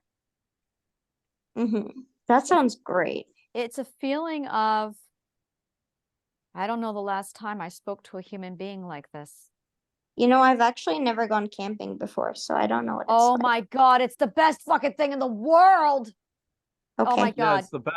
Camping Yeah. is like, oh, I do historical cooking is a passion of mine, where I find old recipes from ancient Rome and I recreate them over a campfire that I build with my bare hands. Yeah, I'm that kind of a person. Sweet. So yeah. That's awesome. Oh, I gotta tell you Yeah, about that's camping. That's like what we do here. And yeah. we took magic mushrooms sitting by the fire. Just Yes. had the Oh my best time ever. God. Me and my Yes. dad here, the backyard here, yeah, in nature, Yeah. with trees. Wow. Yeah. See, That is there was that one night that I told my mom, listen, mom, I do not want to sleep in my bed. I want to sleep on the trampoline in the backyard. She looked at me weird. She let me do that. I was a very lonely and cold kid that night, but that's okay. Like I was like single-handedly barely like bare just changed into my pajamas, and slept on the trampoline for the night. My mom was very concerned. She slept on the patio chair because she was like, why is my child doing this? But I was not giving up, and she did not like let me like I guess experience it to the full, because in the middle of the night she was like, okay, back inside. And I mean, I get it, safety and stuff like that. But I think in the back of my mind, I've always wanted to go camping. So I try my best to recreate it. Like me and my friends do this thing where we take the car out at night, like we go on a drive, we order like drive through food, and then we just park in the middle of a park in the middle of nowhere, like in the dark, no lights, no nothing. And we turn on just a little tiny gas burner right there in the middle of the car, and we just sit there snacking. All right, But I've here's what I'm actually doing. never done camping. Here's what we're gonna do. You're Kind gonna of make me like sleep in my bed? kind of like almost like a wish list. These are gonna be our field trips. Okay. So we're gonna do a camping trip for Leia. Kind of like Make-A-Wish Foundation, except it's trauma survivors. Make a wish, tell us what you want, and we'll recreate it. I think I have to go camping. Yeah. That's cool. And we'll like get the entire community together and we will do a camping trip. I have done camping in North Carolina. Really? Yes, I have. Don't ever camp on the fucking beach. Don't do it. There were so many problems that trip. I have so many questions. Oh yeah. Fucking hate the cicadas, but yeah. Yeah, sure. Oh, it's the of course Oh my it's God, the the cicada. fucking cicada. You know, there are no cicadas in New York. That is not true. There Yeah. are. Ours are not loud. That's true. They're loud. They're not like that place. You know, they are so loud that in the Yeah, I second know. episode of Walking Dead, when they're filming the fishing thing between Amy and Andrea, you can hear the freaking cicadas in the back. I know. That's how loud those things are. I live by the lake, okay? I live by the You know. Okay. We have cattails, like you know the cattail plants? I do. Yes. You Yes. go outside and you're non-stop. Yep. But there's this nice thing. We have fireflies, and before I came, love I've fireflies. never seen fireflies in my life before this. Really? Oh, So, they're all over Central Park. The day I went outside and saw fireflies for the first time, my mom actually has a video of her phone of me chasing these things in the backyard. One of them landed in my hair, and there was just like a little glow in my hair. And I ended up like putting my hand here, and it climbed on my hand. And I just looked at it while it was lighting up. And it was like the most wholesome moment ever, because me and my sister did not know what these things were. We saw that they were little fly-like creatures, and me and my sister are weird. We're like, we like bugs. We do not like, we're not scared of bugs. Like, I'm the person who, if you hand me a tarantula bigger than my head, I'll just hold it and go like, okay. And I'll find something in it that I think is cute or whatever. Like, yes, I'm scared of certain animals. I've had situations with certain animals, but it doesn't like scare me away from them, because I know that they're not actually wanting to hurt me. Like, that's not their goal in life. They're just feeling endangered or something is wrong, you know? Yeah. So I've That's never definitely had the a sixth problem. perspective. That right there, that's sixth perspective talk. You empathizing with the creatures like that, sixth perspective and higher does that. See, I know Bevan doesn't know the story. The reason why my shoulder hurts is because I got attacked by a hybrid cat that people were keeping as a pet. It's a wild cat, okay? And the reason it attacked me is because my job was to bring it back to its quote unquote home, but that wasn't his home. He wanted to find his home. He wanted to be out in the rainforests where he belongs. And he ran off to find them. And he was scared, and that's why he hurt me. And I obviously, as the babysitter parent, I babysit for the family. I have to listen, you know? Yeah. Oh, you Anna, had you to good? listen to the cat? You had to listen Huh? to the cat? No, I had to listen to the father of the family who said, "Bring that cat back because we're worried about like the neighbors and stuff like that." But I genuinely, like, now that I'm thinking about it, it's not the cat's fault. Like, he wanted to go back home, quote unquote, to rainforest or forest or wherever they live. I don't know. But these people were keeping him in captivity against his will, and he couldn't really do anything about it. And so Yeah. that's why he attacked. And that's why, Anna, that's why the cat is sick. It's not the cat's fault. Yep. Right. Cat psychology, human psychology, and animal psychology are very similar to humans. What I found is animals are just at a lower perspective than us. Yeah. Not in all cases. I think dolphins are closer. They're definitely in the 4-year-old age. Dolphins are 4 years old. Yeah, see, and this is why I wasn't mad when he attacked me. When I was texting you, yes, I was terrified from the blood. Yes, I was in an unbearable amount of pain. And yes, I was very uncomfortable and upset. But I wasn't mad at the cat. I wasn't even mad at the family. I was just kind of like, they don't know that they are harming this cat. And this cat is their slave, basically. And that's all. And that's all I can think about when I look at my shoulder, because it's disgusting. And after I sent you a picture, after I put the gauze on and everything, I accidentally ripped the scab off again. So it came off with the gauze. So it's back to looking pretty nasty. But it's okay. Like, that's kind of what's stuck in my head, that it's not the cat's choice, and it's not like, okay, I've had yellow jackets land on me. Okay, I'm weird like this. I've taken black widows outside with my bare hands. Do not do what I do. But anyway, Well, my friends look at me like I'm crazy, and I probably am for doing shit like that. But I'm not scared of them, because if they know you're helping them achieve their goal, or if you're not clearly scared of them and treating them like they're lesser than, then they will more likely open up to you. And that's why I'm so good with animals, I think. Yeah. yeah. You don't have any fear of the black widow stinging you? That's why you brought it with your bare hands, right? Yeah, I'm not afraid. I've held Still baby do it by accident.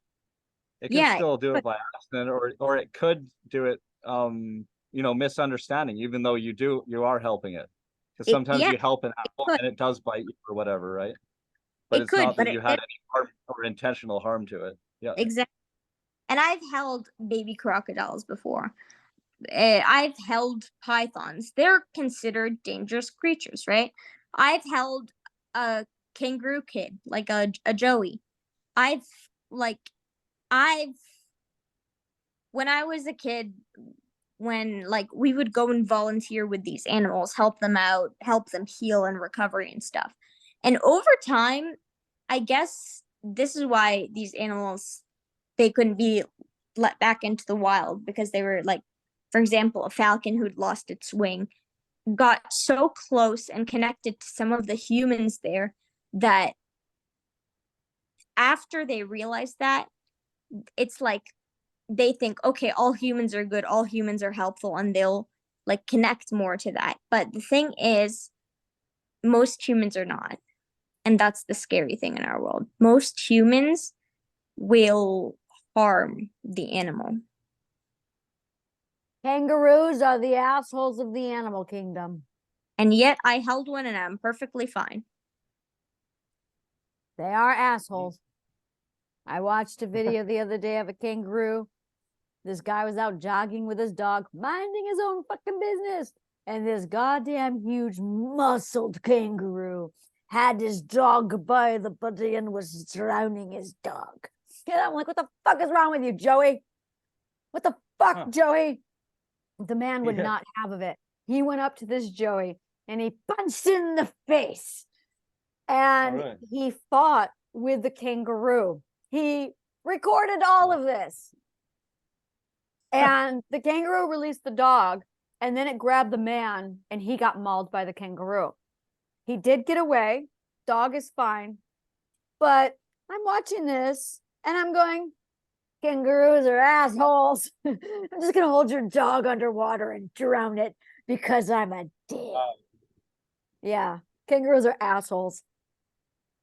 They are assholes, but also that's how they play because the strongest one wins. If they're a pair that comes out of the pouch. Oh, see, now I'm feeling good feelings toward you. Changed the story, so now I'm feeling happy. 'cause Okay, it found here, a friend. I'm gonna explain something because I learned a lot about kangaroos in my little kid volunteering ages. All right. So kangaroos deliver their kid at 8 weeks old. So, and they will be just as developed as an 8-week-old human. That's when the baby is thrown into the pouch and they have needle-like things. I don't even know what they are. They kind of attach by the mouth. They're like umbilical cords, but in the mouth. They're like straws. And the baby grows up in that pouch until Like in that, the Matrix. yes, grows up in that pouch until they are 8 Oh. months old. And that is when they are first allowed to leave the pouch. That baby climbs down when it's born. It is on the floor. And the mother will start walking away. That baby's job is to get in that pouch or it will not survive. So any live kangaroo is actually fighting for their place in this world because otherwise they'd just be basically underdeveloped mouse on the floor. Do you think their mother cheers them on? Come on, you can do it. I got faith in you. Get in my pouch. Oh, you See, took from too what long. I've seen, the mothers kind of walk away. Wow. So they are That's- left to fight. They are left to fight for their lives, you That's know? cold. Yeah, and see, that makes me think maybe that's why they're so cold because they're abused. I can see that thing now holding that dog under the water. My mama left me to die. Exactly. I got Exactly. issues now. So Mhm. yes, kangaroos are narcissists, but Huh. maybe there's a reason why. Because they're abused. Because I think animals can be abused by their parents too. For example, a giraffe delivers standing up. That's an 8-foot drop for a baby. Oh. That is not safe. And that baby is expected to walk within 20 minutes of being delivered. And if it is not able to figure out how to balance its giant straws, then it is dead. And that's how a bunch of animals are. For example, the mother quokka has a pouch just like a kangaroo. If it feels endangered, it will throw its kid at a predator and run away and save itself. I feel like such a good mom now. This animal kingdom. And yes, I'm majorly interested in animals. So All right. if anyone wants to take this up with me later, I would love Birds. We're gonna go birds now because birds are my thing. So here's the deal with birds. I was camping one day. This is the shit you see when you're camping, Leia. I was camping one day and I went to the bathroom. It was this massive outhouse. And there were these birds, these European starlings feeding their babies. They had a nest right over and they were chirping loudly. So I sat there and watched these birds for a while. Now they had like 5 baby birds in this nest. I saw the mummy and the daddy both delivering vomitous worm material to these children. I watched the mother come in. I watched her feed the babies and the babies were like, and I saw the daddy come in. They were like, and I watched them disperse the food and boom, they were gone. And I couldn't see where mommy and daddy went. About 15 minutes passed by. They come back. The whole chaos again. This happens all through the day. I'm sitting there watching it for about an hour. And I finally track where mommy and daddy are. I thought mommy and daddy must be taking a long time getting food. No, they fucking aren't. You know where mommy and daddy were? Mommy and daddy, after they flew and fed the children, they went to the nearest tree and did nothing. They starved the kids. They just sat there on their branches watching their babies, and their babies are going, feed me, feed me, feed me. Mom and dad are going, no. And they're teaching their kids how to be independent. That's right. Oh, there's more. There's more because I had 9 gardens. And in my 9 gardens, I had literally over 4 different breeding species of bird. I watched all types breed. And what I noticed with these mummies and daddies is you got to motivate them to leave. So how do they do it? They starve them. They give them just enough food to keep them alive. Nothing else. They don't want the children too comfortable. If you make a child too comfortable, it doesn't leave because you need suffering to learn. So they will literally make their children suffer. And when the child suffers enough, it will get off of its nest and it will try to fly. Now, baby birds do not fly on their first run. They fall. All birds fall down before they get up.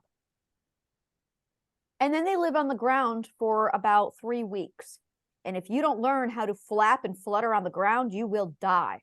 Now, the mother will continue to feed the babies while they're on the ground, but they could end up anywhere in your yard, all over the tree, all over the place, under your lawnmower. You're picking up birds and you're throwing birds all over those birds. And then you go and put them on the tree and they jump out of your paw and they're sitting there swinging from a tree branch like a Christmas bulb because it jumped too soon. And then you got to unhook the bird from the branches and put it back on the ground and it hops.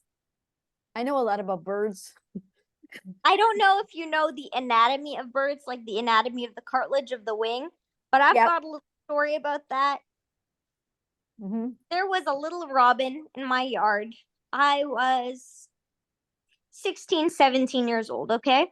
This robin was on the floor, not moving, on its back.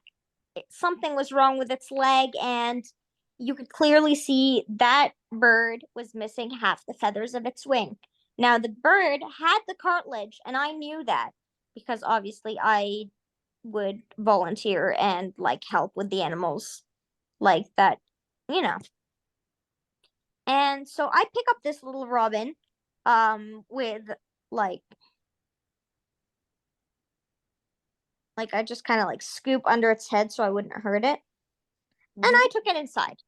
Now, I was an artsy kid. So of course I had a bag of just feathers. So guess what little me did? That bird just looked at me. He didn't move. And I don't know if it's that he could move or that he understood what I was doing. But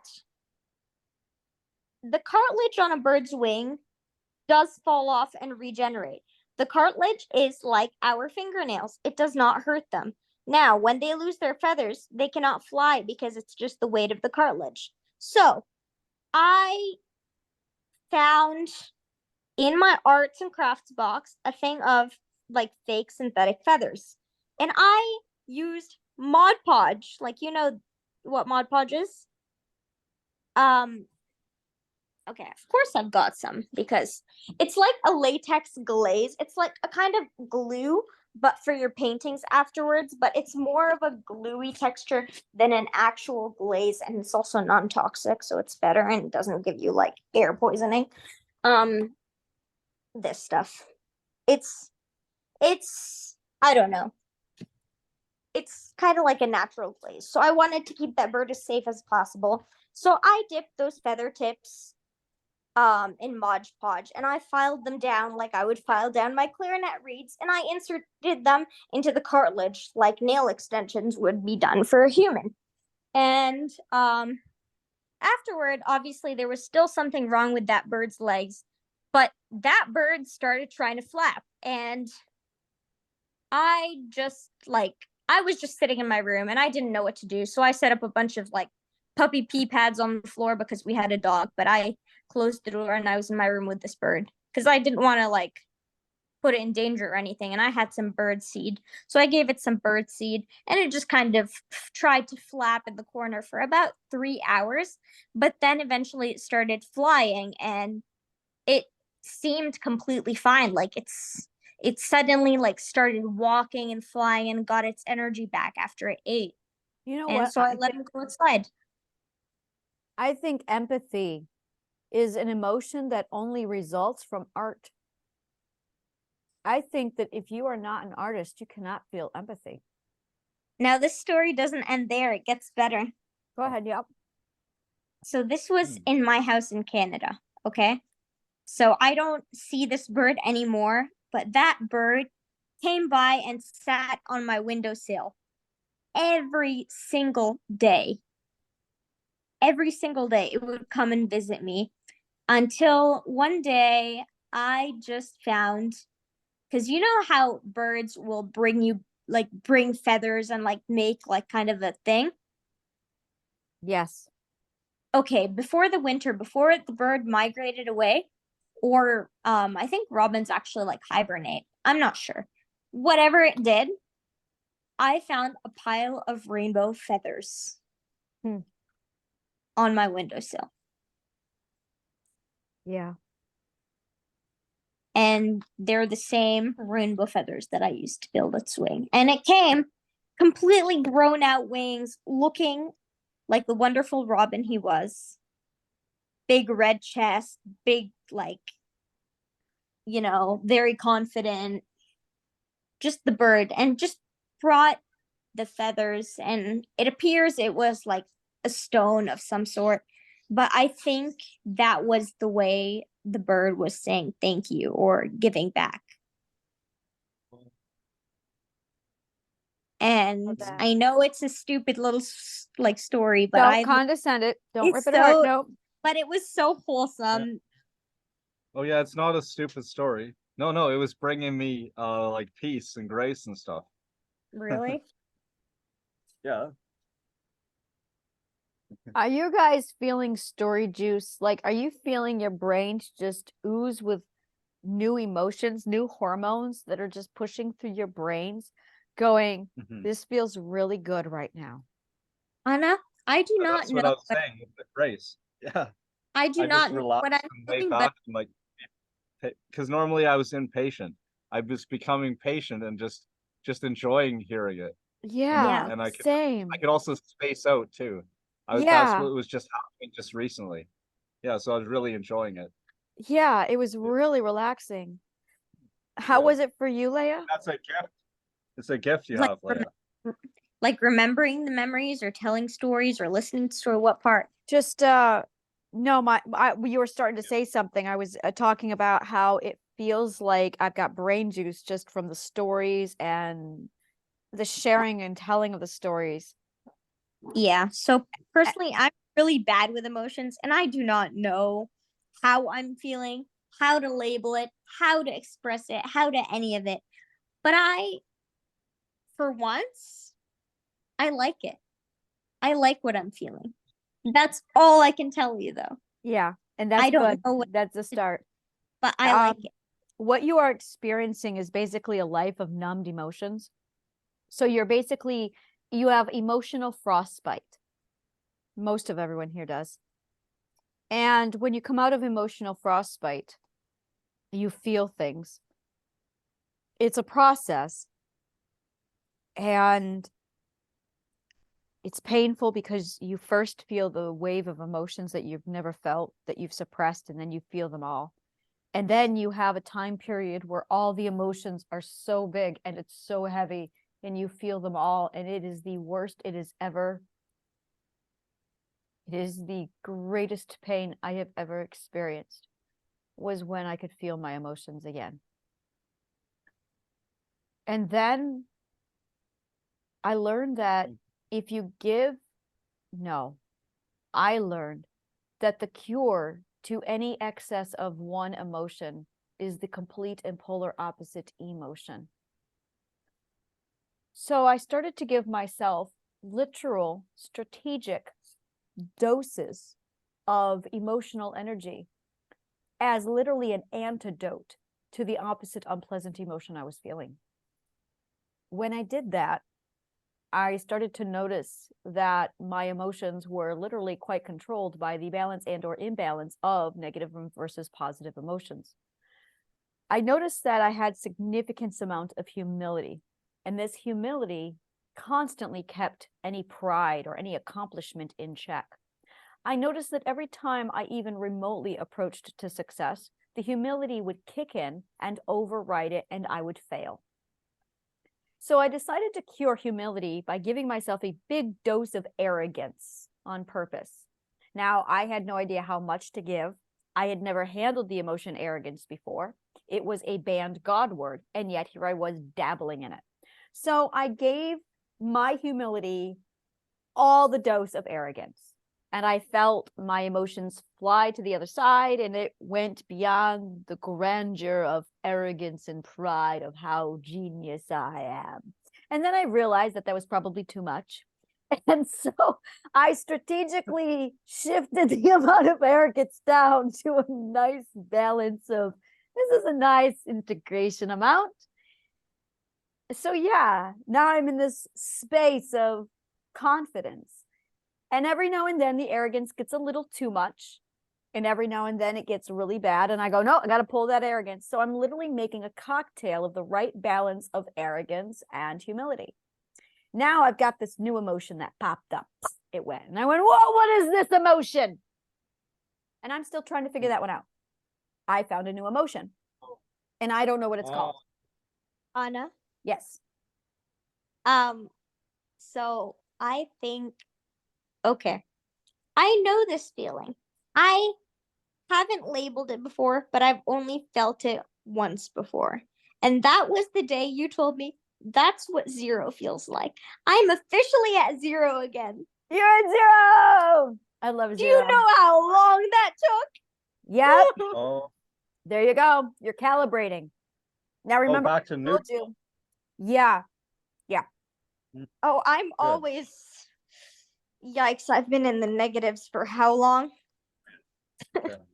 Everyone is. I'm at zero. Yeah, that's what you do when you Oh, go good. through. It Oh, looks a let me little think about it. positive there because you were celebrating getting to neutral, and I could see some joy or because you're getting excited a little bit there. Yes, and honestly, this is super duper weird. Okay. Some of my friends, I can video call them for hours and hours and hours and hours. But by the end of it, I'm drained. I'm exhausted. By halfway through our phone call, I obviously don't set boundaries. So that phone call goes on for hours and hours and hours and hours. And usually by 1 hour in, I will feel super drained, but I will not be the one to end the call because I'm just like that. Except you guys met Lace. You know Lace. Lace video called me for an hour and a half yesterday, and I just told her, my shoulder hurts. I need sleep. Bye. And that's it. But I'm not drained right now. This is weird. I did it on purpose. What do you mean? I needed to try people out on my theories. I needed subjects. My field research is basically talking to people. And I hypothesized that storytelling was the key exchange of taking positive energy and connecting it with other people. And I hypothesized that that's what's wrong with the world, is that no one is telling story anymore. No one is talking about our past. No one is talking about what happened to me when I was a kid. No one is talking about their favorite weed experience. No one is sharing music. No one. And no one though. Huh? Okay, I'll let you finish. Oh, well, I'll say So- not nobody, but I'll let you finish Right, first. yeah. Not in my world anyway, and not with my psychological research. Yeah, because I'll share So- an example. So I did notice that when I did go somewhere, I was constantly going to events feeling flat, feeling hopeful and excited, and then walking away from every one of them feeling like shit. And I realized that it's because no connection was being made at the shallow events. Now, I went to a 3-day event, same atmosphere. We got high and we did nothing. But we got around the campfire in the middle of the night. All of us came together and we started telling stories. And when people started sharing stories again, I noticed the energy changing again. Now, I did a lot of research from 2015 to 2018 on story. I mean, a lot. Psychologically, why do we need story? What's it for? What's it doing? So I started to notice a lot of problems with today versus what we experienced back then.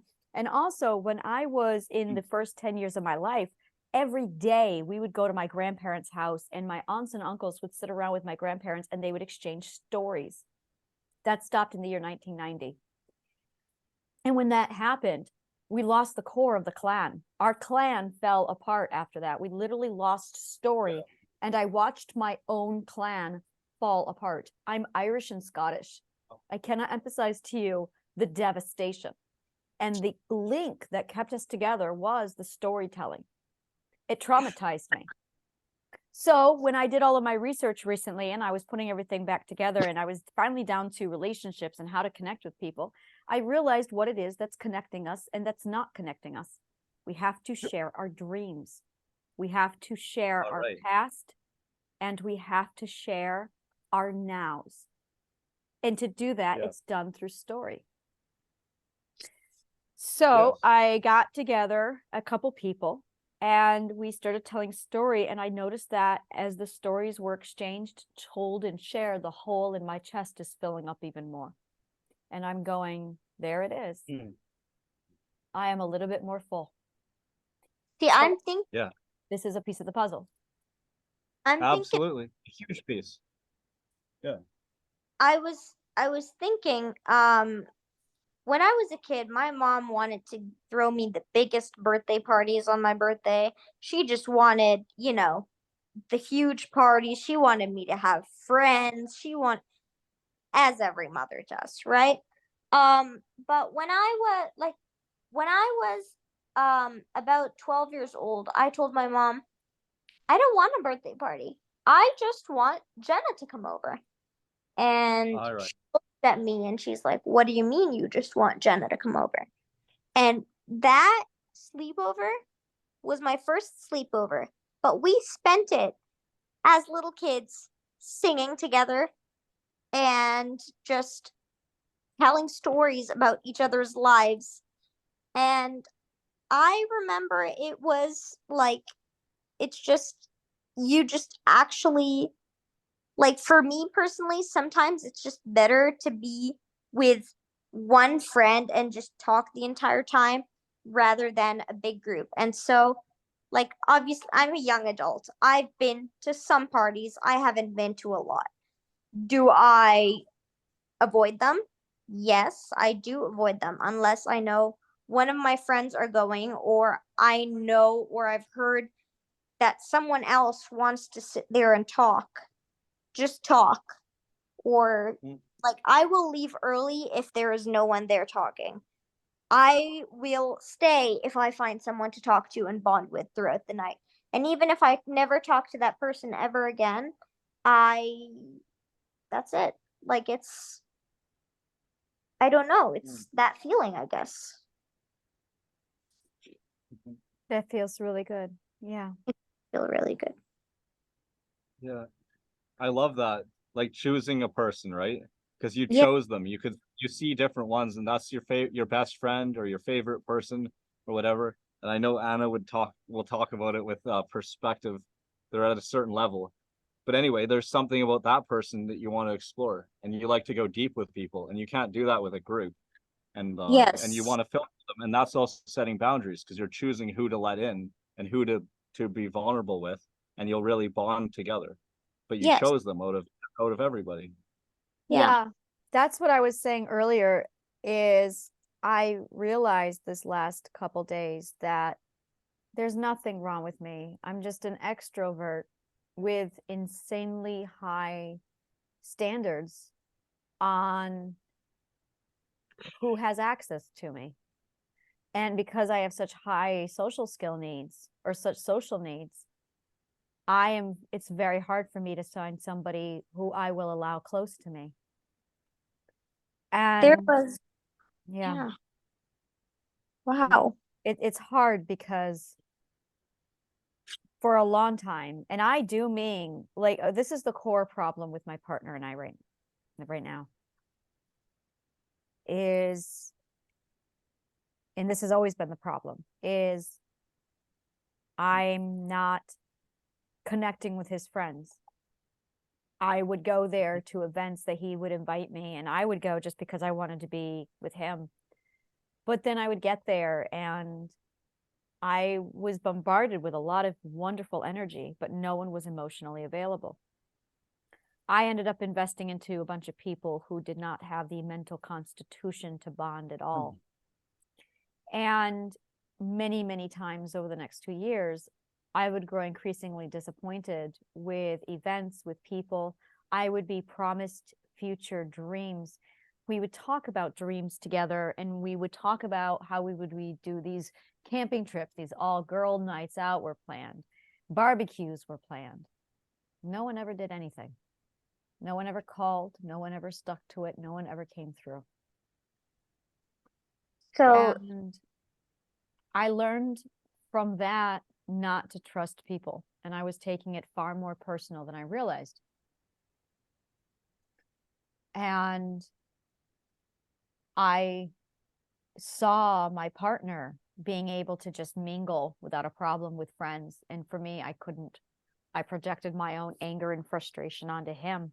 I was jealous that he could make friends and appear to be so happy, and I couldn't, only to find out that he wasn't happy at all.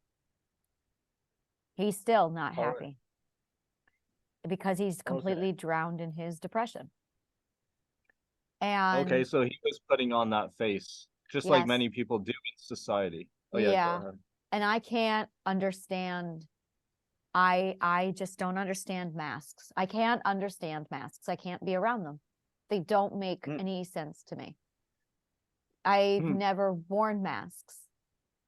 I Mm. just so I don't understand people who do. I don't understand people who choose. I just Mm. don't understand. You might get some enlightenment from the movie Eyes Wide Shut by Stanley Kubrick. There's a lot of masks in that movie. Yeah, I'm very familiar with it, and it's a psychological. Mhm. Yeah, Stanley Kubrick is a 12th It is. perspective. Anna, Yes. today I was feeling very discouraged about singing, and I was like, I do not want to practice. I do not want to any ever again. I hate it. And by the way, I'm competing in February for nationals, so I can't not sing. Like I'm competing in like I'm doing big stuff. I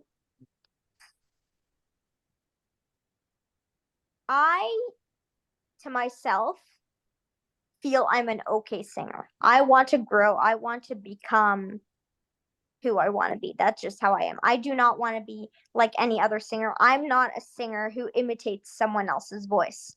When I sing their song, it's in my own voice. That's what's different about me, because honestly, I've got friends who sit there being like, yeah, I got inspired by this singer and I'm copying her voice and that's how I sing. And I'm like, oh, that's cool that you can do that, but what about you? Like, who are you as a singer? Why are the ones who are famous the ones who are different? And I'm not saying I want to be famous. No. What you are touching on is authorship versus parenting or parroting. She's copying, yes. And what you are talking about is being an original, being an author, being authentic. And I'm not one who wants to be famous by any means. Like, please. But you are correct. Like, yes, I want to be a big singer. Yes, I want to sing in big cities. Yes, I want to sing in magical places. I want to sing in Carnegie Hall again. I want to sing in the wonders of the opera world. I want to do that. And yes, I feel discouraged. Yes, I feel like I'm not good enough. But no, I can't rely on people's praise for that.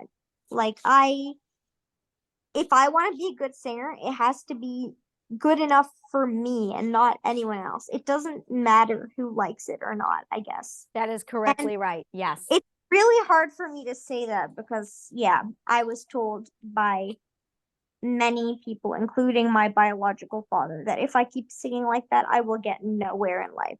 So I stopped singing. 6 years, no one heard my singing voice. And then I met some incredible teachers. Well, first I actually auditioned for choir and I didn't get in because it was a contemporary choir and they needed contemporary voices. My voice was not a contemporary voice, and that's okay. And that's not a problem here. I can pull a contemporary voice. I can do it if I have to. Do I want to? No. When I sing classical, it's different. I have a weird range and it's different. But if you hear me do what I do best, the songs I'm given right now are not songs that I do best in because they are not, I don't know, they have a certain criteria to them. But if you get me to sing old classical songs and stuff like that, oh, watch me. Like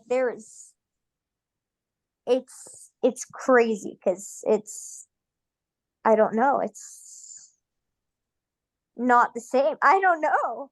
Wow, I'm stumped.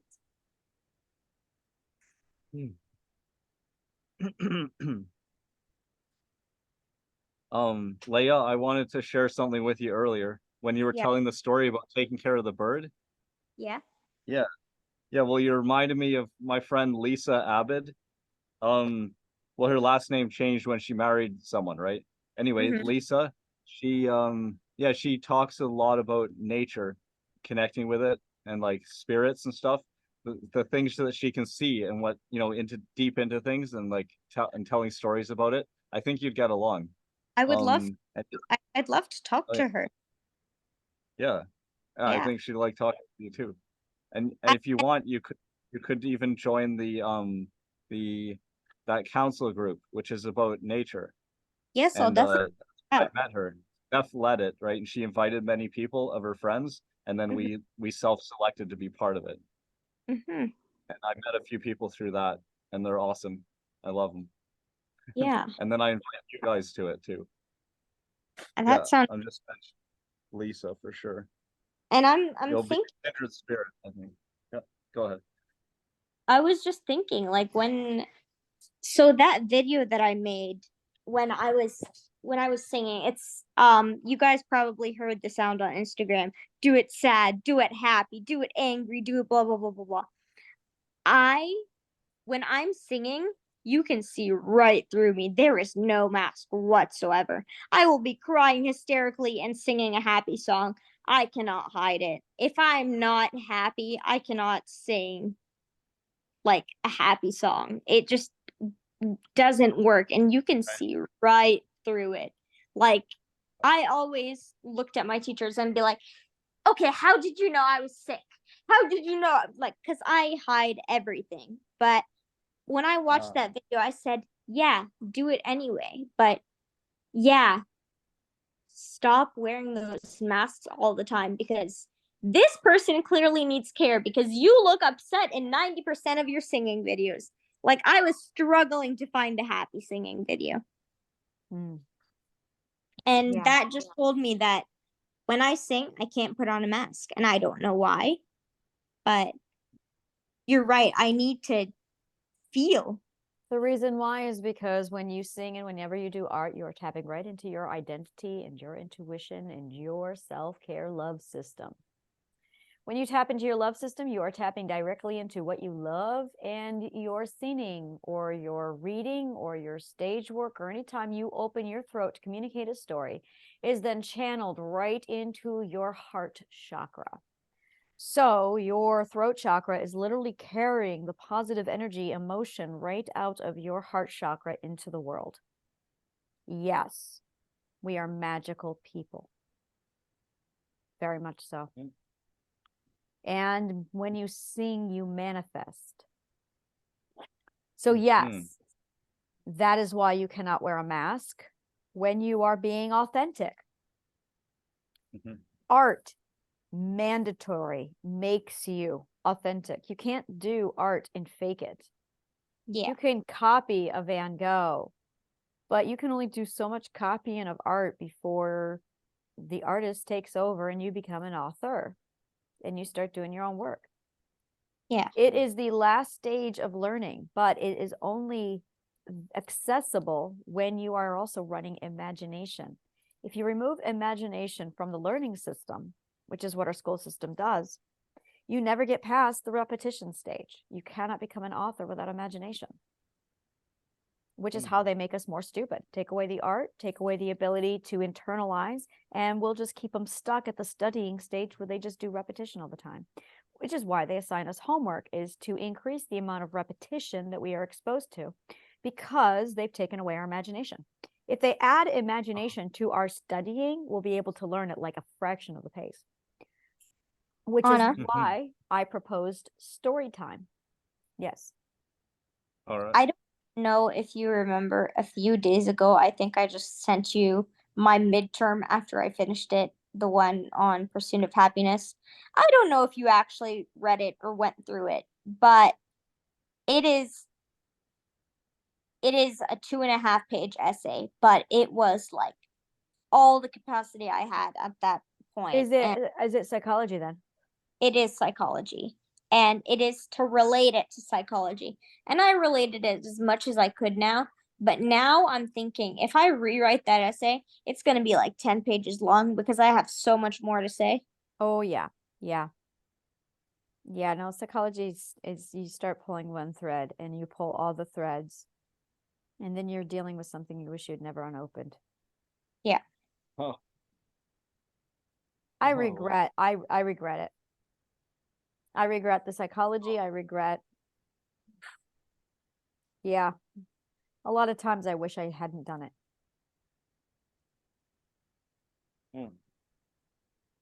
Wow. Wow. Oh. Yeah. I thought you said psychology was the best. Or psychology where they put the, what was that saying? The best psychology is in philosophy. Oh, okay, philosophy. Yeah, okay. Yeah. All right. Yeah, but you're so Well- right. By the way, Anna, Hmm. you don't know this, but I started picking my registration classes for next semester, and I applied to be part of a philosophy class. Yeah. Philosophy is a whole nother story.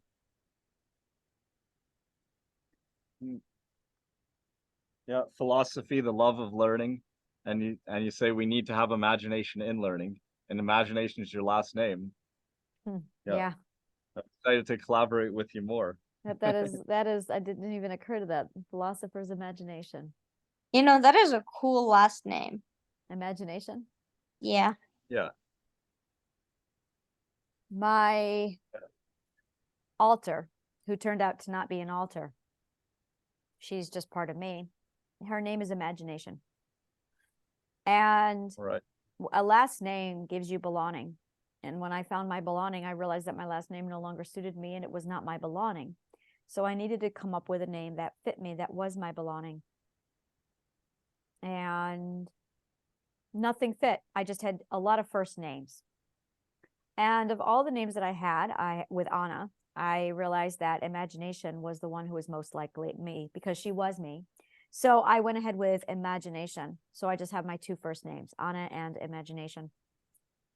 I think I understand now what you mean by I need to find my name and me now because I was just sitting there like just thinking, Googling, and I'm sitting here like, no, no, no, no. And it's not, I think I'm a little closer. It's your logic. Yeah, it's the formula I gave you. That's your name. You can't, you definitely collect names. Collect the names to know who you are. Collect the names to define your path. Your names are just the stepping stones.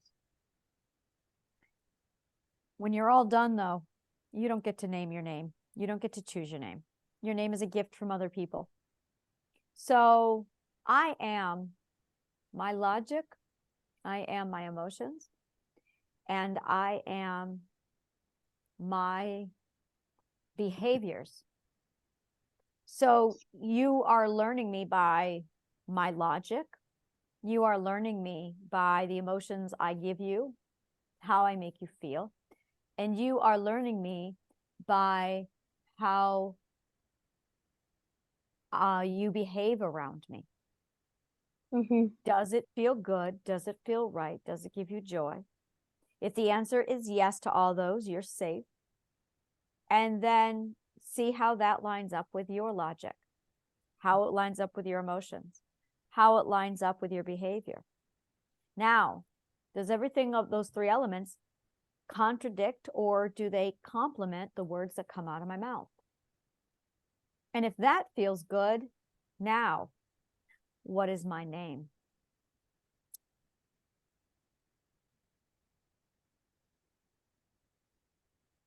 You had to put a single word to the logic inside of you, the emotions that I make you feel, and the behavior that I inspire from you. What is my name? Now, a gaslighter, an abuser, will introduce themselves, and within 30 minutes, they will tell you that they are your friend, even though you've had no time to analyze the logic, to assess how they make you feel, or to analyze the behavior. When someone says that they are your friend before they have passed your 3 emotional, what's in the formula, that should be a red flag that they are a narcissist.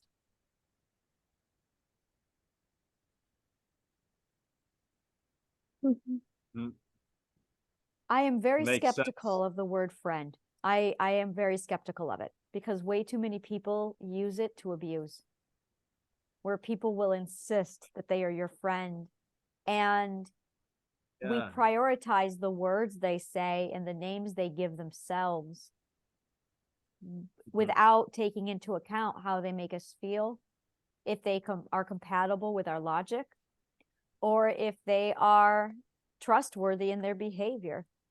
We bypass all of that just because of the words they lie to us and the name they give themselves to us. So how do you tell the liars?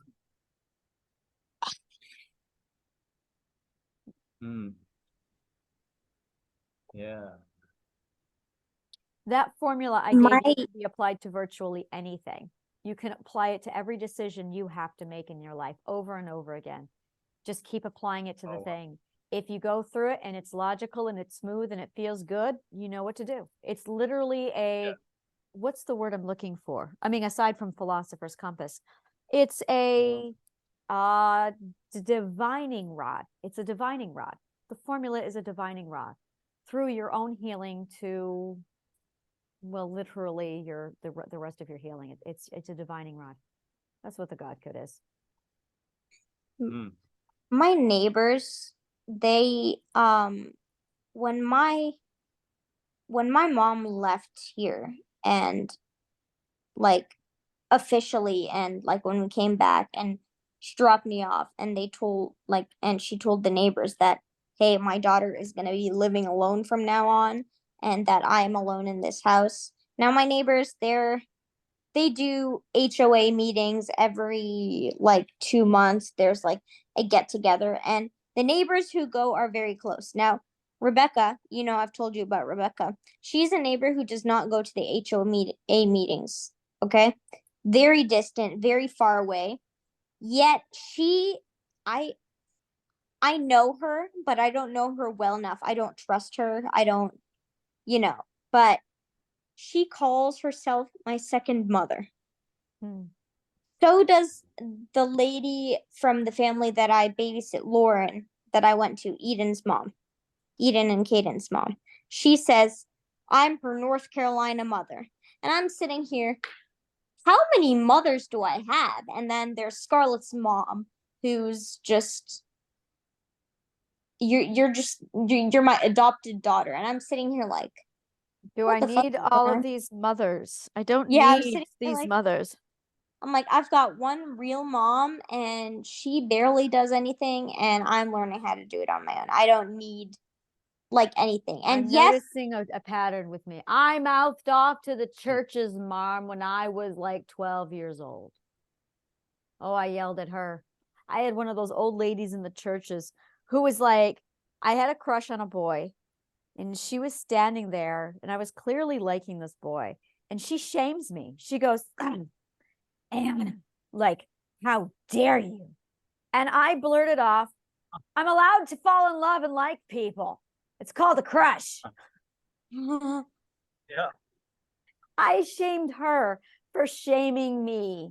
Yeah, that was the last time anyone tried to pull that bullshit on me. Oh, how did you shame her? By telling her that I'm allowed. By telling her but that that's I'm not shaming her though. Yes, but that was standing up for yourself. Yeah, that's right. I was showing her that what she was doing was shameful to me. for scolding me for Yeah. doing what was naturally Yeah, acceptable and how dare okay. she shame you? How dare Yeah, she try to shame you? That's absolutely. true too. So I Yeah. just showed I just her I her own thought you were shame. just standing up for yourself. Yeah, that is it. It's a boundary. A boundary does stand Yeah. up for yourself, but it also Yeah. ends the projection. It tells them, look, this is your projection. There's nothing wrong with what I'm Right. doing. That's right. All right. See, I'm thinking to add back on, all of these people think they're my mothers. I do not see them as mothers. I see very few people as someone I look up to, someone I like value and trust to help me make decisions. Anna, you're one of them. And it's and then I go back and see my mom, and my mom treats me more like I am her teenage friend. Yep. So my mom will tell me all of her adult problems, and I'm just sitting here like, I do not know what to do.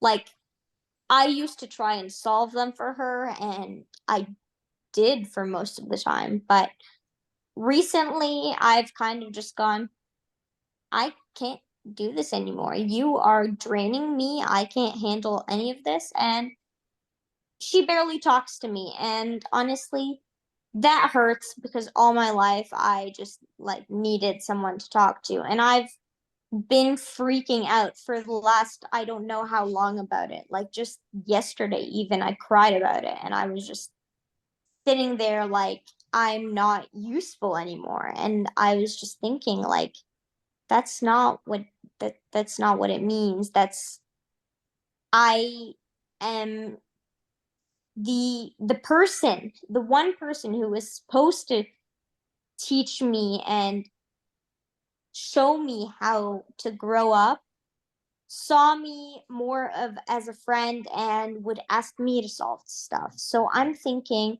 now all of these random people that I have met less than a year ago, and some of them even just 2 weeks ago, who call themselves mothers, like it, I'm just sitting here, this does not make sense. And I'm just like, at this point, like the people who I see fitting that label or that are nurturing, caring, and but still give me the space to grow on my own is that's those are the people I am not afraid to communicate to. Yeah. They make you feel psychologically safe. Yeah, thank you, Anna. You're welcome. Are you okay? Oh yeah, I'm totally toasted. I played with Play-Doh. I got fingerprints down there. I've got crayon. I No, love much. I'm trying to, I'm thinking, okay, I am connected and I'm just drinking. Really? I'm just drinking up the energy right now. I feel Full. no, I'm still drinking. I'm still just I have not been able to drink the energy this deeply.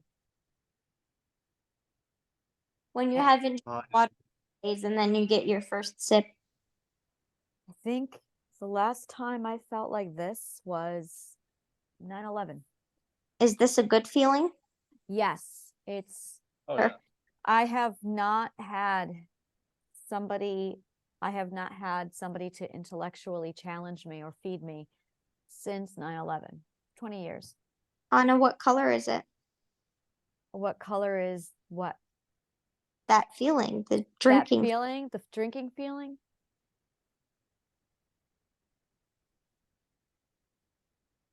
Green. What shade? You remember that green face you colored earlier? It's that shade. It's like a spring Yeah, green. exactly. As soon as you said green, I started thinking of the face she drew. Too. It's yeah, it's a feeling of just I need to just drink. And what's the texture? The texture would be like, oh, that texture is very hard to explain. It's Oh. Try as an gaseous. It's gaseous, but it's thick. It's like silk. It's like gaseous, if silk were a gas. It's very thick. Corporeal. And it just it feels so good. It's I noticed there was a lot of emotional progression through the chakras. So that if you know the emotional pathway, I need to map the emotions. That's my next project, is mapping the emotions. So that as you go through with everything, I keep losing it. My notes. Oh, there it is. I found it. So the mapping of the emotions. I'm trying to make sure I keep all of my work organized so I don't lose all of it. So it's the philosopher's compass, the 6-part mental system, the formula, and then the mapping of the emotions. Oh. And we have art deprivation and peer sickness. And then there is story sickness. What do you mean by pure sickness? It is when you basically you don't have anyone who is like you. So it's a severe isolation. And what do you Oh, call yeah. What was the other one? The other one was art deprivation. And then Oh. story sickness. Oh, on yeah. a called sick? What, say again? What do you call the physical sick? The physical sick? What do you Yeah. mean? Like Like in your body, and because it's that way, you feel totally helpless and can't do anything about it. oh, say that. I missed the part of the first part of the sentence. The physical sick, because when you're like, when you don't know what it, I guess you're just sick. It's like you just feel helpless that you can't do anything until your body's better. The closest thing I can describe to anything being physical with me was depression, when I was in bed and I just couldn't move. And I call that psychosomatic. That was 100% psychosomatic. And I had it when I was an arachnophobe. I could see spiders that weren't there. I could feel them on my skin. I had a nest of spiders hatch on me when I was 8. And so I for the longest time, I could feel them crawling on my skin when they weren't there. I mean, that was actually one of the mental illnesses I resolved with Triadic healing this last year, was arachnophobia. Getting rid of the sensations, the psychosomatic symptoms. Congratulations. Thank you.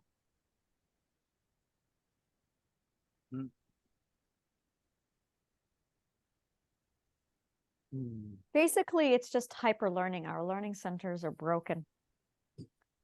So we basically go into hyper learning mode when we are traumatized. And we never learn how to unlearn mental illnesses. That's all. We just don't have an off switch. The off switch, and I thought there was an on switch to mental illness and mental health and an off switch. And I realized it wasn't an on switch. It was your learning is basically hijacked. So you could become a super learner. And it basically does this massive flow chart as a diversion to help you cope with whatever it is that you're dealing with. And we never learned how to unlearn. So in order to know how to unlearn, you first have to master the art of learning, which is the God code. So once you know how to learn, once you know how to super learn, and once you know how to unlearn, you can literally just flip switches all over your brain, do whatever you want with it. It's pretty cool. Wow. All right. Yeah, that's a massive understatement. Yeah, it is. Yeah. Yeah, pretty cool. Yeah, Yeah, then we that's have the God code. So yeah, so that's the God code anyway, you know. Yeah, next week we'll talk about spaghetti.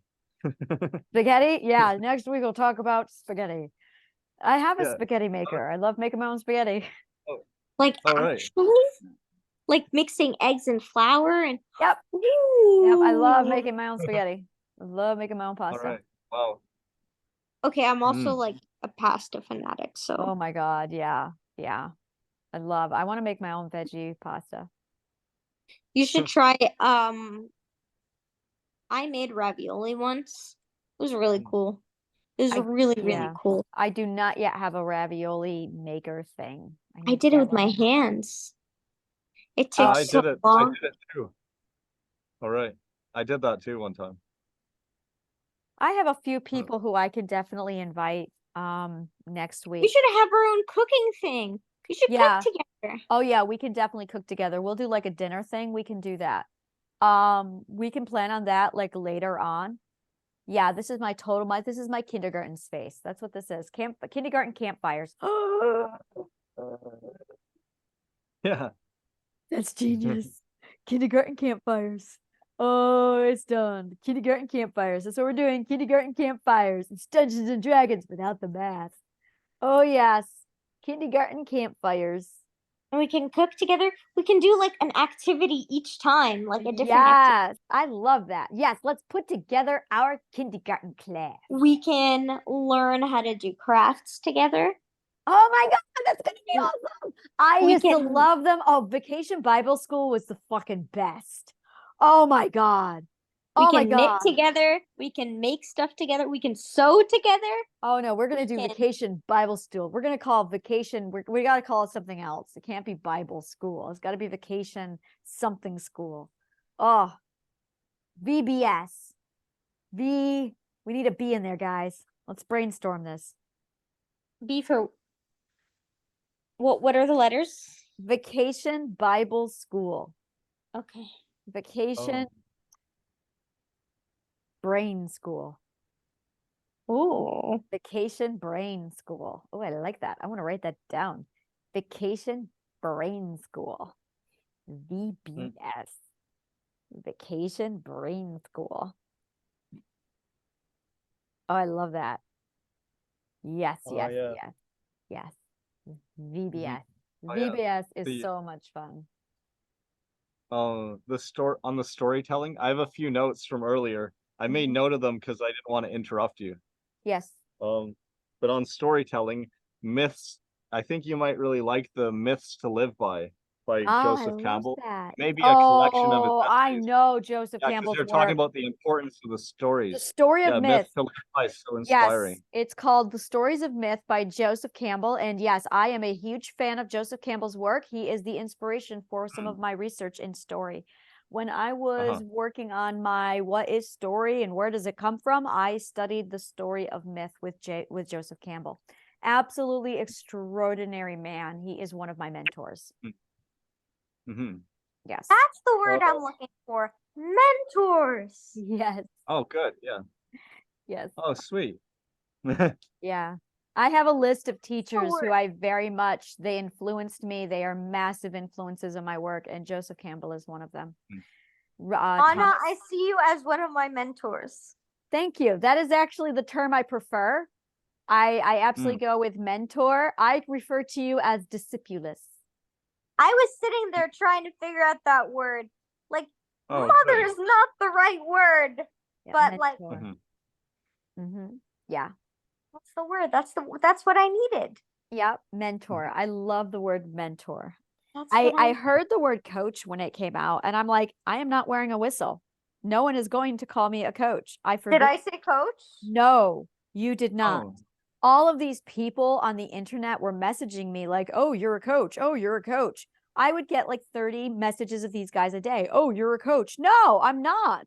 Where do you think? And I would go through so many psychological tests with them. You think I'm a coach? You show me where's your, I went through quizzes with them, questions with them. I'm like, why do you think I'm a coach? Well, oh yeah, I was mean to them. I was like, so you contacted a potential niche for your marketing to sell to about niche marketing, and you didn't even do the niche research before you messaged me? Totally. And I'm like, yeah, I'm not sold in your skills. So Yeah, I used logic to prove a bunch of people assholes, and I became one myself. And then I realized I am abusing my power and I need to stop using psychology to prove to people why they're assholes. So I stopped doing that because I had more ethics. And yeah, kindness is earned. Kindness is earned. Yeah. Okay. And then my next point was because you were talking about storytelling. My next one, you were saying no one does it. We don't tell stories, right? So many people disconnected just by themselves, and then they don't have community and stories, right? So, well, Andrew Tate, in a video I watched of him on YouTube, he said that when he networked with like billionaires and stuff, he's saying 90% of the networking is just people telling stories. So you got to have like cool stories to tell. He was talking about, So and I people are also wanted one to upping each be other with stories. But so see how most of it is storytelling, right? I wanted to be a millionaire. I still want to be a millionaire. I want to be a billionaire. And Yeah. I went on dates for a year with millionaires and billionaires. I, at one point, went on a date with Madonna's music producer. And I interviewed all of them. How did you get rich? How'd you do it? And I got answers from them breaking it down psychologically. I got all of their information, and every answer was the same. I meditate and I manifest. I Yeah. went, you're telling me that a bunch of Manifest. millionaires and billionaires are messing around with astrology to get rich and it's working? And I had a few It's of them not very astrology. shamefully. I had a lot of very Or shameful, I got a lot of, yeah, that's right. And I found out that, in point of fact, quite a few of them were dabbling in, all of them, every one of them was dabbling in the energy arts and using it to get wealthy. And Yeah. I thought, math doesn't lie. Oh, and math does not lie. So I did the research and I ended up picking up a mentor who I studied under for 6 months. I recently got away from her. She was wonderful, delightful, definitely not my style. And I realized that her methods were not going to work for me. I also realized a few errors, and I believe she did get lucky with manifestation, and then she used manifestation to auto-generate her own income. But I don't think she was using manifestation on a regular day-to-day basis. But still, the results are the same. If you know how to manifest manifestation, you can pretty much manifest anything if you know how to manifest the right thing, like education. So I became more interested in learning the theory of manifestation than learning how to manifest myself. Now, technically, I've been manifesting my whole life because this is something I've been doing since I was 4. So that by the time I was 12, I knew that I needed to watch what I said because shit happened when I wanted it. So I learned to really get good at making sure I watch my language at 12 years old. And then so it wasn't about me learning how to manifest. I wanted to understand the theory of manifestation. I really wanted to understand the theory. And I realized that it is an asking question. It is asking the universe in story form, speaking from your emotions and your heart chakra, just dreaming and imagining. And as you dream and you imagine and you wish, you are actually giving positive energy. Now, if you have the karma in your bank account, then you get what you want. If you don't have the karma in your bank account, you've got debts that need to be repaid first, which is why a lot of people try to manifest and it doesn't work. If you have karma debt, you're not getting what you want. The second thing is, which is why they say gratitude and giving and helping people increases your chances of manifesting working, is because you are reaching out and basically making deposits into your karma bank so that when you cash out, when you make a withdrawal, the karma funds will be there, so to speak. And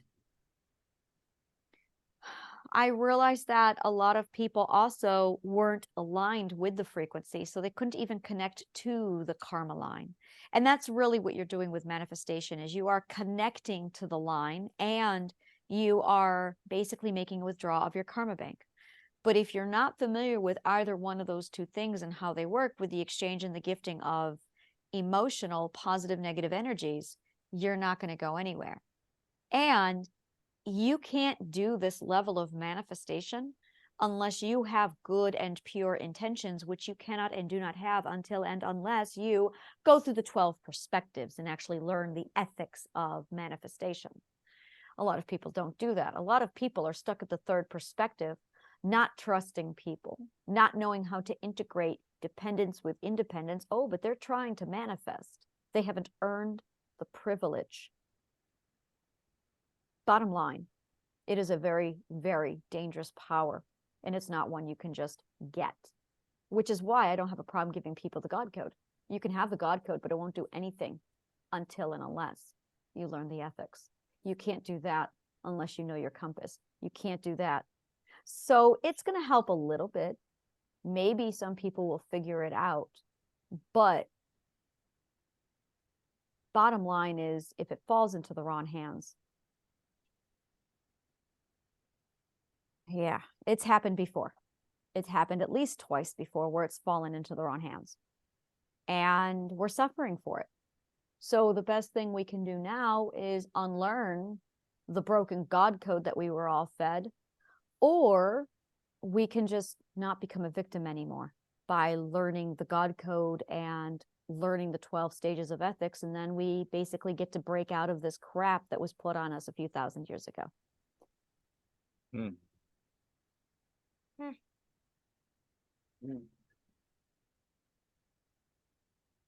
Wow.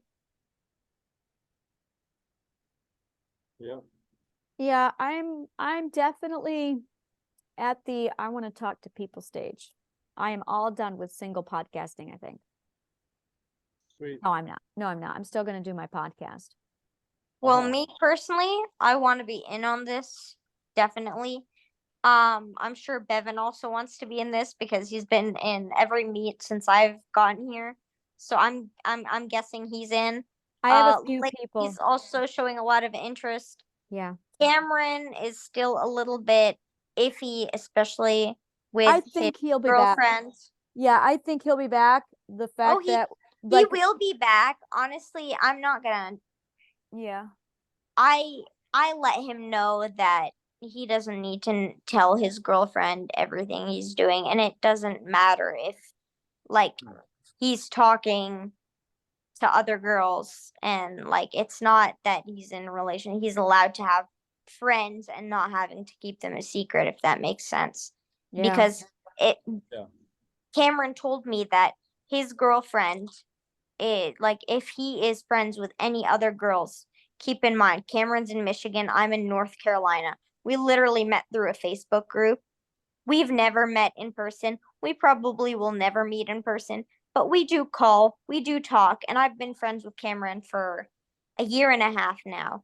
And basically, the fact that if his girlfriend knew about me, an online friend who has one, no intention in doing anything, and two, no intention in going to Michigan anyways, I'm just a friend.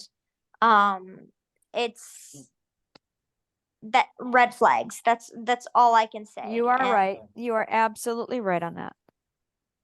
And like the fact that this is the third time they're on this relationship, because she broke up with him because he talked to a friend, and like it's happened before. And I'm saying here, like, listen, I know you love her, but this is like really, really toxic.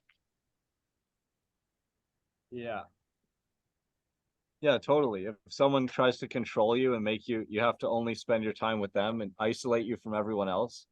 Yes. Yeah, See, totally. before today, Cameron hasn't talked to me in almost a month and a half. And I did not know why, because I would reach out. I'm just that friend who reaches out. I would see him online. He would read my messages, but he wouldn't actually connect until he knew that she didn't have his phone and his contact info and his, like, she's that controlling. And immediately my thought was, that's a narcissist. Huh? And a narcissist like I've dealt with in the past. So I don't want him to, because he is a major empath, and I'm I mean this in the nicest way. He's probably worse at me than boundaries, and I'm really bad at boundaries. So is the narcissist. Narcissists never use boundaries. That is part of their pain. The narcissist absorbs a lot.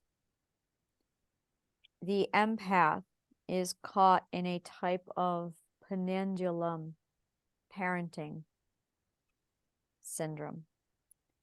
And the narcissist is suffering from one type plus another type. When we have scarcity or a lack of something, our immediate response to a lack of is indulgence with abundance. So we swing the other way. And in swinging the other way, we create a different kind of damage to ourselves. Scarcity damages us in the sense where we feel scarcity, but abundance damages us to the point of gluttony. Everyone talks about loving and glorifying abundance, and they think that that's the pathway to manifestation, and it's not. Gratitude is the pathway, not abundance. Abundance is gluttony, and abundance is severely destructive because, like scarcity, you are still prejudiced. You are still experiencing an extreme polarized emotion. As a result, you're not harmonized and you're not able to flow properly with the energy. There is a third emotion, one that is almost never given name, that is the integration of scarcity and abundance so that you have a balanced yin and yang. That is what the yin and the yang refers to, is a harmony of both.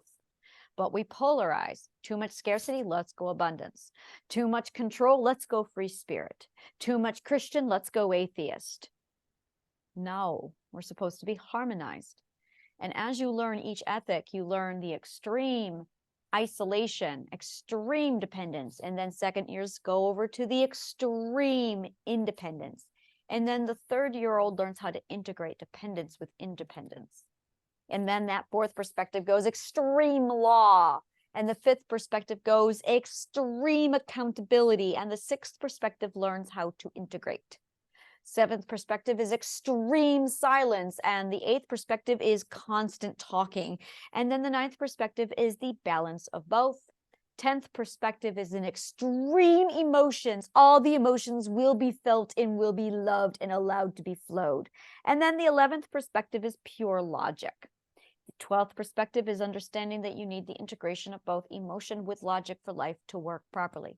So that by the time you get to the first round of the 12 perspectives, you are balanced, aligned, fully integrated with all 12 ethics so that you can navigate effortlessly through life down the middle row in all of the happy, yummy, integrated emotions without any severe deficit or surplus in either direction of either emotion.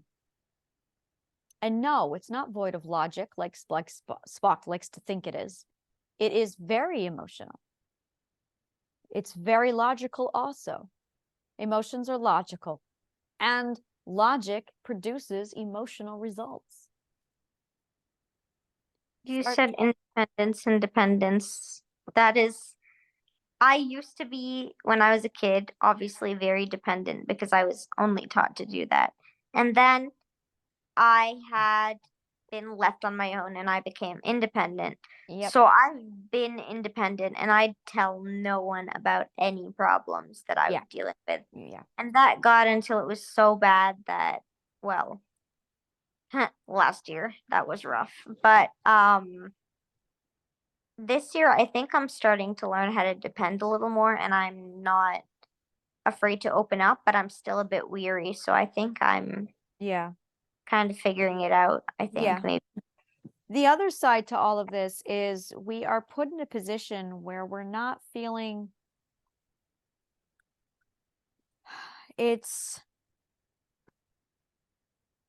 we are just not open to accepting our emotions. We do not accept our emotions. So when our emotions do come into us, it's also a don't resist the emotion. It's all right. The emotion's not going to hurt you. Let it go in. And it's just getting comfortable with our emotions and being allowed to use them. Artists, and I'm a firm believer on this, that artists, because they are tuned into their emotions, because they are tuned into artwork, and because they are artists and they are tuned into their imagination, have the ability to feel emotions and abuse a lot more than other people. I believe this is where the highly sensitive person then evolves. And these people severe even more or suffer from even more abuse and more suffering because their emotions are so raw and at the surface. As a result, they are more in pain and they are the first to feel empathy, in my opinion, which throws them very quickly over to the sixth perspective ahead of everybody else, which is why we're seeing our first run of six perspectives basically waking up in 2019. We're coming upon another one very soon. Very, very soon. There's going to be another one, and it's going to be big. And it's really, you remember how in 2019 we all woke up and then the planet shifted? Because we all woke up. And it was such a large shift that the seismic reports in physics reported it and was able to go, holy shit, the entire, like the planet Earth shifted in like 19 degrees. It's not possible. It never should have happened. And yet it did. And the only thing that happened in 2019 was a bunch of six perspectives opened up.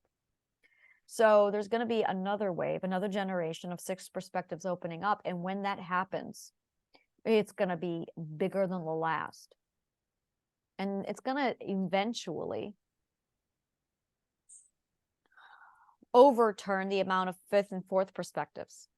Then the priorities are going to shift. And is it going to cause another pandemic? No, I have a whole nother hypothesis on the pandemic, and that's for my This Is Not a Conspiracy podcast. Okay. I look forward to talking with you about that. Yeah, I cannot comment. I will not comment about COVID anywhere except in my This Podcast Is Not a Conspiracy podcast. That is the only place where I will talk about COVID. Yeah. So yeah, that is it right there, really. Yeah. I have no idea what time it is. Oh my God, it's almost midnight. Yeah. Yeah, I was about to say, I'm really, really enjoying this, but I still have school tomorrow. Yeah, I'm feeling it too. Like I need to go to sleep, but I don't want to. And it's the whole, I haven't been with this for 20 years and I want to indulge and gorge. And it's like, Anna, they'll be back on Monday. Oh yeah, because yeah, tomorrow night we're doing our change now. At what time? 6 o'clock probably again. So yeah, we'll do change now. And then next Saturday or Sunday on the weekend, we will do the kindergarten campfires. Yay. I love kindergarten campfires.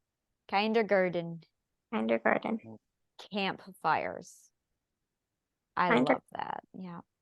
And then I've got to figure out, I will talk to you guys about when we're going to do This Podcast Is Not a Conspiracy podcast. Right. I'm looking forward to that. This podcast is not a conspiracy podcast. All right. I got a pretty busy week coming up. I'm not sure if I can go to the change now, but maybe. Maybe we can collaborate on it. I'm thinking change now is tomorrow, right? Maybe. Yeah. Okay, because I have choir practice at 7 o'clock. Okay, let's go ahead and do it on a different day then. Maybe we could do it on Tuesday. That sounds good. Would that work for you, Bevan, is if we do change now on a Tuesday? I guess so. Okay. And yeah, well that'll be more constructive as far as focusing in on what changes need to be made, assignments, and making sure that we are working toward our, what it is we are working toward is being done and achieved. Yeah, my brain is going definitely shut down. Yeah, I'm going to, yeah. Oh yeah, I gotta go too. I'm gonna make a membership, so it was gonna be about future self mastery. I Okay. may make it that, or I could make it about unleash the artist within. But it's okay either way though, because I could always just launch another membership. There's Right, no yeah. point in me mixing them together because it's because if people want to just play in the pure creativity and play and joy and all that, there's a thing I created for that, and that's the unleash the artist within. So Yeah. that future self one has a specific focus to it. Yeah. No, that's really, really nice. Yeah. You remember how when we were in school, like kindergarten, and we would go and like, oh my God, I loved it. Changing classes was the funnest thing. Remember the adventure? Oh my God, I get to go change classes. So I would have my classroom, and then it'd be like, okay, children, now you need to go over to Bevan's class. And then you all go over to Bevan's class. Oh, wouldn't that be fun? Yeah. You can make like little breakout rooms so people can like Yeah, yeah, I love that idea, Leia. That's phenomenal. Yes.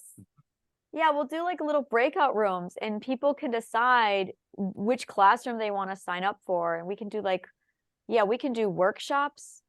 We can do like, yeah, oh my God, that would be so much amazing. Almost like, well, almost like networking. Yeah, we would totally do it with networking. And I've done this, like, this is what I did with Brain to Books. So what are you calling the kindergarten thing? say that again. What am I calling it? Yeah.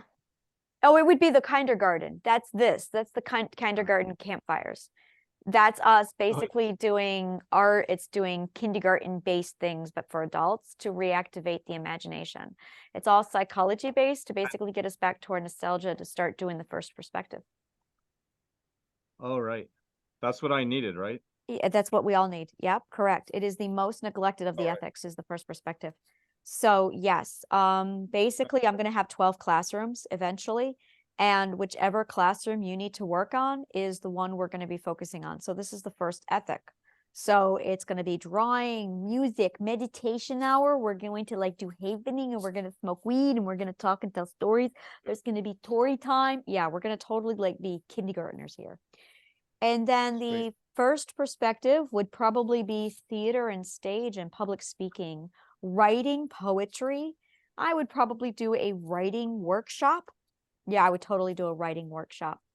And I would combine my writer's workshop with theater and stage. So you would have to write a play or a script, and then you'd have to perform it.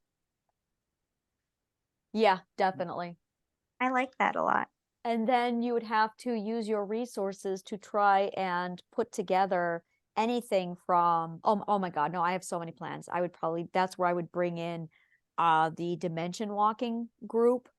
And the point would be to basically find your own resources and using play to bring out your resources. Determine you're in a survival situation, almost like the show Survivor, but it's philosophy Survivor.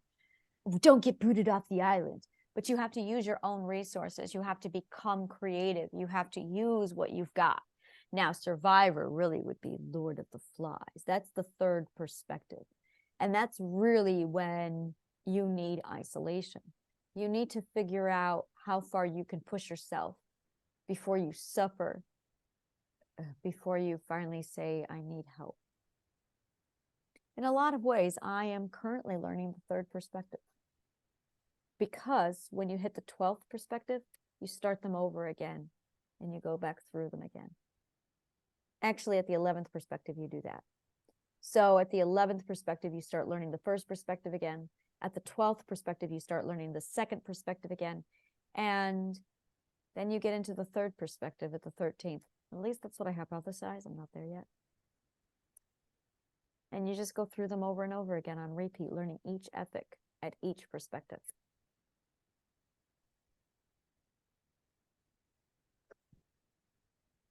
It feels good to finally talk about this openly. This is great.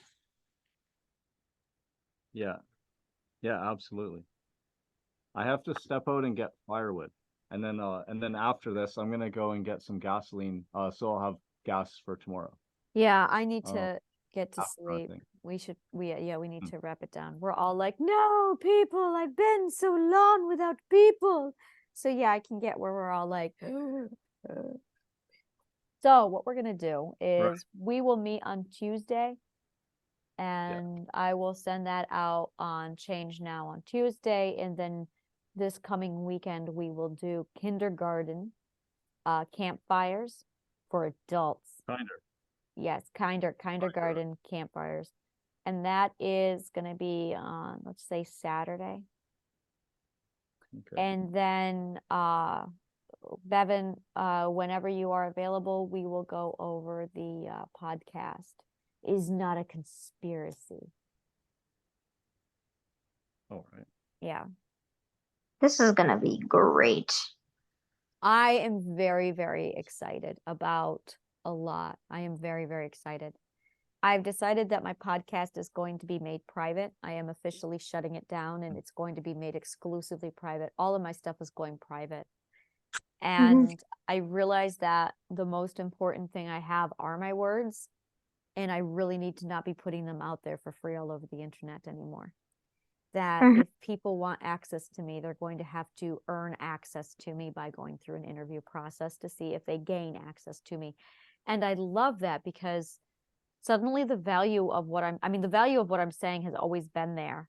But I realized that this information should not be made available to the open public because it's not compatible with the open public.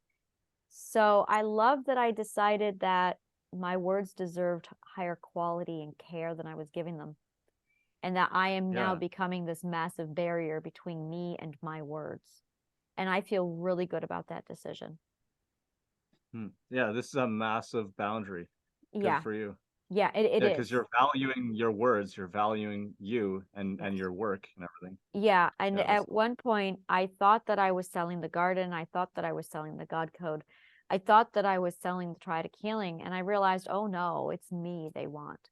And I had people who were asking for my time, using my time, taking so much of my time without giving anything back. And I realized they weren't looking for mental health. They wanted my voice. They wanted my expertise. And I went, well, that just turned me into a commodity, which I've done before, which is my forte, is making me a brand. So when I made that shift and I realized that the value of my words were a lot more valuable than I was giving them credit for, it changed everything. And I needed a new brand with this. And that's where the Kinder Garden steps in. I love that so much. The Kinder Garden. sweet. Oh, and I also want to consult you too. Like I want to ask you questions and get help with what I'm working on. Like, Oh, cause yeah. I'll launch a membership in the next few days, and like we can talk about it. Oh, yeah, absolutely. Yep. You're already giving me ideas for it, like applying to the art. But Mhm. anyway, we can just talk about that next time we talk. Yep, that works. All right. And about your like your strategy or your content or whatever. Content the public actually sees, Yeah. which is different from your content behind. Oh, see, Yeah. I don't have that at all. Hmm. Yeah, I Well, don't. there has to be simple content about it, which is, but anyway, we'll talk about it another time. I've been Yeah. making notes. I sent you stuff already, right? But I didn't want to send a bunch when it was late because you're asleep, but I don't know if it would like ding you or anything. No, So I just put no. them for notes to send later. Yeah, no, my stuff doesn't ding me. I am very strict about my tech going off. Yeah, and Yeah, it's me too. Same. yeah, that's really what it is learning how to. This is how I like to do business, and going back into the fourth perspective, going back into the society to get a day job. I'm like, yeah, I don't do business that way. I had this one guy. It was a broadcasting studio, and he just dirty business, and there was things going on without consent, and he basically invited me to bring my Dungeons and Dragons team online to do a gaming thing that he would broadcast. And I said, okay. He was going to send me the contract. And then instead, he sends me this invite in a group chat for a business meeting for his entire staff, for his broadcast, and for his broadcasting studio. And I'm going, you did not ask me. You did not consult. You did not tell me. And you just show up and demand me to show up as a member to your staff meeting. I am not employed by you. I am a freelance. And he was like, well, everyone needs to be there. It's a staff meeting. And I'm like, I'm not on your staff. I am a freelancer. I don't do meetings and things like that. This is not how I do business, especially not without my consent. And then I got in trouble for not attending. And I'm like, in trouble? Do you think I'm 5? You're really going to tell me that I am in trouble if I don't show up? I don't do this. Thank you. I am not 5. So that was my experience of being around a 9-to-5 employment position in the last year. I'm like, yeah, no, I don't do this. This is not how I do business.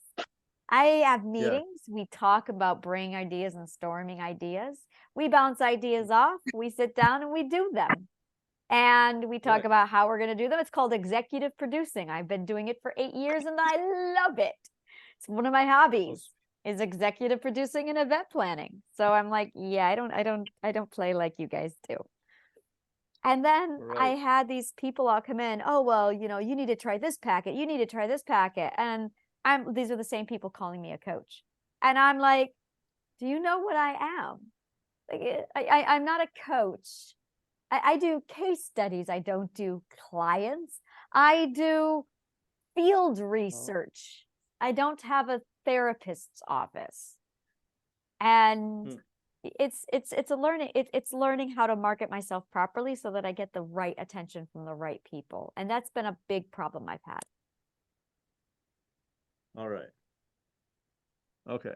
All right. Well, to help you do that, I'll just understand you better and then suggest something and just see how it resonates with you. And that's exactly how it should be. Adapt it so that it works. Yeah. We adapt it until it's just perfect. Precisely. Exactly. Yes. That is how it should be with everybody. Yeah. Yeah. All right. Okay. I am going. I do have to go. Yeah, I do too. Me too. I will talk to you guys later. Thank you so later. much for the journey tonight. My brain is forever thankful. And thank you. Thank you. This wouldn't have happened without you. Thank you. Thank you so, like, truly so much. Thank you. Thanks, both of you too. Thank you guys. Honestly, this conversation was much needed. Yeah. Yeah. It's momentous. Yes. Like one of my mentors, Alicia Rep, she said in a live stream she just did recently, like, do less, right? But do more important things, right? Do something potent, do something very important. Well, that's what we were doing today because we're going deep. And we're connecting, and it's the heart. I like the little badges, and that's what we're going to do. We're going to get, like, you have earned a that's deep badge, a deep Anna and Bevan. Yes. Yeah. Okay. Firstly, Anna, you remember the day I first hit 0 when I felt that? Tonight, you guys are the reason I'm going to sleep like that again because I'm officially at 0 for the first time again since that day. That's so thank you. That's because you got your they of I. That's what the they of I and the you of I does. It gives you your 0. Yep. And I'm going to sleep tonight because of it. And I'm going to sleep good. Very good. Great. Very, very good. Me too. Everyone gets some sleep. Witnessing all this. Yes. And receiving and sharing. Yeah. This was such a beautiful thing. We're just getting started. It's gonna grow. It's gonna grow. Yeah. I will talk to you guys later. Thank you so much. Thank you. Have a good night, everyone. All right. You too. Bye-bye. Bye. Bye.